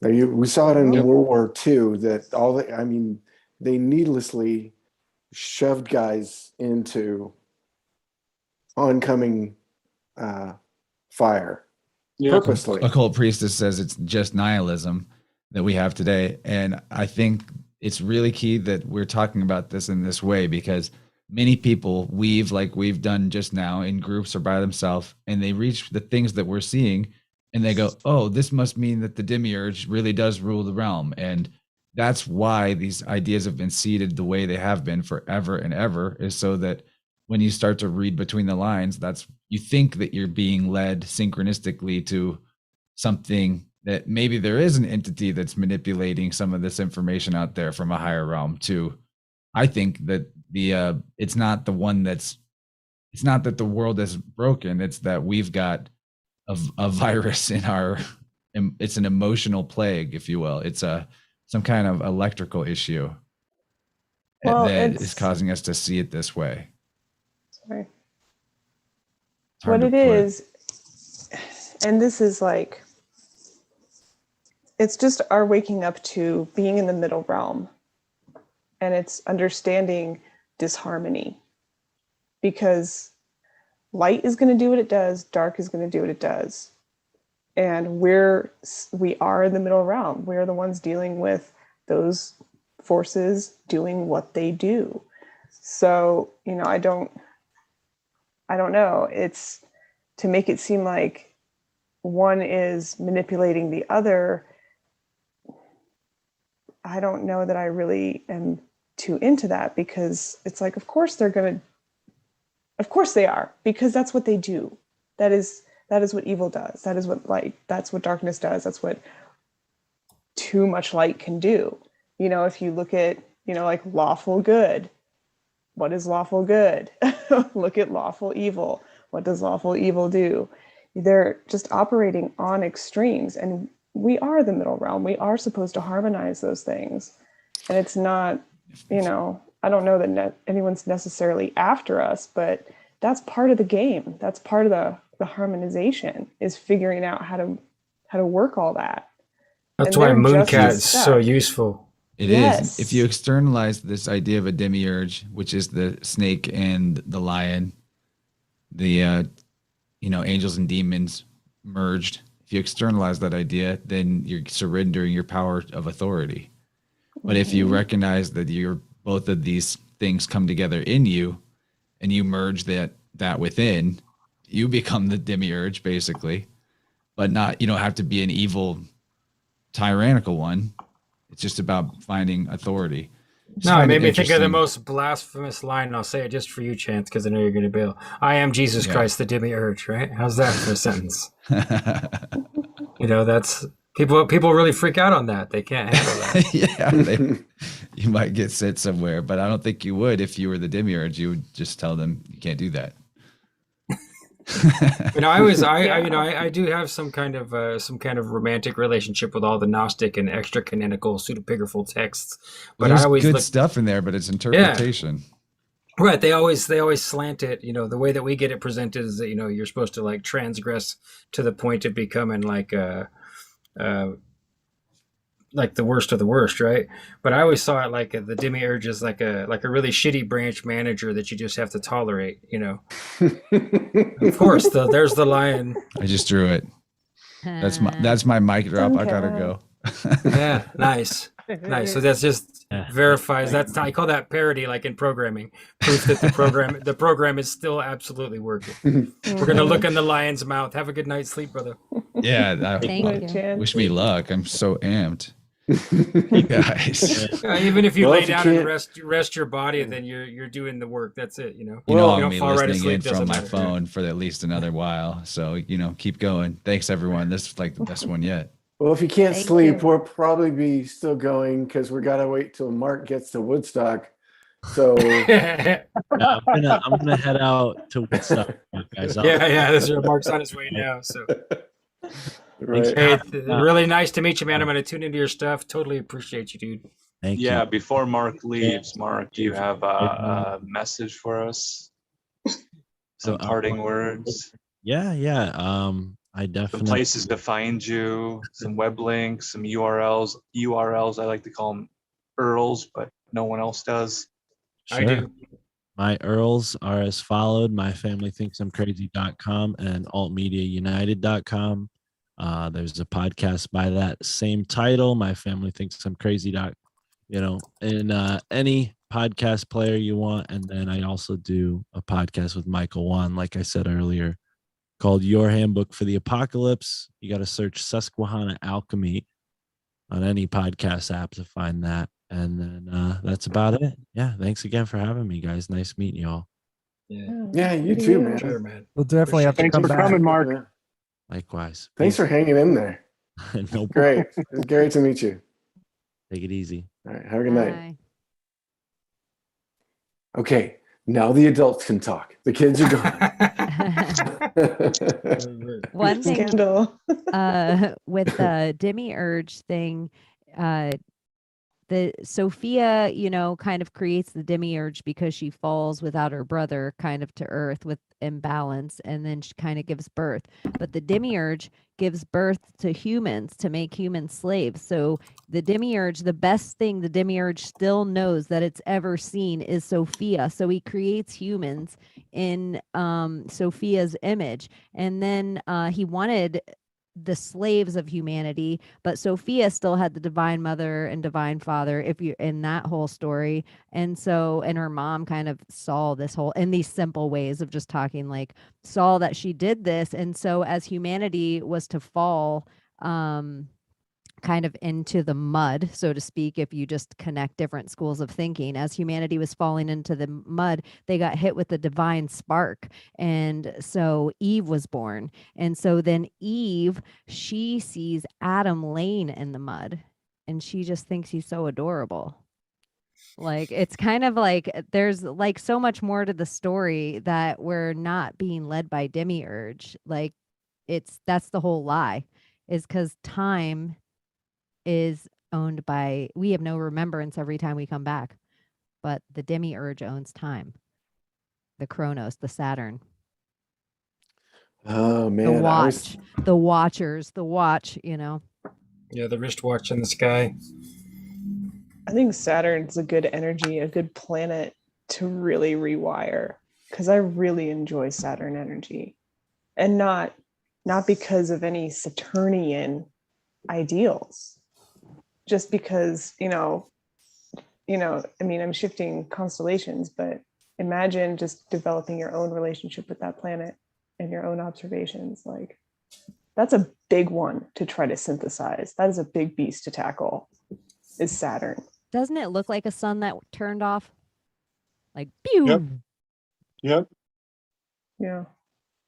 And It's if you kinda look through weird. a telescope with your eyeballs through a telescope, you can see Saturn real as day. It always blows my mind that as it's bazillion miles away, you can see it clear as day. You can see Jupiter clear as day.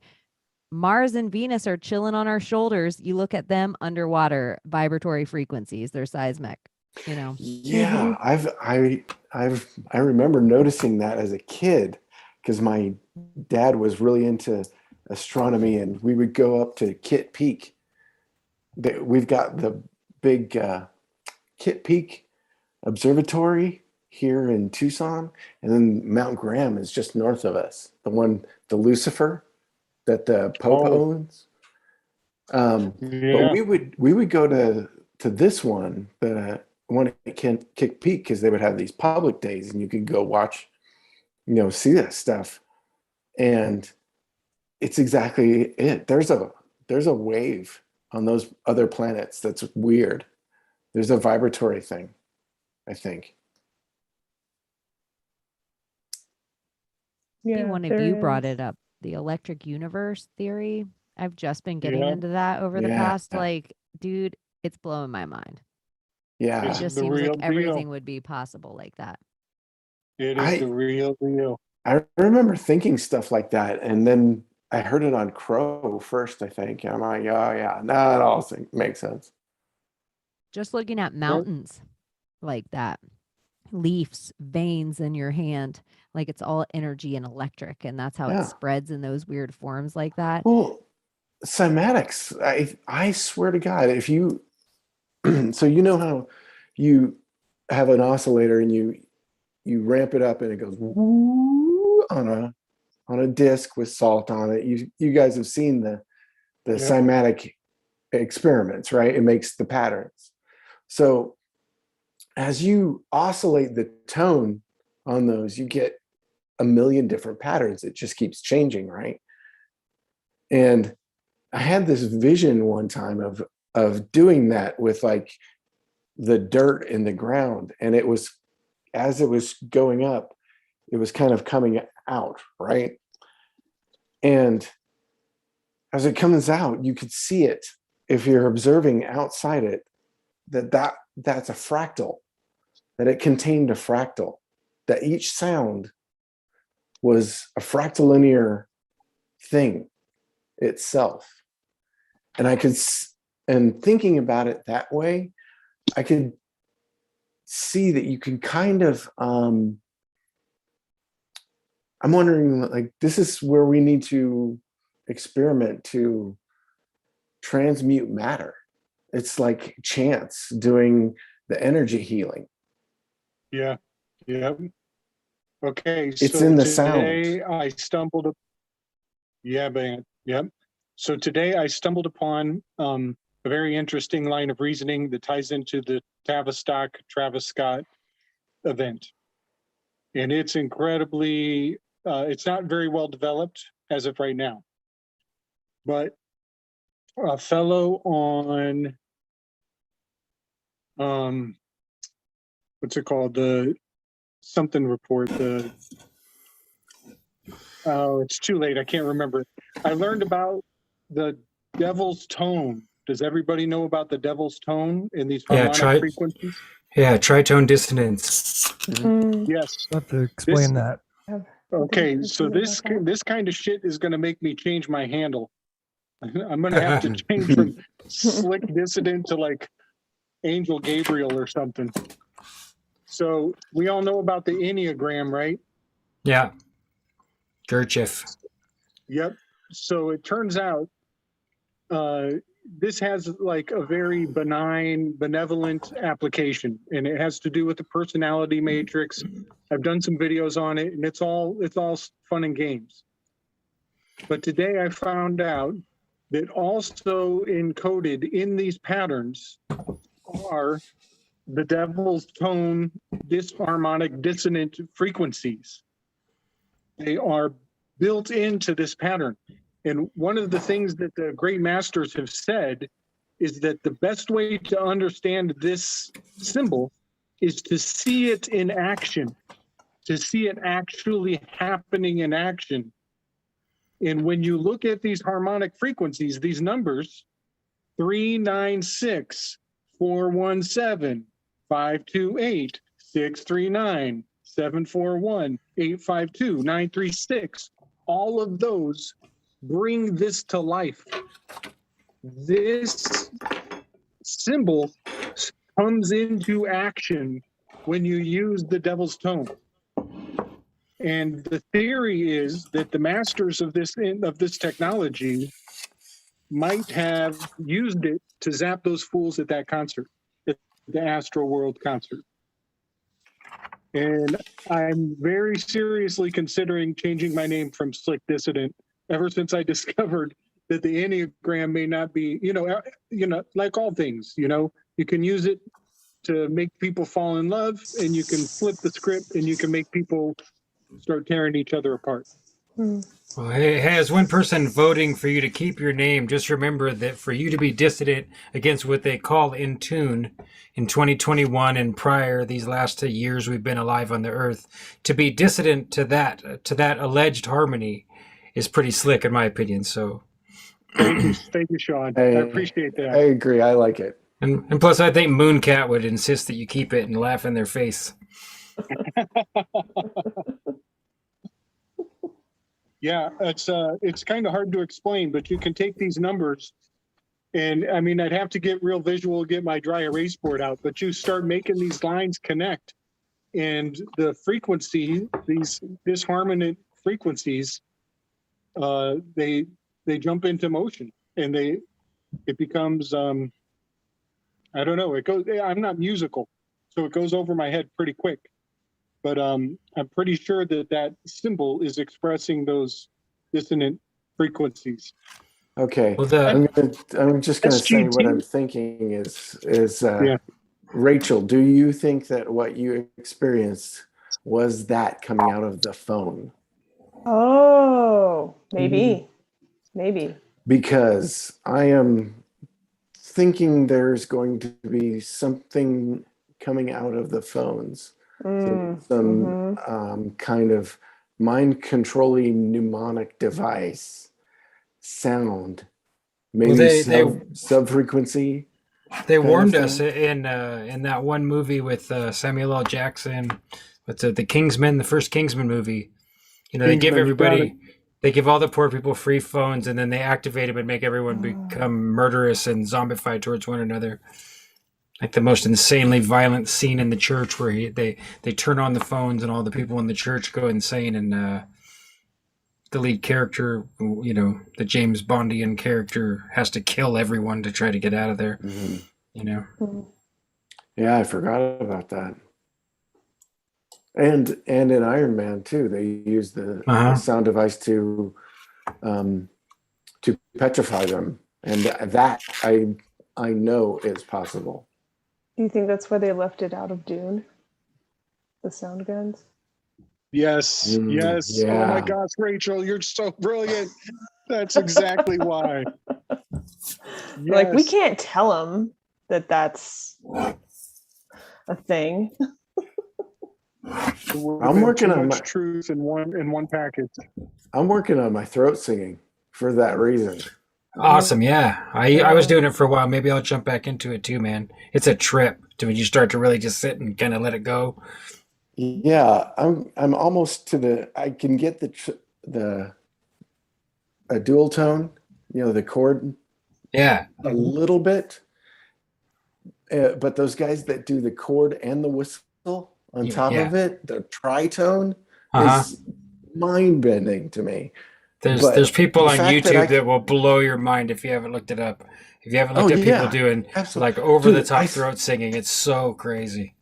I watched Alash live, and it just broke me. It just broke my mind. But there's something in there. Like, it felt so spirit connected. Like when you hear hearing Alash live, like they're a very famous tube and throat singing group, and feeling that like was like palpable. It was like, holy shit, like spirit's happening. You're like, I don't know what's happening, but it's like church, but way cooler. I think that's why, but real, yeah. It's going to be so important to be in tune with your body and your frequency so that you can feel what you can't hear. And grounding. Because you will be able to feel it. It's so subtle. So here's some thoughts that came up with that. Apollyon and locus. Because the thing with locusts is that during like their like breeding season, or there's a point where they get really aggro and they make each other aggro, and that's what makes them like dangerous and like feisty. And that's what people can do. That's what they're attempting to do with these sounds, is making us bump up against each other's frequency and having it be a friction that causes everyone to just be ugh. Yeah, And I hate to say bees this do out that? loud. I think Speaking maybe of hive, bees too. don't bees Yeah. do that to wasps or killer wasps that come in their hive? They get together and they emit a Yes. certain frequency and heat them up Mhm. just enough that they Mhm. probably give them heart attacks, just the same way That's as right. maybe like a Travis Scott concert might. Hmm. Yep. Yep. And that's why I thought of Apollyon with the locusts. If anybody's interested in Revelation, I don't know that I explore it too much, but I do recall, there are people going through it chronologically and saying, here's where we are in the narrative. first horse. Because, yeah, Mhm. that's what Of the they're apocalypse. doing. There's definitely something to this, and I'm thinking about the idea of false light and LEDs. And in my bathroom, I have like the mirror, and above it are the lights, and I replace them with LEDs because I go to pay the utility bill, and they always give me free light bulbs. They're Mhm. always these new LEDs, and there's like 4 of them, and I turn the light on, and I just hear this frequency, and it makes me not want to stand in front of the mirror. So maybe that helps me be more humble and not stare at myself in the mirror so much. But really, it's just I'm brushing my teeth, and I'm like, does anybody else hear this? Mhm. I can't. These LED lights. Oh, I hear him. I hear him. Yeah. Hmm. Jim did some experiments where he was using the super slow motion function on his phone to film different lights and see what kind of strobe effect it's putting on you. And so I mean, it's definitely all frequency. Everything's frequency, but it's really obvious with light projected off of any kind of bulb. And I think it was. I Check it cannot out. say this though. Oh Bummer made it illegal for us to make an Edison bulb, and we had to have those LED bulbs, which would have made 5G and everything way worse and everything with a shot. And then some random guy, I'll leave nameless so I don't trigger anyone, he came in and said, those bulbs are bullshit. Bring back the old bulbs. And that's why we don't just have LED bulbs. So make America great again. Just saying. So the guy that likes those warm natural lights, has the orange warm colored skin, is talking about That he just transmuted what Biden was going to be. because there's a thing Well, like color as long as we're temperature. talking about Revelation and Apollyon, another name would be Abaddon. So, And the bad. the Rittenhouse. Ritten is Latin for horseman. Interesting. Wow. I think it was Lindsay said that she buys all Tesla bulbs that last forever off of eBay and shit. And I was always tempted to follow that up because Tesla had to invent his own light bulb, allegedly to for the World's Fair. Well, now are we back the 5th time to World's Fair stuff? The 5th wheel. You guys ever looked it up? A Tesla bulb is different than all the other ones. It's kind of a pinched glass setup. They supposedly last forever. Well, the Edison bulb in Edison's house, the original bulb, is still burning right now. Right, yeah. Yeah. Oh, that's great. Maybe some of those. That's interesting. It would be the filament that was between it. So if it was something maybe like silver, it might last forever. But if it's something cheap, maybe like a Rockefeller copper, it might pop. I don't know if those are the ones. I'm just No, it doesn't matter if it's speculating. exactly the material or not, because that's exactly what they did. And it's like, well, if we, there's this car company called International Harvester Machines, and they made their cars so effective that they never even really had to sell parts, and they went out of business because the international vehicles were so substantial. Like you just had to buy one and keep maintenance of it, and that was pretty much it. There's lots of them still on the road today, but they went out of business because of that. So now they literally program everything that we own, that we buy, to die like anywhere from 18 months to 5 years with their designed obsolescence bullshit, so that we just have to constantly re-up in their alleged economy. It's so economical to create everything and throw it away. You know. I hate that. Ethanol it. Ethanol it. Yep. So you can't drink it. You can't. I Yeah. don't own any of the Yeah. gas, but I own the ethanol. You have to put ethanol in it. Yeah, I mean, God forbid we all continue to have groups like these and bind together in such a way that we, no longer value their value system any longer, so that it no longer makes sense, and B, start the process of bringing manufacturing not home like we're going to make our own factories, but home like in our lap, like solve the problem yourself. Like I've always wanted to collect all of the ancient smartphones and just find a way to make them useful, because they're all junked and chunked 5 years. Right here, you have the most ancient smartphone right here. We can do it all. It's You true. put your phone in the past. Oh, we can. Oh no! Ouch. Pieces. Shut You up, want penis the breath. Chocolate peanut butter That's right. candy now. A whole bunch of little eggs. Is it Drew Barrymore that calls him penis breath? Yes. Yeah. It is, isn't it? Yeah, that's so funny. That was one of my main youthful crushes. How could you not have a huge crush on Drew Barrymore? Me Is that too. a plant in the same family as baby's breath? Like penis breath, baby's breath. Yeah. Mhm. I got some A lesser seeds. known. There's a place called Strictly Medicinal Seeds. I bought some penis breath. It's really expensive. I hope they germinate. I'm sure they will. I'm gonna Smells plant like them in my. salty sweat socks. That's right. Gonna plant them. It just Sorry, I have lesbian nose.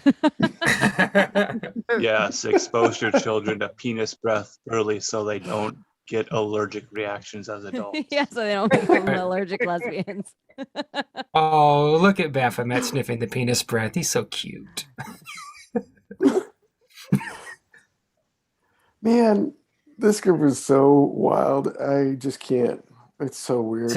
It's Tonight so is cool. like tonight was so good that it's like a hard punch in the face that felt good or something, Like so much stuff, so many insanely subtle but great synchronicities happened, and so much good conversation that I just I'm like almost in denial that we're all able to be here and do this. Yeah. I don't know how this looks to the outside world. Like, does anybody watch this and ever stumble on this and go, "Oh, I'm gonna watch all 6 hours of that shit"? And They do, they do. really understand it. They're in Like, the 'cause- archives. They will exist forever. There's some guy like Jim who has a 12-hour day to catch up on, who has earbuds, and he's like, "What's this? Whatever, I'll just start it. I'll see where it goes." And now he's right to this point going, "My Truck life's never the drivers. same. I'm going to have to sell my house and move out of town." Right. Or whatever. Our audience is really the over-the-road truckers. That's what we should Large- market large ourselves market. to. Is that We should true? market Large ourselves. listens to us. Yeah, we should market ourselves to the awesome. truckers. You should try that as a test market and just see how it goes. I bet you there's a lot of truckers that would be like, "Yeah, weaving spiders welcome for life, big Oh, T-shirts." Truckers Blazing. hats. There's your merch. They've got we get the biker jackets with the Yeah. The property on? patches. And I Property used to be patches. I used to be a professional seating technician. Like I was a wheelchair tech for 7 years, so I could definitely sell these guys merch to sit in their trucks more comfortably, very easily. So we could sell them seating and positioning stuff and really get their whole how they're sitting in the truck, because they're hurting. I mean, they're already so fat from eating all that stuff at the truck stop. Oh, If we guys, can yeah. reach- So if there's we all can kinds of reach- stuff we could do to help them. If we Put can 'em on the reach the lot lizards, we can reach the truckers, and we can reach the world. We should put our Reach show the lot. Reach in the lot lizards. That's our goal. Yeah. Yeah. If we put can our- save one lot lizard from mething out at the distribution center because her driver is still tripping and he took a shit on the tarmac. Literally watch that happen. You know, all you have to do. We're gonna is save take all the our- lot lizards, guys. We're gonna save them all. We'll just Come say, on, look, ladies. So here's my cigarette case. So About it. this is how you get the lot lizards. You take these little teeny tiny cards. See that card? You know how much data? You know how many episodes of Weaving Spiders Welcome we can stick on there?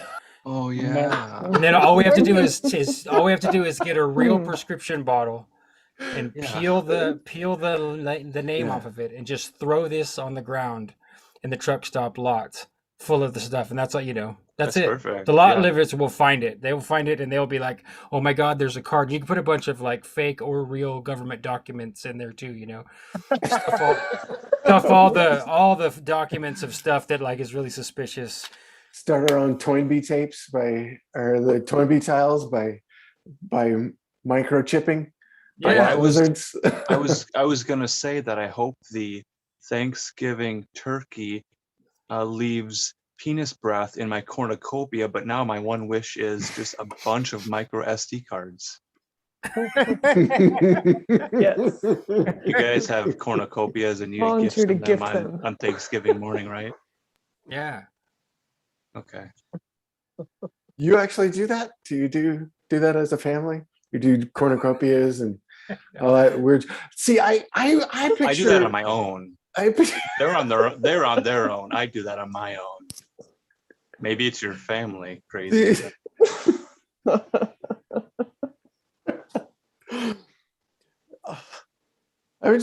we should just do Thanksgiving here. This is better, right? Like this is better I'll bring than the any placenta month. casserole. Okay, that's it. That's it. We need shirts for that one. Casserole. Band shirts for placenta casserole with tour dates. And and you Jim, said drop band dates? shirts, and I imagine shirts that were already not allowed instead of like bands, you know, like which they're banned. will be as soon as they're Band sold shirts. and worn. I'm Thank sure. you, Malia Grimm in the chat. We still have Oh people my chatting. God, with it's us. Oh my Frodo. God. That's I see just Frodo. see this amazes me too. Like we have people like interested in this there's stuff an other than audience. us. That's amazing. I haven't even looked Well, at the here- chat at all. I'm sorry. I always neglect the chat. We But, read the chat like, after the show, maybe yeah, like exactly, a month later, but we read it sometime. I have to catch up. Even catching up on Telegram. You guys go off on a tear, and I'm like, I'm missing things.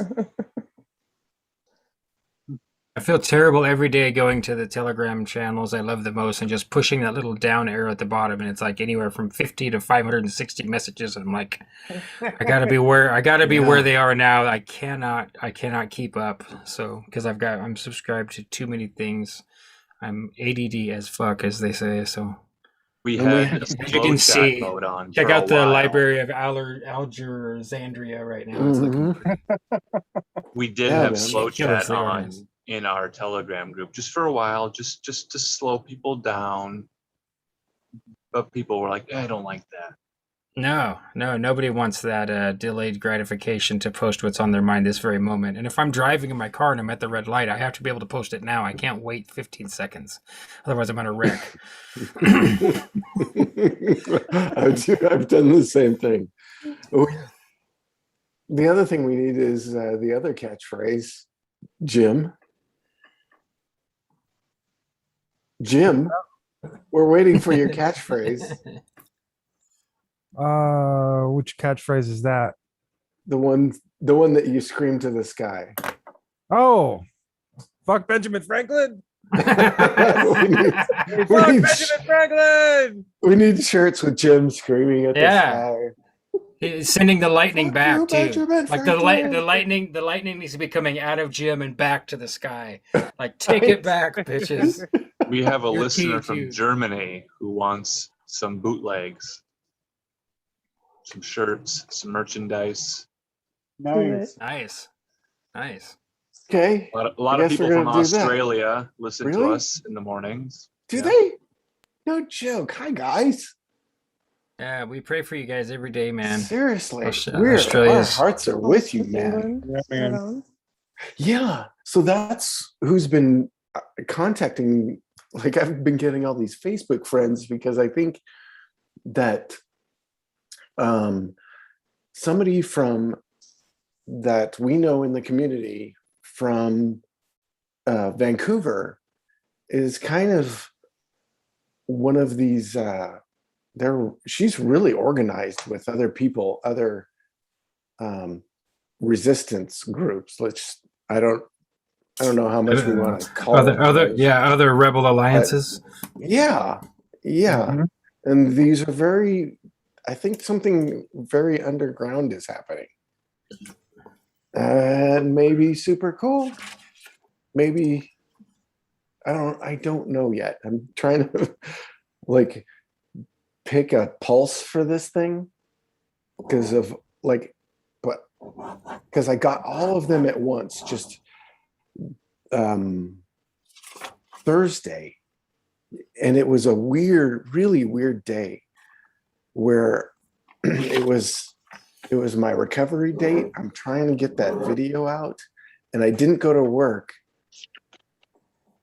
and all of a sudden my phone is blowing up with friend requests all over the world, and then I come back, I can't get the fucking thing to load on YouTube, which forces me to go outside to look at the owls that are here at my house because I didn't go to work that day and they knew I missed it.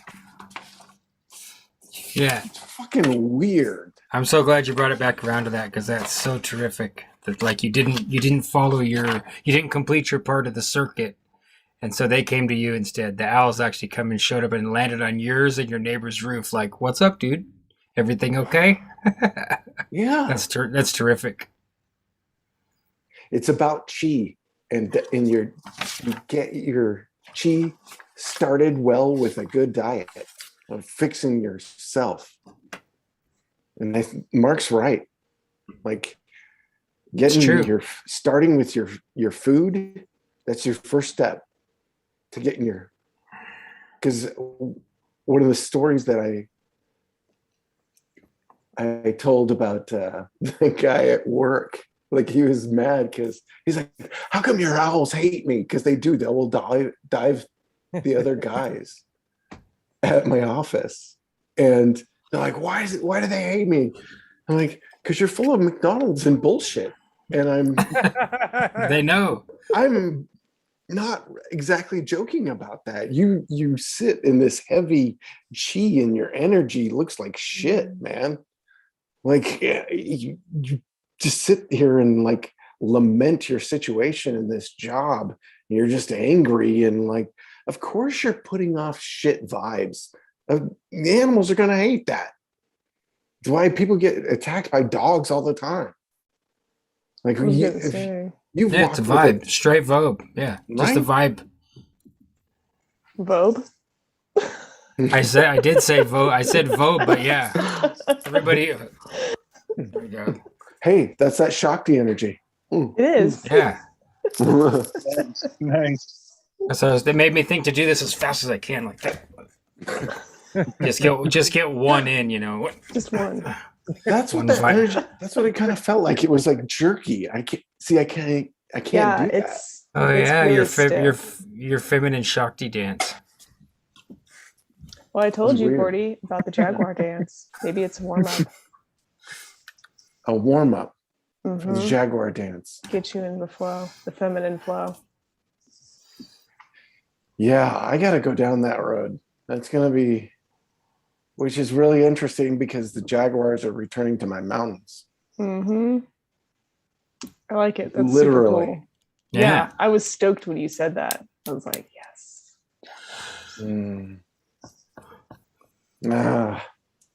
Gotta look into it. Always deeper. You want to close with are you guys getting tired or you keep going? You guys keep going till how long are we gone? I just need food. You guys want to take a break or something? I don't know. Well, this is the 5-5 episode, and we have 5s going on. So I was thinking we would go till 5, 5, 5. It's 5 hours, 5 minutes, and 5 seconds. And we are at 4:36 right now. Okay. Is there a crystal ball behind you, Alan? We can do that. There is, and I see in the crystal ball now, if you are ungrateful, you will receive dick cheese in your cornucopia. Thank God you said that out loud. It was really bold of you to admit that vision. So remember to be very thankful. Thankful and grateful. Unless you want dick cheese in your cornucopia. All It's your month choice. long. I'll be very thankful. Song's coming to me now. Might have to write a song about dick cheese in the cornucopia. What genre? What genre are you going to go with? Klezmer? Well, like That'll it's be a got to fun be one. like, like do a 20s little. Now that'd be funny to make it The cheese in your cornucopia. yeah, the cheese in your klezmer. Oh my God. Minstrel. I was still thinking of it more just like straight ahead country folk rock, or just country folk. I think There's Like a having- big cheese all over our cornea over. Maybe more like modern country because you're real sad about it, right? Yeah, like a story about a kid who's just perpetually ungrateful. Dick cheese. That's right. Whose cheese has your dick been under? I'm real serious, guys. Terrible things happen on the morning of Thanksgiving when you wake up and you've been ungrateful all month. Terrible things like old popcorn kernels that don't pop ever, or if they do, they burn. They call them old maids. Terrible Old maids. things in your cornucopia. Some people like to eat the old maids. Some people like, dick cheese on Thanksgiving, but others prefer the sandwich afterward with the white That's bread right. and the dick Either cheese cold peanut out of the butter. refrigerator. That's right. Peanut butter on white bread, the cranberry sauce. Peanut butter. butter. What are you doing, Elvis? I misspoke. I just meant regular butter. I must be getting tired. I just meant regular butter. As soon as it came out of my mouth, I saw your guys' faces like reacted, like your faces like get shocked, like, oh, peanut butter. And I was like, oh, I must have said something wrong. We've talked about some next level things, but this is where I draw the line.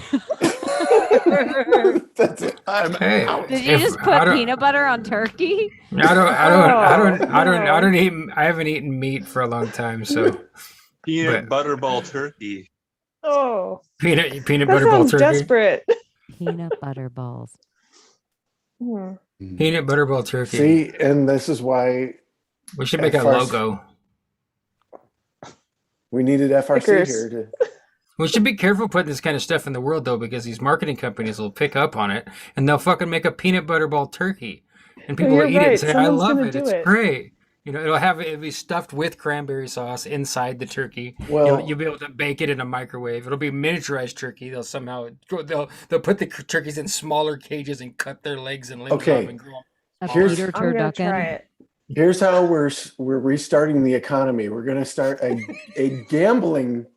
online gambling, our own gambling environment. We're going to start with this one by putting on a pool of which one of us gets the first ad for the peanut butter ball turkey in their social media tomorrow morning. That's a good one. Yeah. Because it's already got to be a thing. It might be me. I'm speaking into my cell phone. Yeah. I'm gonna Did anyone see colonoscopy advertisements this past few weeks? Thank God, no. No, didn't. I had to think about it though. Did you? I get some really weird That was ads. the last thing I said on a weave. I said we're all going to see colonoscopy advertisements. That's right. You did, huh? That's right. That's hilarious. I didn't see them. I didn't From notice. all that Colin Powell talk. Yeah. Yep. That's right. You did. So if there's an ungrateful little kid and he's gonna get dick cheese in his cornucopia, what's his name? Or is it? I assume it's a boy. Maybe it's a girl. Jimi Hendrix. That's pretty good. Now, is it actually Jimi Hendrix or is that just his name? He doesn't spell it with an X. He spells it Drix. CK? Yeah, CKS. So we're there. And maybe it's HIN too. HIN Drix. There are underwater basket weavers weaving your cornucopia right now. So send out positive. I'm grateful for mentions. that. I'm grateful to them. I'm grateful at all times in fear of the arrival of my cornucopia each year already. Do you think Jerry Marzinski was going to get into underwater basket weaving with his deep diving? Jerry Marzinski just telling us the story of A, how excellent a swimmer he is, and then B, having the experience of schizophrenic, i.e. demonic voices, trying to convince him that he's suffering and dying, and in him playing with them like, oh no, I know when my lungs crush down and everything, like, it's all good, guys. I asked for this, I remember I prayed for this. Yeah, I'm very thankful that Jerry Marzinski spent time with us. Yeah, to go back and that listen was to that cool. one. Thing he did. That was a So, highlight.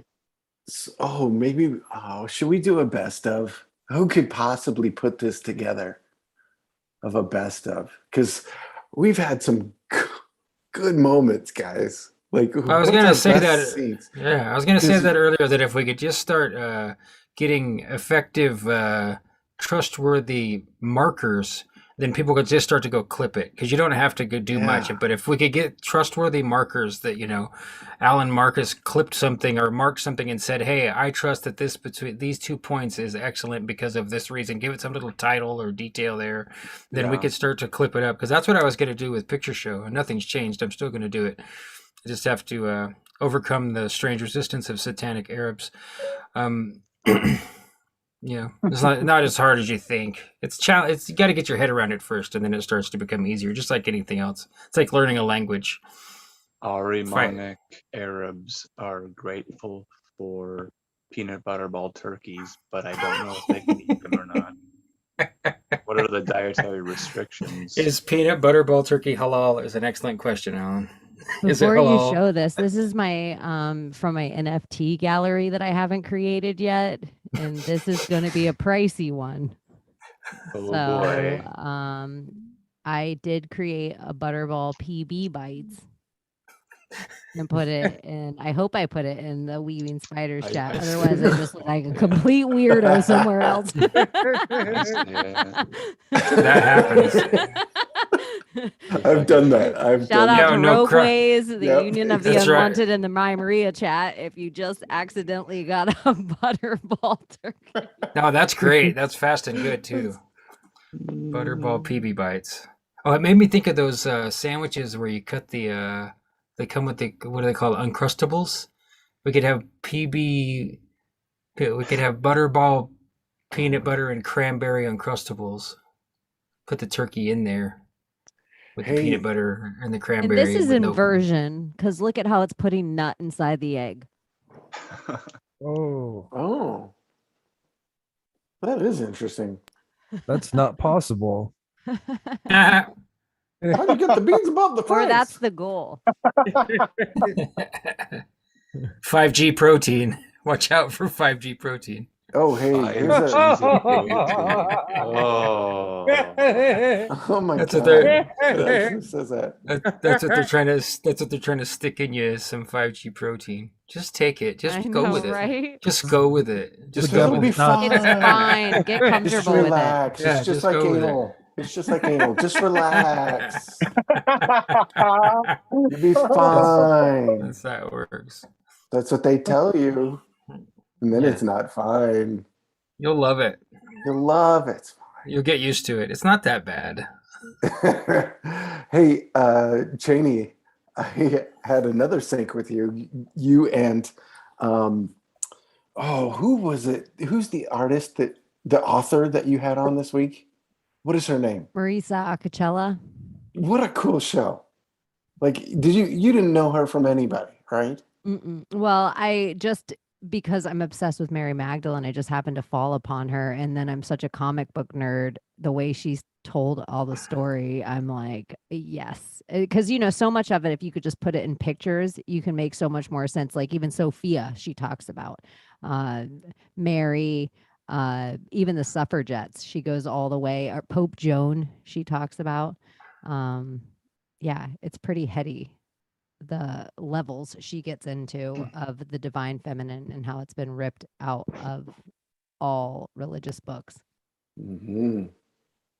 Yeah, you guys were talking about redheads. My wife's a redhead, and that whole stuff about anesthesia and stuff like that. She just had dental surgery last week, and you always have to go in and make sure that the anesthesiologist has had Prior experience. experience, yeah, with with redheads, because she can't be put to sleep. She'll wake up in an operating room, and she's done it before. She woke up during another procedure, and it was traumatic. But they don't. Oh yeah. They don't. Sometimes they don't know. They're supposed to know, man. They're supposed to be trained on it and everything. Even just the dentist, man. They have to hit me with so much lidocaine to try to numb my teeth. And if they have to pull a tooth out, I've literally had female dentists put their knee in the middle of my chest and apologize and just like break my teeth out of my head. It's just insane. Yep. I actually, just hearing that last week was the first time a lot of shit made sense. I didn't know that. And now I understand exactly what you just said, SB. I've felt every dental procedure I've ever had.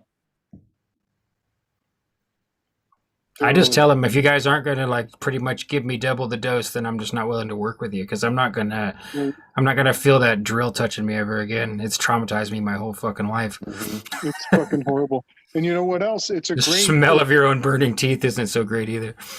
Yeah. It's a great testament to the fact that one size never fits all. That's right. I mean, what the fuck? How many years, how many centuries do people have to go through it before they realize, oh, we're not all the same? Yeah, red hair. It's Mary Magdalene too. I love the witches and the giants of red hair. And it's the least amount of people on the planet. I have to think that's what they're looking for. It's like, it also seems to be these very persecuted places throughout history that we're not allowed to talk about when you think of like redhead and where the lineage might lead to. Like the Uyghurs. Yeah, everywhere, all over. A culture exists all over of red hair. It's not a color of skin. I think it's really next level. And even the red witch. I always wonder why they kind of hid those Mongols with red hair. There's a lot of like, have you gone down that hole yet? There's a specific. It would be, if you looked at the maps, it would be the area of Tartaria. It's the same like overlay of the same neck of the woods. It's just we call it different lands throughout time. There's some genetic anomaly that happened that they traced, that some DNA guy traced to Russia and the Mongolian tribes, where they're like, do you remember what it is, Gabriel? It's a specific gene where they just are redhead out of nowhere. I've seen this documentary before. I swear to God that this guy, and I don't know if I could find it again, but he's an American, but he was tracing back this specific photograph of a bunch of Mongols with like a redheaded kid in the middle of them. And there's like a family. So somebody went there to study the families and found that there's like a trait of this redhead throughout these Mongol tribes. And they're kind of hidden. But this guy who was doing a DNA was trying to find maybe it was Steve Quayle was talking about that part, but I know there was somebody that was trying to trace that lineage, and it's kind of where the redheaded, like Polish and Russians all come from also, which I think is my wife's family lineage is from, they were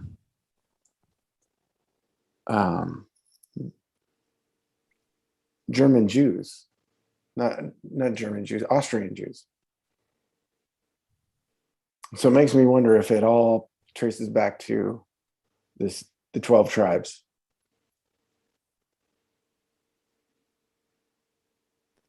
There's also that story that Mary's mother was visited in the night, the same as Virgin Mary was visited in the night, and That's given right. the same message.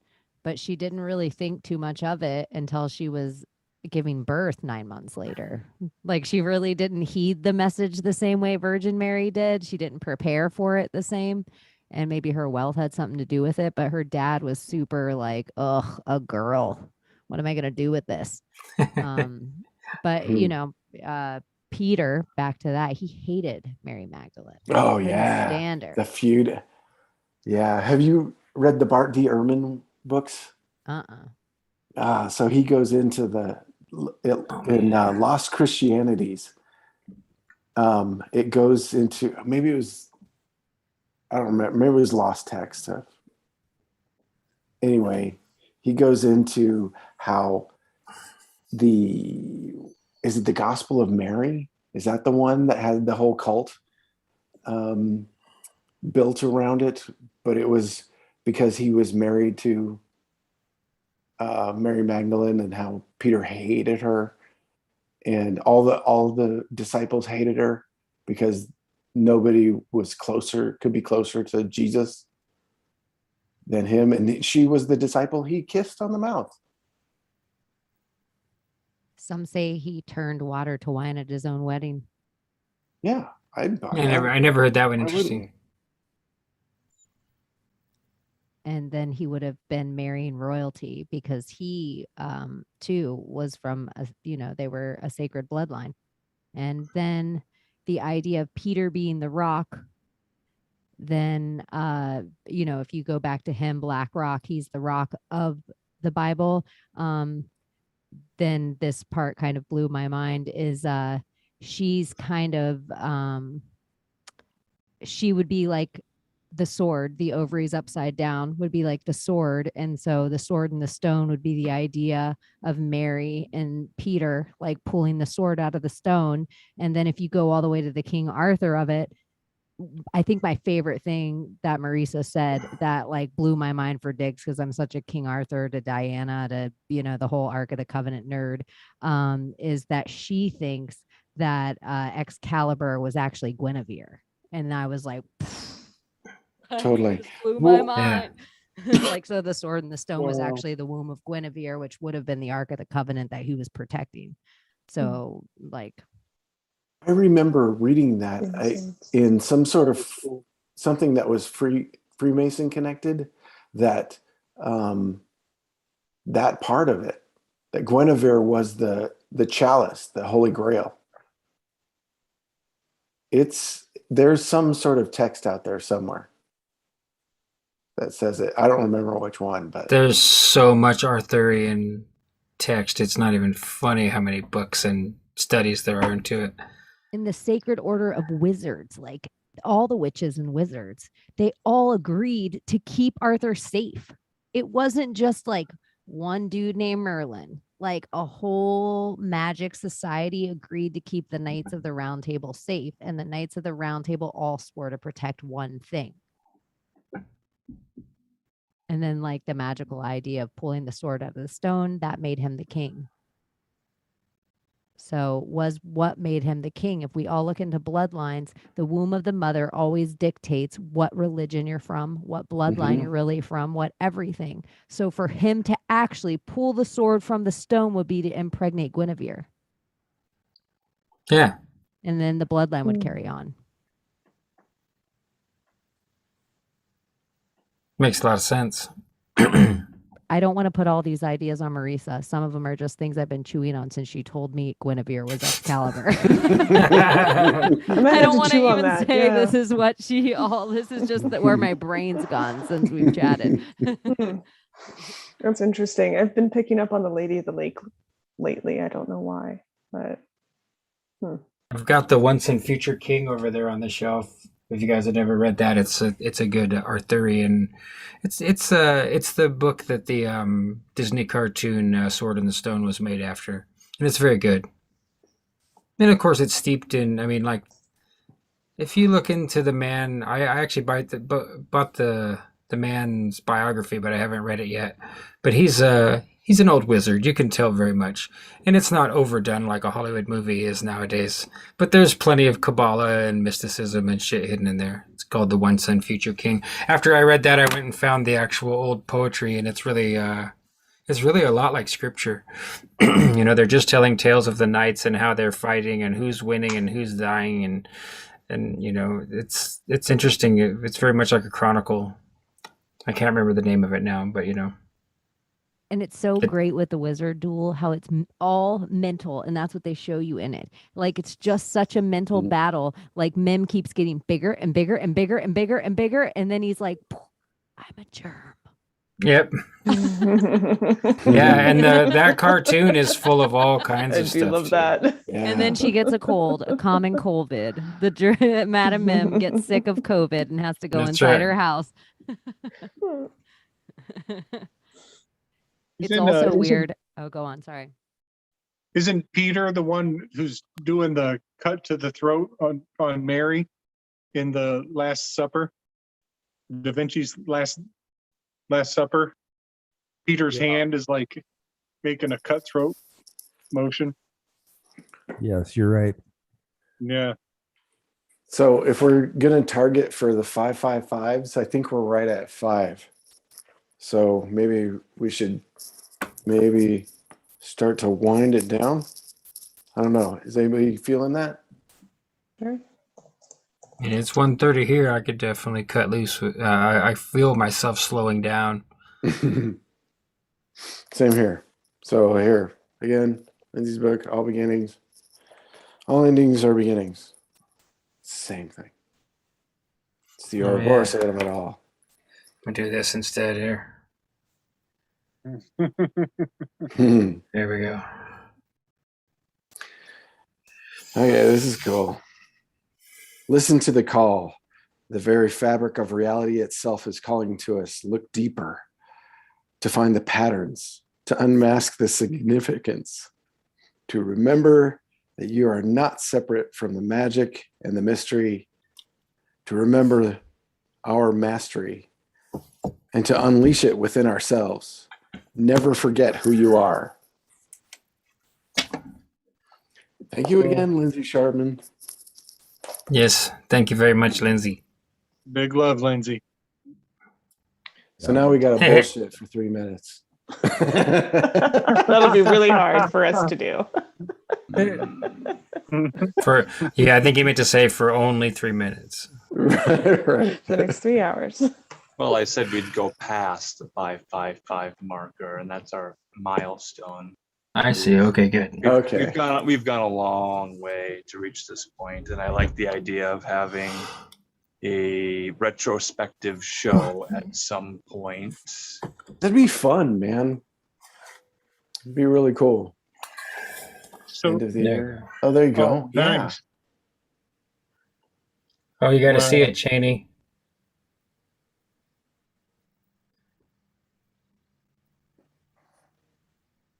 It's the back cover of Daggerbert's Revenge.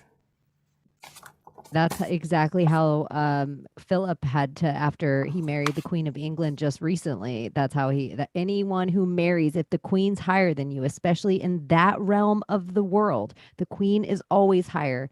First Elizabeth now to Philip. The second they got married, Philip had to take a knee and bow to her. That's what the Queen of Swords energy really is Okay. knighting. Andy has the smiley face on his back, which is so frazzle drip Tom Hanks. Not to bring it back to Tom Hanks always. Yeah. Well, you have to. It's kind of your shtick, man. Very on brand. Thank you for bringing it back. There's King Clovis. Looks kind of alien-esque. Who is King Clovis? Let's It's see what like it says Dali. here. Salvador Dali. He looks just like Salvador Dali. It does look a lot like It Dali. does. Now that I remember it, I think Stickman brand dick cheese is the best, but I haven't tried other ones. Is it pronounced Stickman? I don't. It's it's peanut butter in the mouth, and then it's hard to pronounce the vowel L's. Stuckmann. Frau Stuckmann. Yeah. There you go. So how would you guys spell Guinevere? Guinevere. Don't forget your obligations. Be grateful, or you're gonna get dick cheese in your cornucopia. Stay vigilant, guys. Stay vigilant. You know what, too, Chaney, the dominant owl. About the a dominant minute. owl is One more named minute, Gwen. guys. Oh, nice. Good call. They're just marking it. It's all their marks. They're trying to transmute something else. I just don't think the owl can be bad. It's like the same as the rabbit. course It's not. almost like ways they're just mocking it. They tried to transmute our symbols forever ago and then hid it in between. And now we're like kind of gathering it all back somewhere. Yep. Even Yeah, Mary Magdalene ran in the desert with tigers and lions.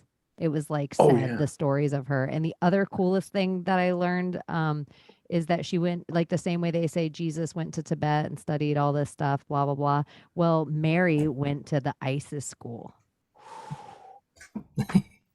Makes sense. Oh shit. In But Egypt. that makes sense why they would makes sense. her and Jesus would hook up too. Five, Both get back five, from guys. graduating from mystery school. 5. We did Okay, it. bye. We did it. That's right. 5.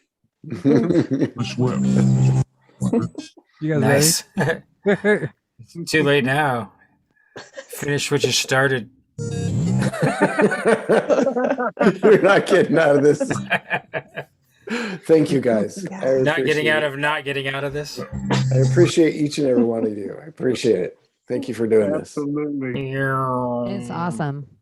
That Nice was whip. gloriously- You guys Crack are the spider. funnest think tank. That's a You're really good tagline. Equal parts of this. The funnest. We do all the think tank. research, so you don't have to. We provide all the interesting stuff for your half-hour podcast, so you can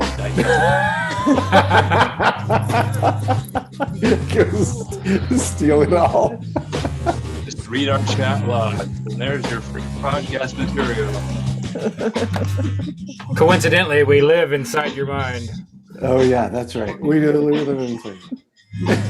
We're supposed to say Put that, your thing, right? butterballs in a vice grip if you don't give us credit, though.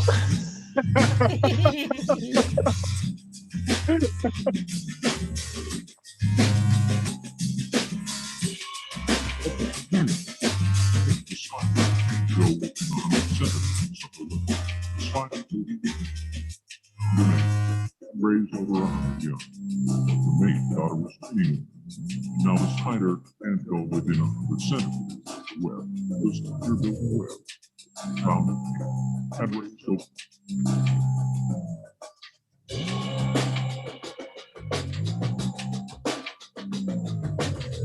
The fractal cane spider figures building things towards more socket.